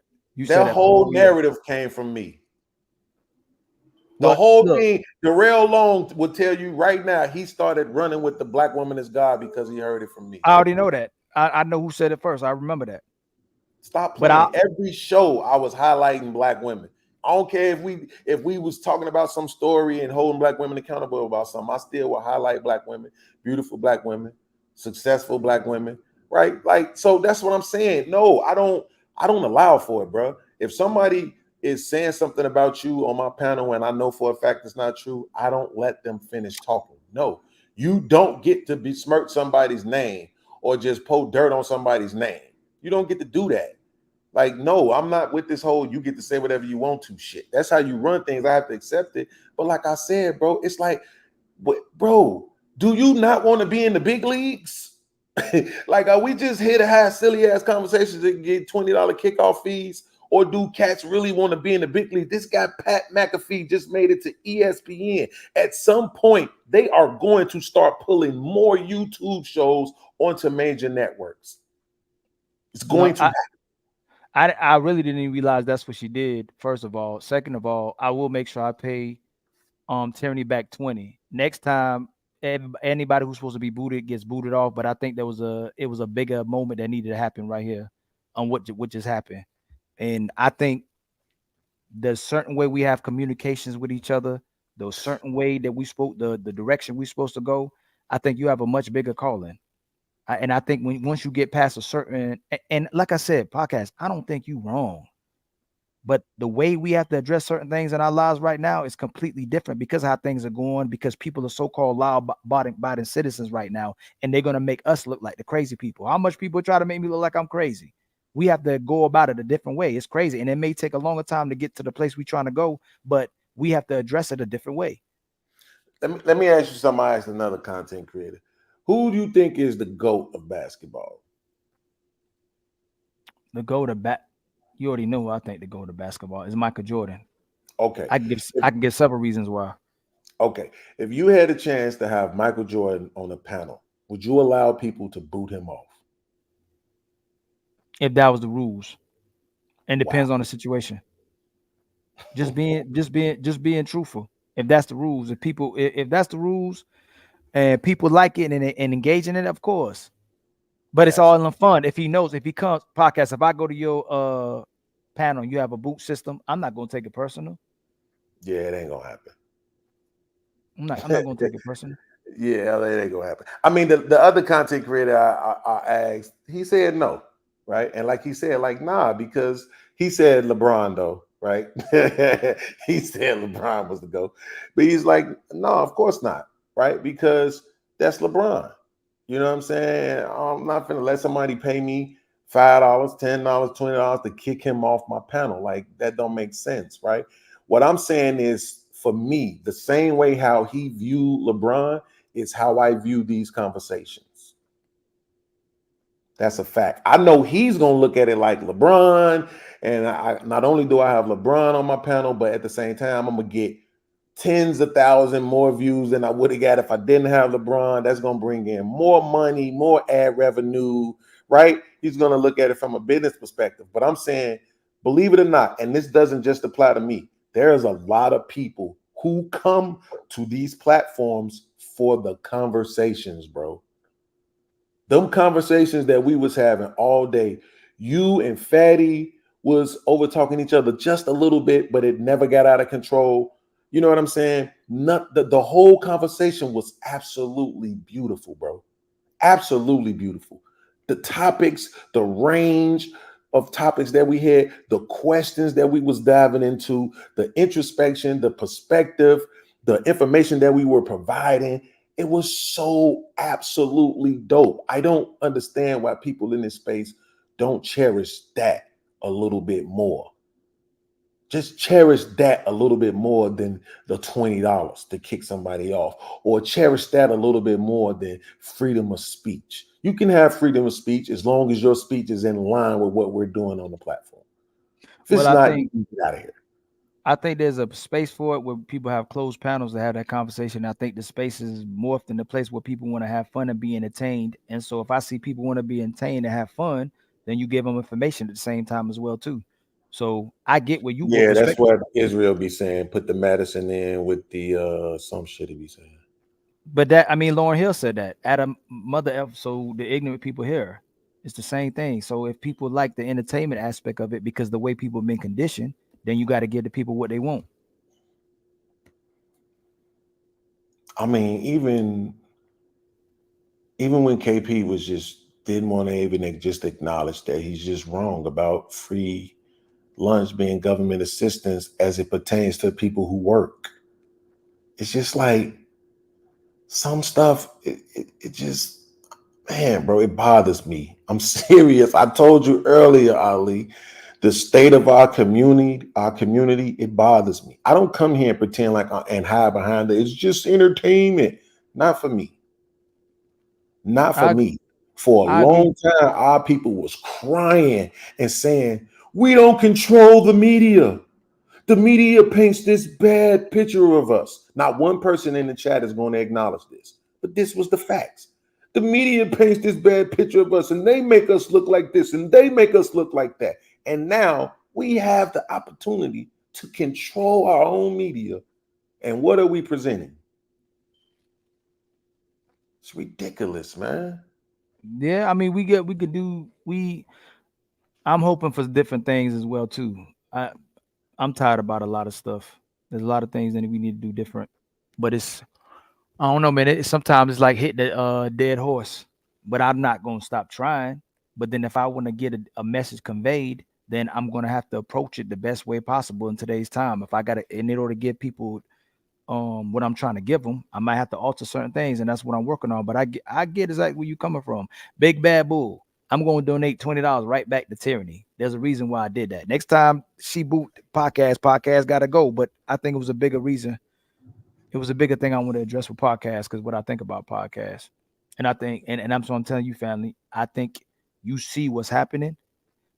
I'll try to set certain panels that are a certain way for different reasons, like you can. I'm gonna come support you, but I think we got to stay the course no matter what. This is where we are right now, and this is what people.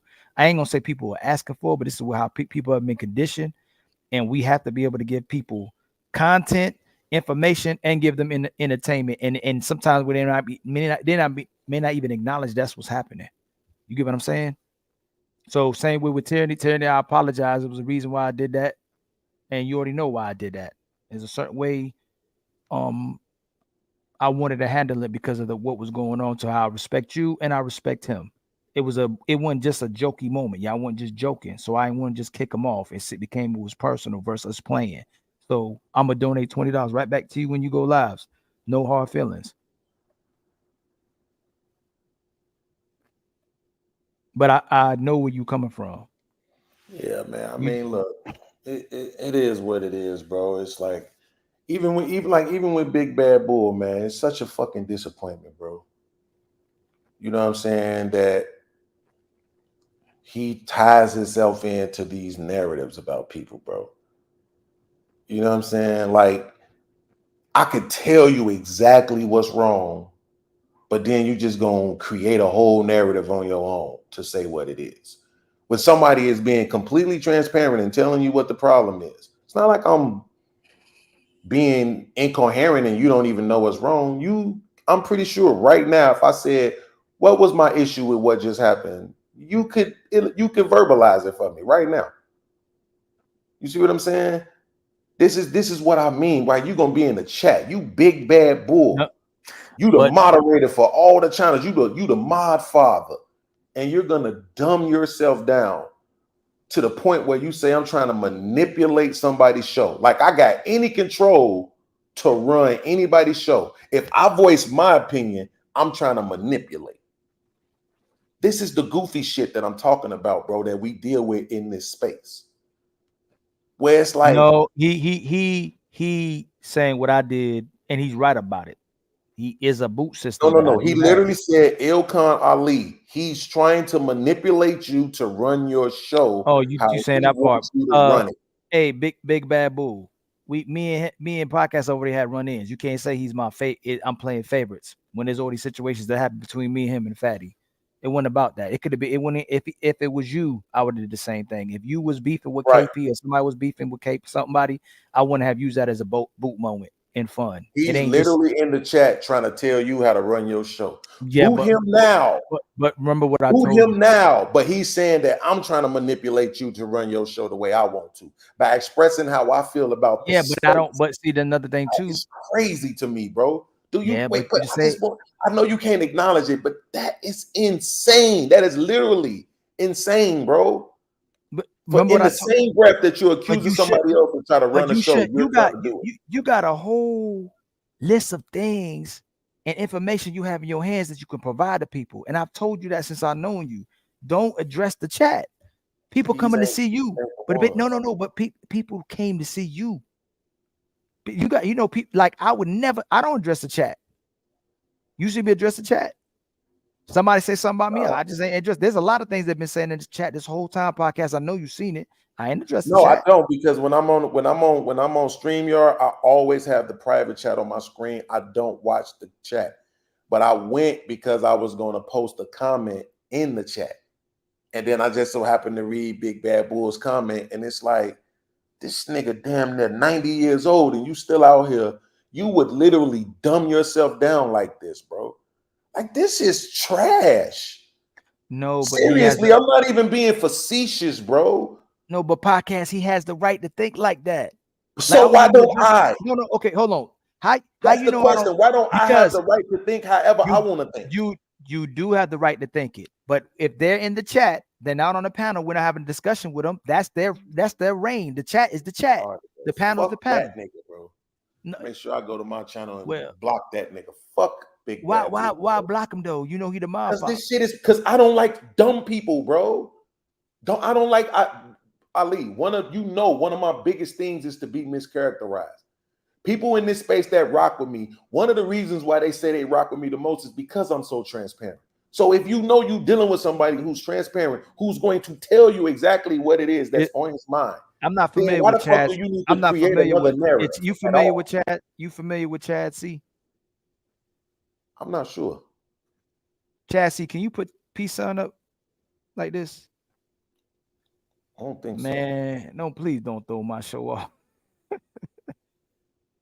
Let me see. Let me see real quick. Hold on. You gonna do the overlay? Yep. Case. He looked like he come in peace.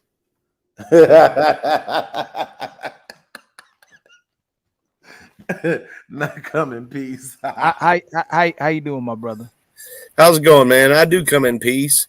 Kenny on there was saying she wanted to hear my accent too, so and I've been talking in the chat and stuff. So how'd you find my page? I was watching Killer Mike earlier, or Trigger Mike. I keep saying Killer Mike, Trigger Mike, and I've been on Chaotic Show a time or so, and okay, I've been talking to Omega on here. I believe you. I'm a good guy, man. Podcast, I got to disagree with a lot of what you were saying, and I understand what they were saying with taking over the podcast or not telling him how to do his podcast and stuff, man. I'll have to agree with him on that, man. He already know. I've been telling him for a year and a half. Listen, bro. Here's the thing. Chad, you're saying that right now, and I'm gonna show you why all of y'all are hypocrites. Do you know I have hundreds of shows that I did? Do you know how many shows I can pull up right now and show you where everybody was telling me how I should do my show? I don't think anybody should tell you how to do your show, man. Chad. I'm sorry. Go ahead, You're man. not. See, this is what I mean. When I say something, it doesn't get acknowledged. It just gets bypassed. No, when I say to you that I can pull up dozens and dozens and dozens and dozens and dozens of shows of people saying, no, podcasts don't do that. Well, you need to do this podcast. Well, you need to consider this podcast. Well, you shouldn't be saying that podcast. Well, you shouldn't be thinking that podcast. But then if podcast gives his opinion about something that's not going on just on this show, but in the space, all of a sudden I'm trying to run somebody's show just by giving my opinion about what I don't like about the space. That's me trying to run somebody's show. Is that I got you, man? Is that your take? No. That was hold on, Mr. Chad. That's not the part he talking about. Podcast. The part where you was doing that, and then we got to a understanding, and you let it go. Remember the part you like, Ali, how you doing that? That's sad that you're doing this. Remember you told me that's my opinion. That's right. At what point did I say, Ali, stop this shit right now? No, that's not the point. If I'm on your show, I'd have just let it coast the way you were letting it coast. I wouldn't have said nothing like what she was doing, what she was saying. She got to speak how she wanted to speak, even though it was perceived as derailing, right? We talking about one thing and she made it about something else. But that's her right in the conversation. Versus the fact we running the show, and then you went at Tyranny about that. The fact that Tyranny derailed the show, and you said, Ali, it's sad that you're doing this about the show. When she has the right to address it the way she addressed it. It's about the title is about the sisterhood has left the building. Right. But the point is this. Don't say that doesn't matter, because it does. At what point did I command, demand, or even request that you do something different? It ain't like that, man. It ain't like that he has that you actually have to request or demand he do something different. I mean, you're saying that she doesn't have the right to speak because you were saying she was wrong. But, I mean, then you were pretty much I'm not you were on top of her saying she doesn't have the right to speak because she was wrong. But I could say the same thing about a lot of stuff, you know. I could say my wife doesn't have the right to speak because she's wrong, but she really does have the right to speak. And that's why I started following all these groups like this, because I want to hear what people have to say, even if I disagree with them. Chad, give me 1 second. Chad, give me 1 second. Ali. Yeah, go ahead, man. Ali, you said you rock with me, right? Yeah, I support you. You know I support you. Okay, so do me a favor. At what point did I ever demand or request that you do something different on this show? When you said you didn't demand me to do anything. You said what I was doing was sad. We started talking about tyranny instead of continuing the show. Even when people was like, "Hey man, let's just move on podcast," and we continue to address what was happening in the show. Okay, which made that what coming from me? Which made okay. No. Wait, listen to the question. Listen to the question. No, I'm gonna tell you, it made 2 or 3 people leave. Okay, like you notice. Got you. I'm wrong. I'm fucked up. Podcast is the problem. No. Got you. Wait, look, I got you. You said that, man. Podcast, Ali, I got you. How can I tell you? How can I tell you valued, and then you say that? Isn't that disingenuous? Because Ali, I'm trying to ask you a question, and you, if you really value me, then just rock with me for a second. Okay. So if I didn't demand anything from you when I was saying it, that made it what coming from me? You not demanding it. You not demanding me to do that. Wasn't you not addressing the fact of how I was running the show? Just because you didn't demand me not to do it, you had a problem with it. You didn't make me. You didn't make me do anything, but you had a problem with how I was running my show. So that made it what coming from me though? Man, what do you mean that technical? Was it me telling you how to run your show, or was it me stating my opinion? You want to have an influence on how I was running my show. Really? Yes. You were saying that she didn't have the right to talk, man. Tyranny right now? I didn't say any of that. Who? Okay. You said this retarded girl's on here. Yes, and that was after she dropped down. But can I give an example? But she dropped down. From the beginning of the show, can I give an example? The point is this. Hold on, Chad. Yeah, hold on real quick, my brother. Yep. I was just stating my opinion. Anytime I'm in that situation, I'm going to state that opinion. Like I just told you, I just did like 5 shows on this shit, bro. It's been bothering me about the space itself, bro. If I did that on your show, everybody would perceive me as derailing your show. Would they not? If you did what? If I just did your what you opinion? did. No, if I did what you did. No, you didn't just state the opinion. You kept going with it. I was asking you to move on. Did I not? Did I ask you to move on? No, I don't remember you asking me to move on, but I'll take your word for it. Okay, you got to rewind it back. I asked you to move on. I'll take your word for it. That's all. And like I said, it is what I don't think. I know you're not being intentional with it by watching you on here. That's why I like when you come to my channel. I support when you come to my channel. But I'm asking you just to go with you understand what comes with my channel. Yeah, that's all. I know that's if all I'm on your channel and tyranny comes up, I'm the fuck up out of here. And I'll follow your channel too, man. That's it. I just understand that now. I can't. But yeah, but I won't do that. But this is the thing. I'm not gonna do that on your channel. If somebody if there's certain people, I'm not even gonna name drop. They come on your channel. I'm not gonna leave your channel because you rock with those people. I'm not gonna leave your channel. I'm gonna stay there in a good faith. We're gonna have a good faith conversation. You're gonna make sure things go a certain way, and you're not gonna allow people that dislike each other disrespect each other. And you gonna allow people to converse. That's all it is. If you don't like her, she don't like you. I'm not gonna let y'all disrespect each other. Or if they look, you and Fatty butt heads, right? I support both of y'all. So when y'all on here, I go, think about that. But wait, think about that, right? You just said me and Fatty bump heads. But how was that conversation going the whole night? But what if it went left?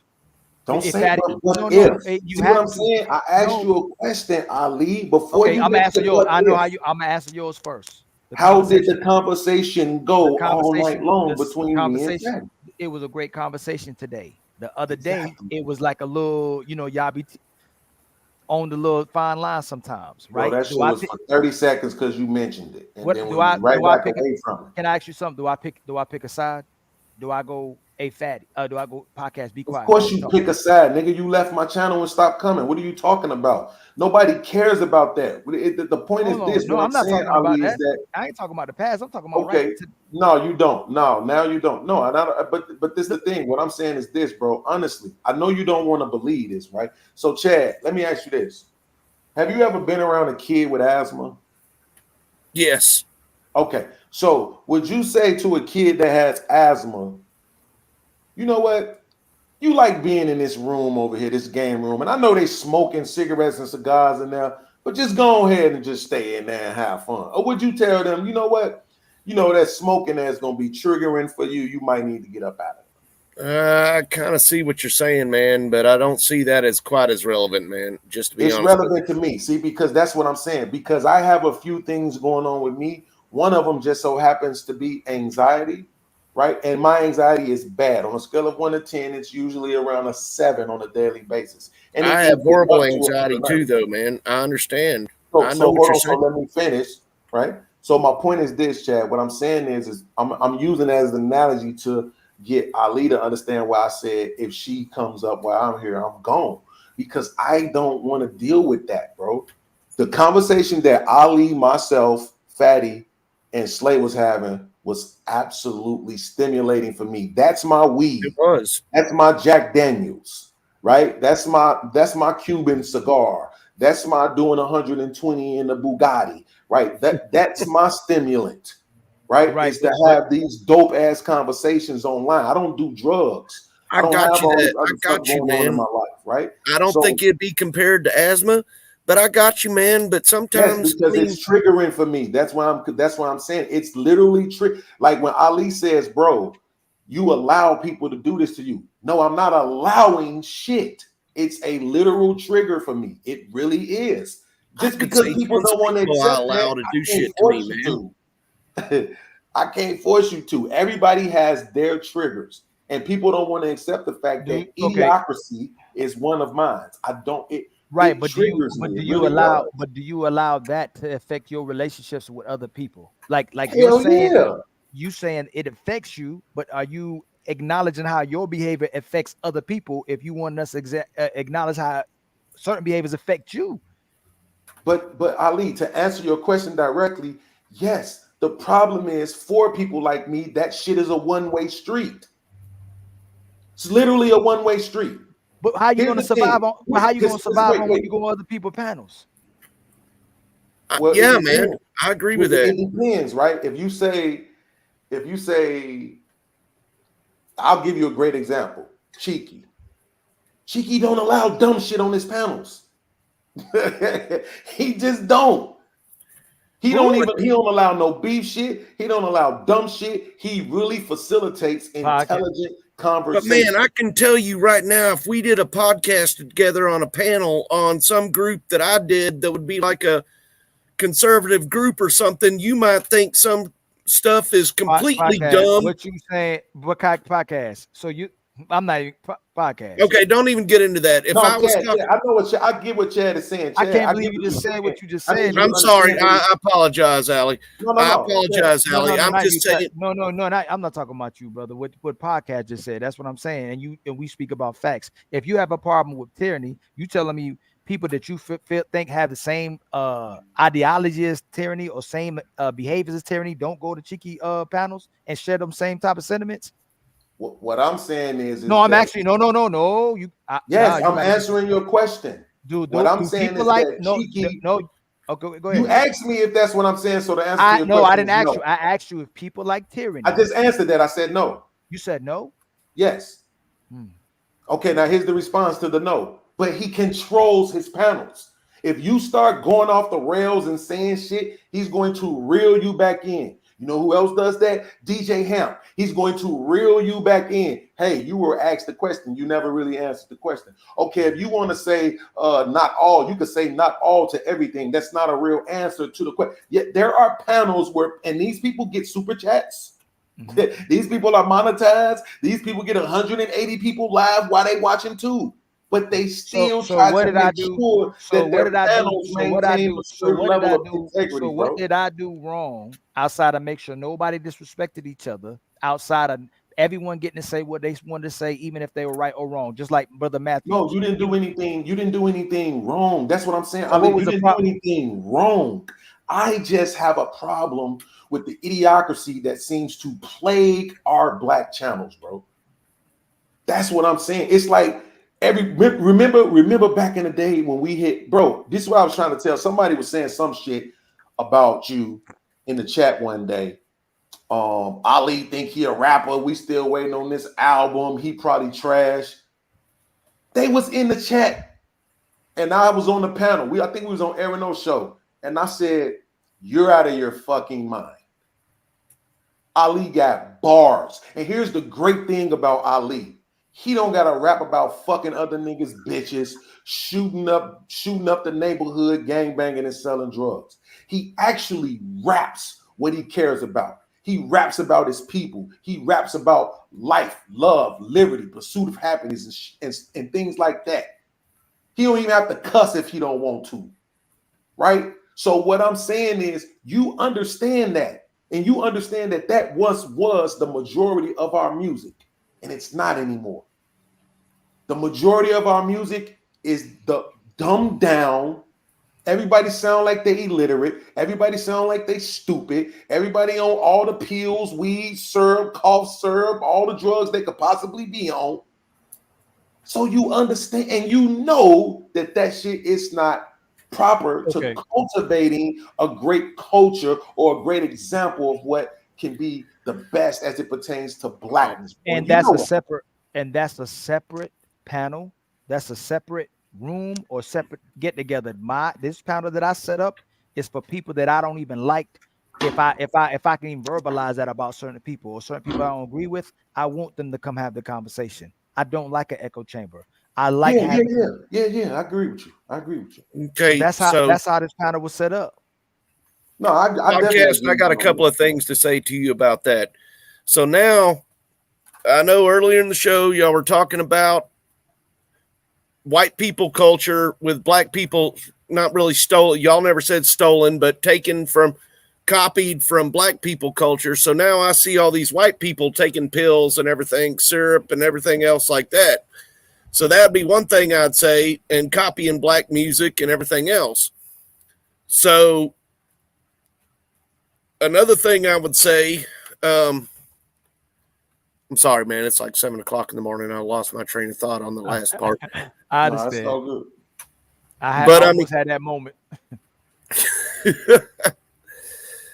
But I mean, and I'll be honest with you, like country music, especially stuff in the South, is greatly copied from black culture. I ain't gonna lie about that by no means. I mean, we don't have soul food here in the South. We have Southern food. So, yeah. Right. I don't know if I'm being honest, Chad. I don't know if drinking syrup and the codeine and then the Percocets and all of that. I don't necessarily know if that's black culture, though, to be honest with you. Okay, I don't really know either. I don't know what culture that come from, but you were talking about the conservative, douchebags that say that nothing's blamed on white culture and everything's blamed on black culture. Well, that's how I kind of feel sometime when everything like country music, rock music, pretty much any kind of white music is shared from black culture. And I knew that growing up. I was raised on country and rock. So, I mean, that was something I knew growing up because we learned freaking who it come from. I mean, that was part of my Southern culture in a sense because we had monuments built for freaking Charlie Pride and everybody else. So, I mean, what about what's the joint called? It's called square dancing and the music that come with square dancing, right? I think so. I think I've never been square dancing in my life or even been in a live session with square dancing or anything else. But a lot of that old music came from blues and rhythm and blues and jazz. Oh, okay. So, see, I ain't gonna lie. I thought that was something, I know square dancing, but then whatever the music is called, I definitely perceive that as something that you all probably invented on your own. You got people using jugs and spoons and washboards and all type of stuff as instruments. I thought that was very creative, and I've only ever seen white people do it. So I didn't assume that was something that came from any form of black culture. I thought that was something that you all I were know. supportive about. I know you'd probably think it's one of them conservative douchebags, but one of the guys that I really like, he's a black guy, about history is Thomas Sowell. Yeah, his name comes up a lot in this space.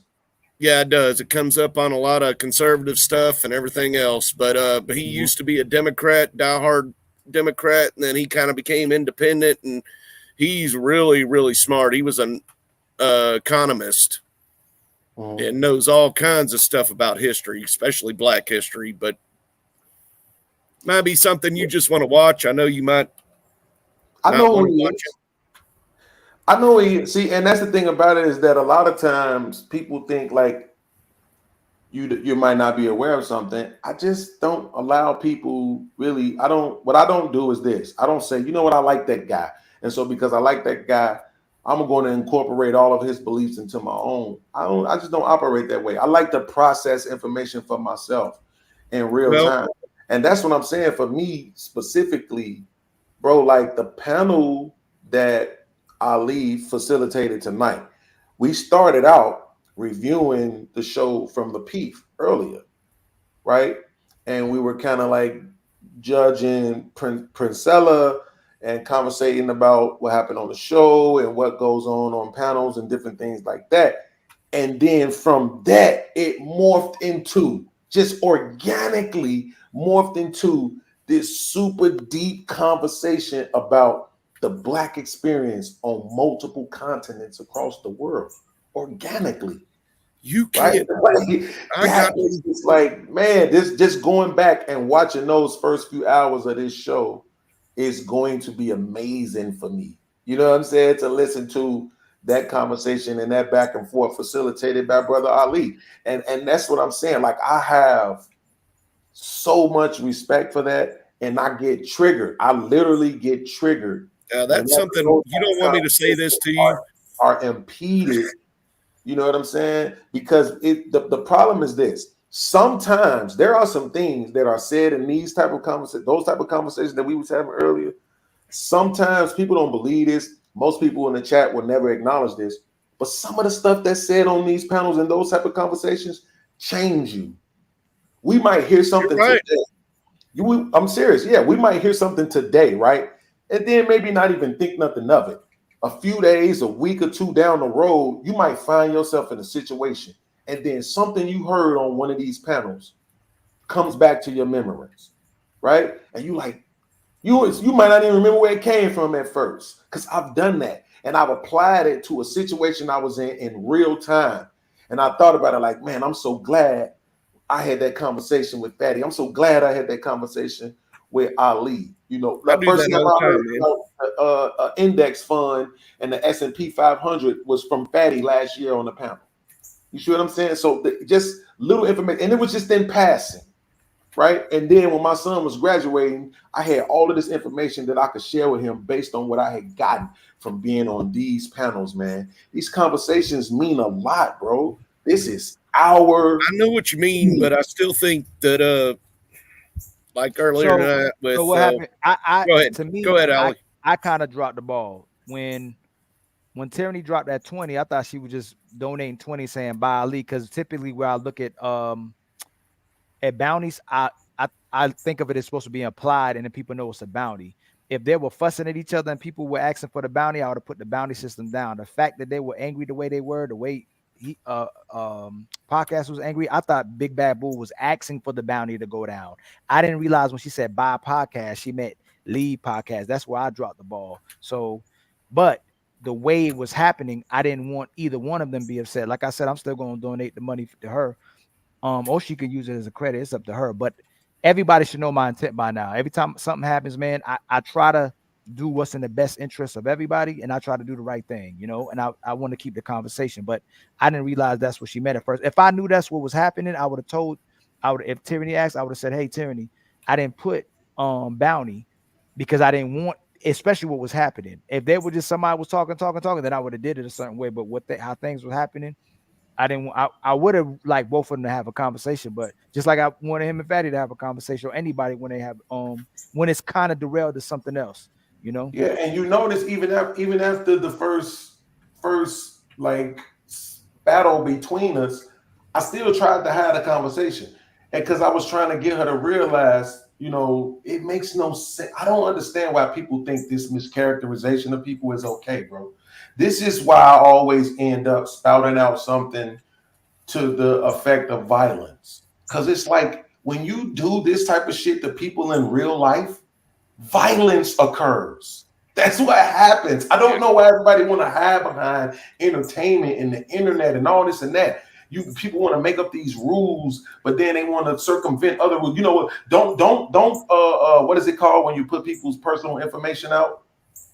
Doxing. Don't dox anybody, right? Don't dox anybody. Don't put their phone number or the address or any of that type of stuff out. But talk about they dead mamas and talk about they hurt daughters and all this other shit is okay.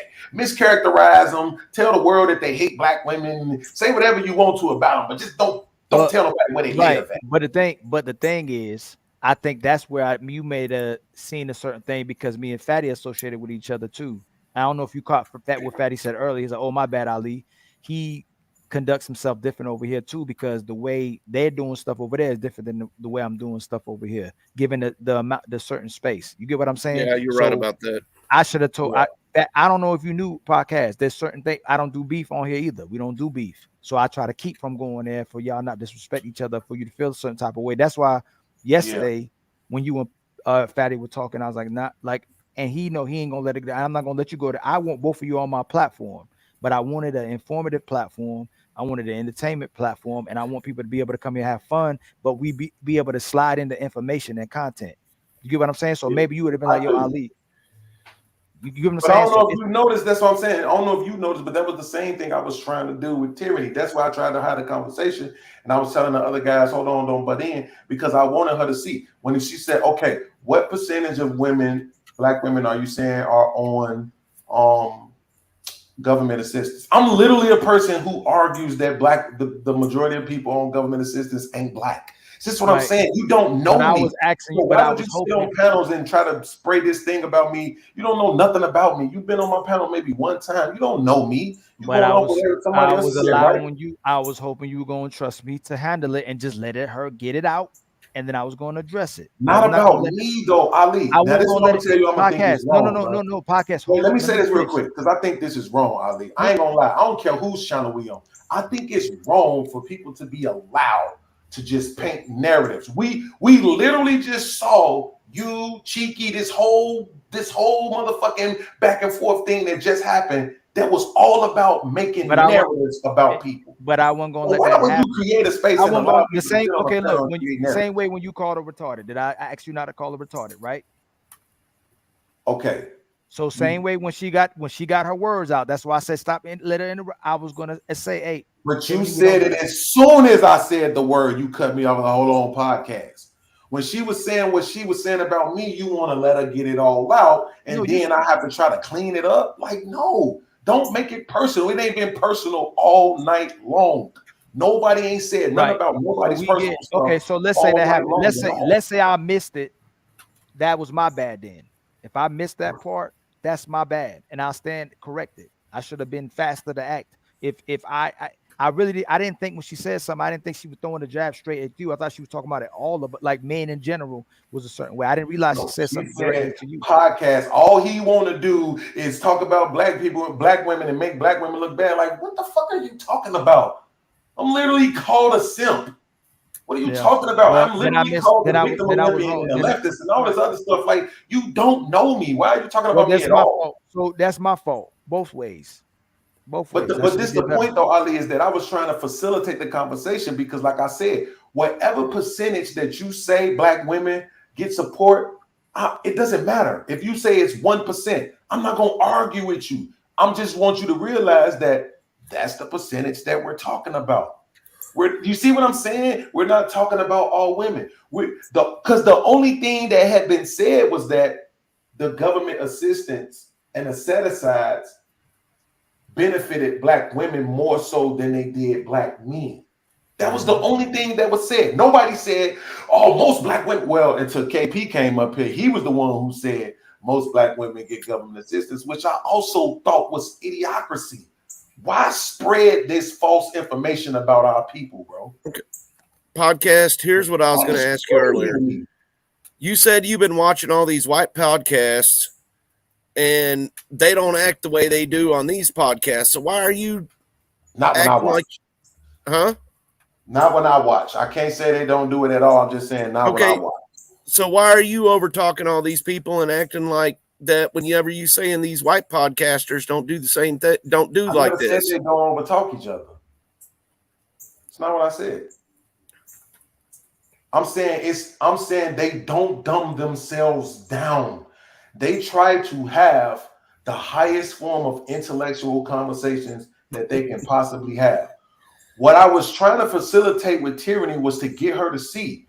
Nobody is suggesting, until KP came up, which was later, nobody was suggesting that the majority of black women or all black women just around here getting government assistance. Nobody ever said that. I'm literally a person who argues on my platform and others that black women have always worked.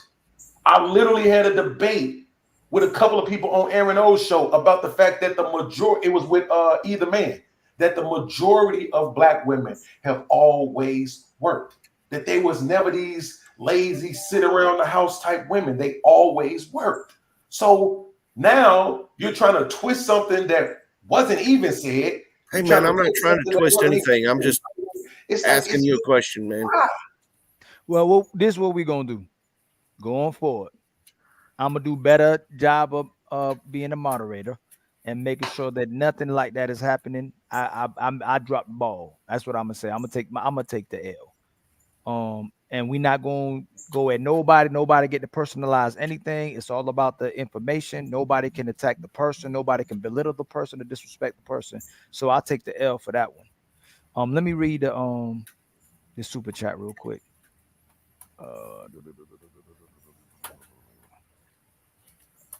I'm pretty sure I've seen you on a panel before too, Chad. King Kunta 199 super chat podcast saying send her slow back to the kitchen. Man. But I'm gonna I'll probably do a live later on tonight, man. I'm gonna end the live. Because I'll be messing up and going over. I get too much into the information, then I'll go over. Can't even edit the video anymore. But it was a great conversation. 6 hours, man. I always remember that. I appreciate everybody that rocked with us, that was with us. Please subscribe and like. And my bad today. I kind of dropped the ball. It ain't podcast and Tyranny fault. I'm gonna put that on me. Hey man, I'll say I'm sorry to interrupt you, but I'll say, man, it's hard to moderate a whole panel, dude. Yeah, it could be difficult sometimes, but I gotta be. If I have the same expectation of what happened today on Trigger Mike channel, then if I miss something, then I gotta take the responsibility for it. If I miss even Tyranny trying to drop podcasts, and I didn't realize that's what she was doing. I thought she was just trying to donate, said bye, because I didn't drop the bounties, but I forgot that once you implement them, they implement it. So I'll take that L for this one. Podcast. My bad. I missed that. And Tyranny, my bad too, that I missed you as well too. And we just gonna keep having a conversation going forward, family. We ain't addressing nothing in the chat like that. We ain't have no beef. No beef content. Not saying you did any beef. I'm saying in future, what the way this channel's run is not gonna be no beef content. Nobody disrespecting each other, and no purpose derailing and making about something outside of the conversation. And if someone says something about the conversation and it sound like the derailing, as long as it's trying to pertain to the conversation, I'm not gonna say to derail the show. It's just something they presented the information, even if it's all wrong, they challenging it, saying if they got to prove it as well too. So I'm just letting you know going forward, family. All right. Yeah, no, you're not wrong about that. You're not 100% wrong about that, because I got a clip that I use on my show when people interrupt each other from the peep saying, I know you might disagree with what they're saying, but let them finish saying it, right? Right. And then you can correct them after they finish saying it. But to me, I just don't think that should apply to personal shit. You know what I'm saying? I'm not gonna sit there and let nobody just talk about you. You know what I'm saying? Especially if they saying something that's wrong. I'm not either. And if I miss, like I said, if I miss it, that's my I wouldn't try to purposely miss that. You know, I don't. No, you good, man. Look, you good. I give grace to content creators, even though it might not sound like it. This is not an easy job. It's not easy to do. Trying to manage all these, these personalities. I mean, look at that dude Argon. You was trying to get him up all night long. Yep. You know what I'm saying? Just trying to facilitate to make sure he got an opportunity to speak. You made sure Chad got an opportunity to speak. Yeah, I appreciate that. I've always believed I appreciate in you, brother. I appreciate you too, Chad. I've always believed in you as a content creator. You, Fatty, Aaron, Cheeky, Freezy. It's man, listen, for real, bro. I'm just being honest with you, Ali. I'm looking, and I'm not saying this to besmirch white people. They not doing nothing wrong. I'm just saying I'm looking at them build up their channels, get these numbers, and now they're starting to get real deals. You know what I'm saying? With major networks and companies, man. Like, hey, man, I'm telling you, you need to look at some of these black people. I want to see. Hold on, I'm sorry, Chad. Give me 1 second. Go ahead. I just want to see some of us make it, nigga. It ain't gonna be me, right? Because I'm way too. I don't know how to do the political thing. I don't know how to play the politics, bro. I just know how to say what I'm really thinking. I'm artistic in that way. But I just want to see somebody from over here get it, bro. You know what I'm saying? Look at the deal Shannon Sharp just got. I was actually watching him tonight, man. He had a live going on. 9,000 people was live with us over there, bro. 9,000. It was him and Chad Ochocinco. You know what I'm saying? He got that deal with that company. Man, quit looking at them big players, dude. Yeah, and Pat McAfee joint. He be 75K live, bro. 75,000 people watching live. And now his show is being aired on ESPN at the same time. I think I'm doing good if I get 15. Yeah, right, for real though. I'm like, all right, 15 users. We're doing good tonight. You know exactly. You know what I'm saying? If I get a $10 super chat, I mean it's $10 cash app. I feel like, yep, I won today, right? Hold on. One of my favorite light skinned people. He done said in super chat, my brother Hink. Good morning, my brother Ali. Good morning to you, brother Hink, man. Much respect to you, family. Much respect to you. Hey, Hink, I've seen you in the chats before. Much respect to you. I think Hink really, like, Hink different though. I think he really look forward to doing a sports show. It's a lot of people I think that just try to do a sports show just because, right? But I think Hink is really into the sports. He remind me like my uncle is one of them cats that even today, 60 years old, he can tell you all the starting pitchers, the first basemen, you know what I'm saying? All the college guys. You just name a guy. He like, yeah, that guy played for Villanova. Yeah, that guy played for Kentucky. Like, how the hell do you know all this? He got picked in the second draft round, and right. It'd be like, how do you know this? So, but no, Ali, man, listen, bro. One love. Yeah, for sure. Peace and blessings to you, bro. Sure, and much respect to you and all that, bro. That's a fact, bro. It was definitely not personal. Like I said, if you could just go back and scroll through my last 5 videos, I've been talking about the same thing. And not one time that I mentioned Ali or tyranny. So it's not personal. You see what I'm saying? Right, it's just that I want to see y'all succeed. I'm not none of these niggas that's pretending I'm just here for the entertainment, bro. I have 2 years invested into these relationships with y'all. Yeah. And when you genuinely care about people, you want to see them win. I know it's not going to be me, but if I could see Ali, damn, my nigga Ali, his shit is on TV One now. You see what I'm saying? Like his shit is on BT now. That shit is going to be awesome to hear and see. But you know me since I've been in space, right? Yeah. As much as I want to see you win, I want to see her win too. And whatever fashion she going, everybody. You know what I'm saying? And that might be my gift and my curse, but I want to see Chad win. I want to see everybody win. I want humanity to be able to come together. Yeah, I agree. On truth, you know? 100%, dude. I gotta give you a lot of love and respect for that. Cause you know me since I've been like that since I've been in the space. Everybody know Yeah, me. I'm that's a like that. fact. I always felt that Even if way people though. try to throw a narrative and go, "Oh, Ali hate women," or "Ali this, Ali that," like I've always been like that, man. I always try to bring people together. And them them narratives are bad, man. Like Yeah. them narratives are bad, bro. That's why I tried not to. It's just people piss me off so much, bro. It's like I be trying to give grace. I be trying to extend and say, people can be different, bro. They don't have to be this way. But then they just continue to do it. But Yeah. the narratives are just I try not to carry no narratives about motherfuckers. It's difficult not to do it. I got to be honest with you, because like I say, we got years invested into this space Right. with each other, man. You know Right. what I'm saying? And some people I don't give a fuck about. Tyranny one of them. I don't give a shit whatever happens to her. It's not like I hate her or I wish any bad fortune on her. I just don't care about people like that, bro. People who want to push narratives, people who just want to just jump on panels and do they soliloquies and they talking points, and they not really involved in the actual conversation that's happening in that moment. To me, that destroys my high, bro. This shit is literally my weed. So I want to see, man, yo, did y'all see what's that dude? It's some dude named the Sousa and some other shit. They ended up having a show, went from YouTube, ended up on Showtime or Stars, one of them channels. Fucking the Breakfast Club done got on there. Dream Champs done made it to the TV. You know what I'm saying? Like, bro, it could happen. I got you, man. But you see something about like me and you, I can tell just from watching you, man, there's tons and tons of stuff that we would not get along about. We would fight about, but we didn't bring that up on here tonight. Me and you we had a great conversation, But that would make for a dope show, though. I'm not gonna lie.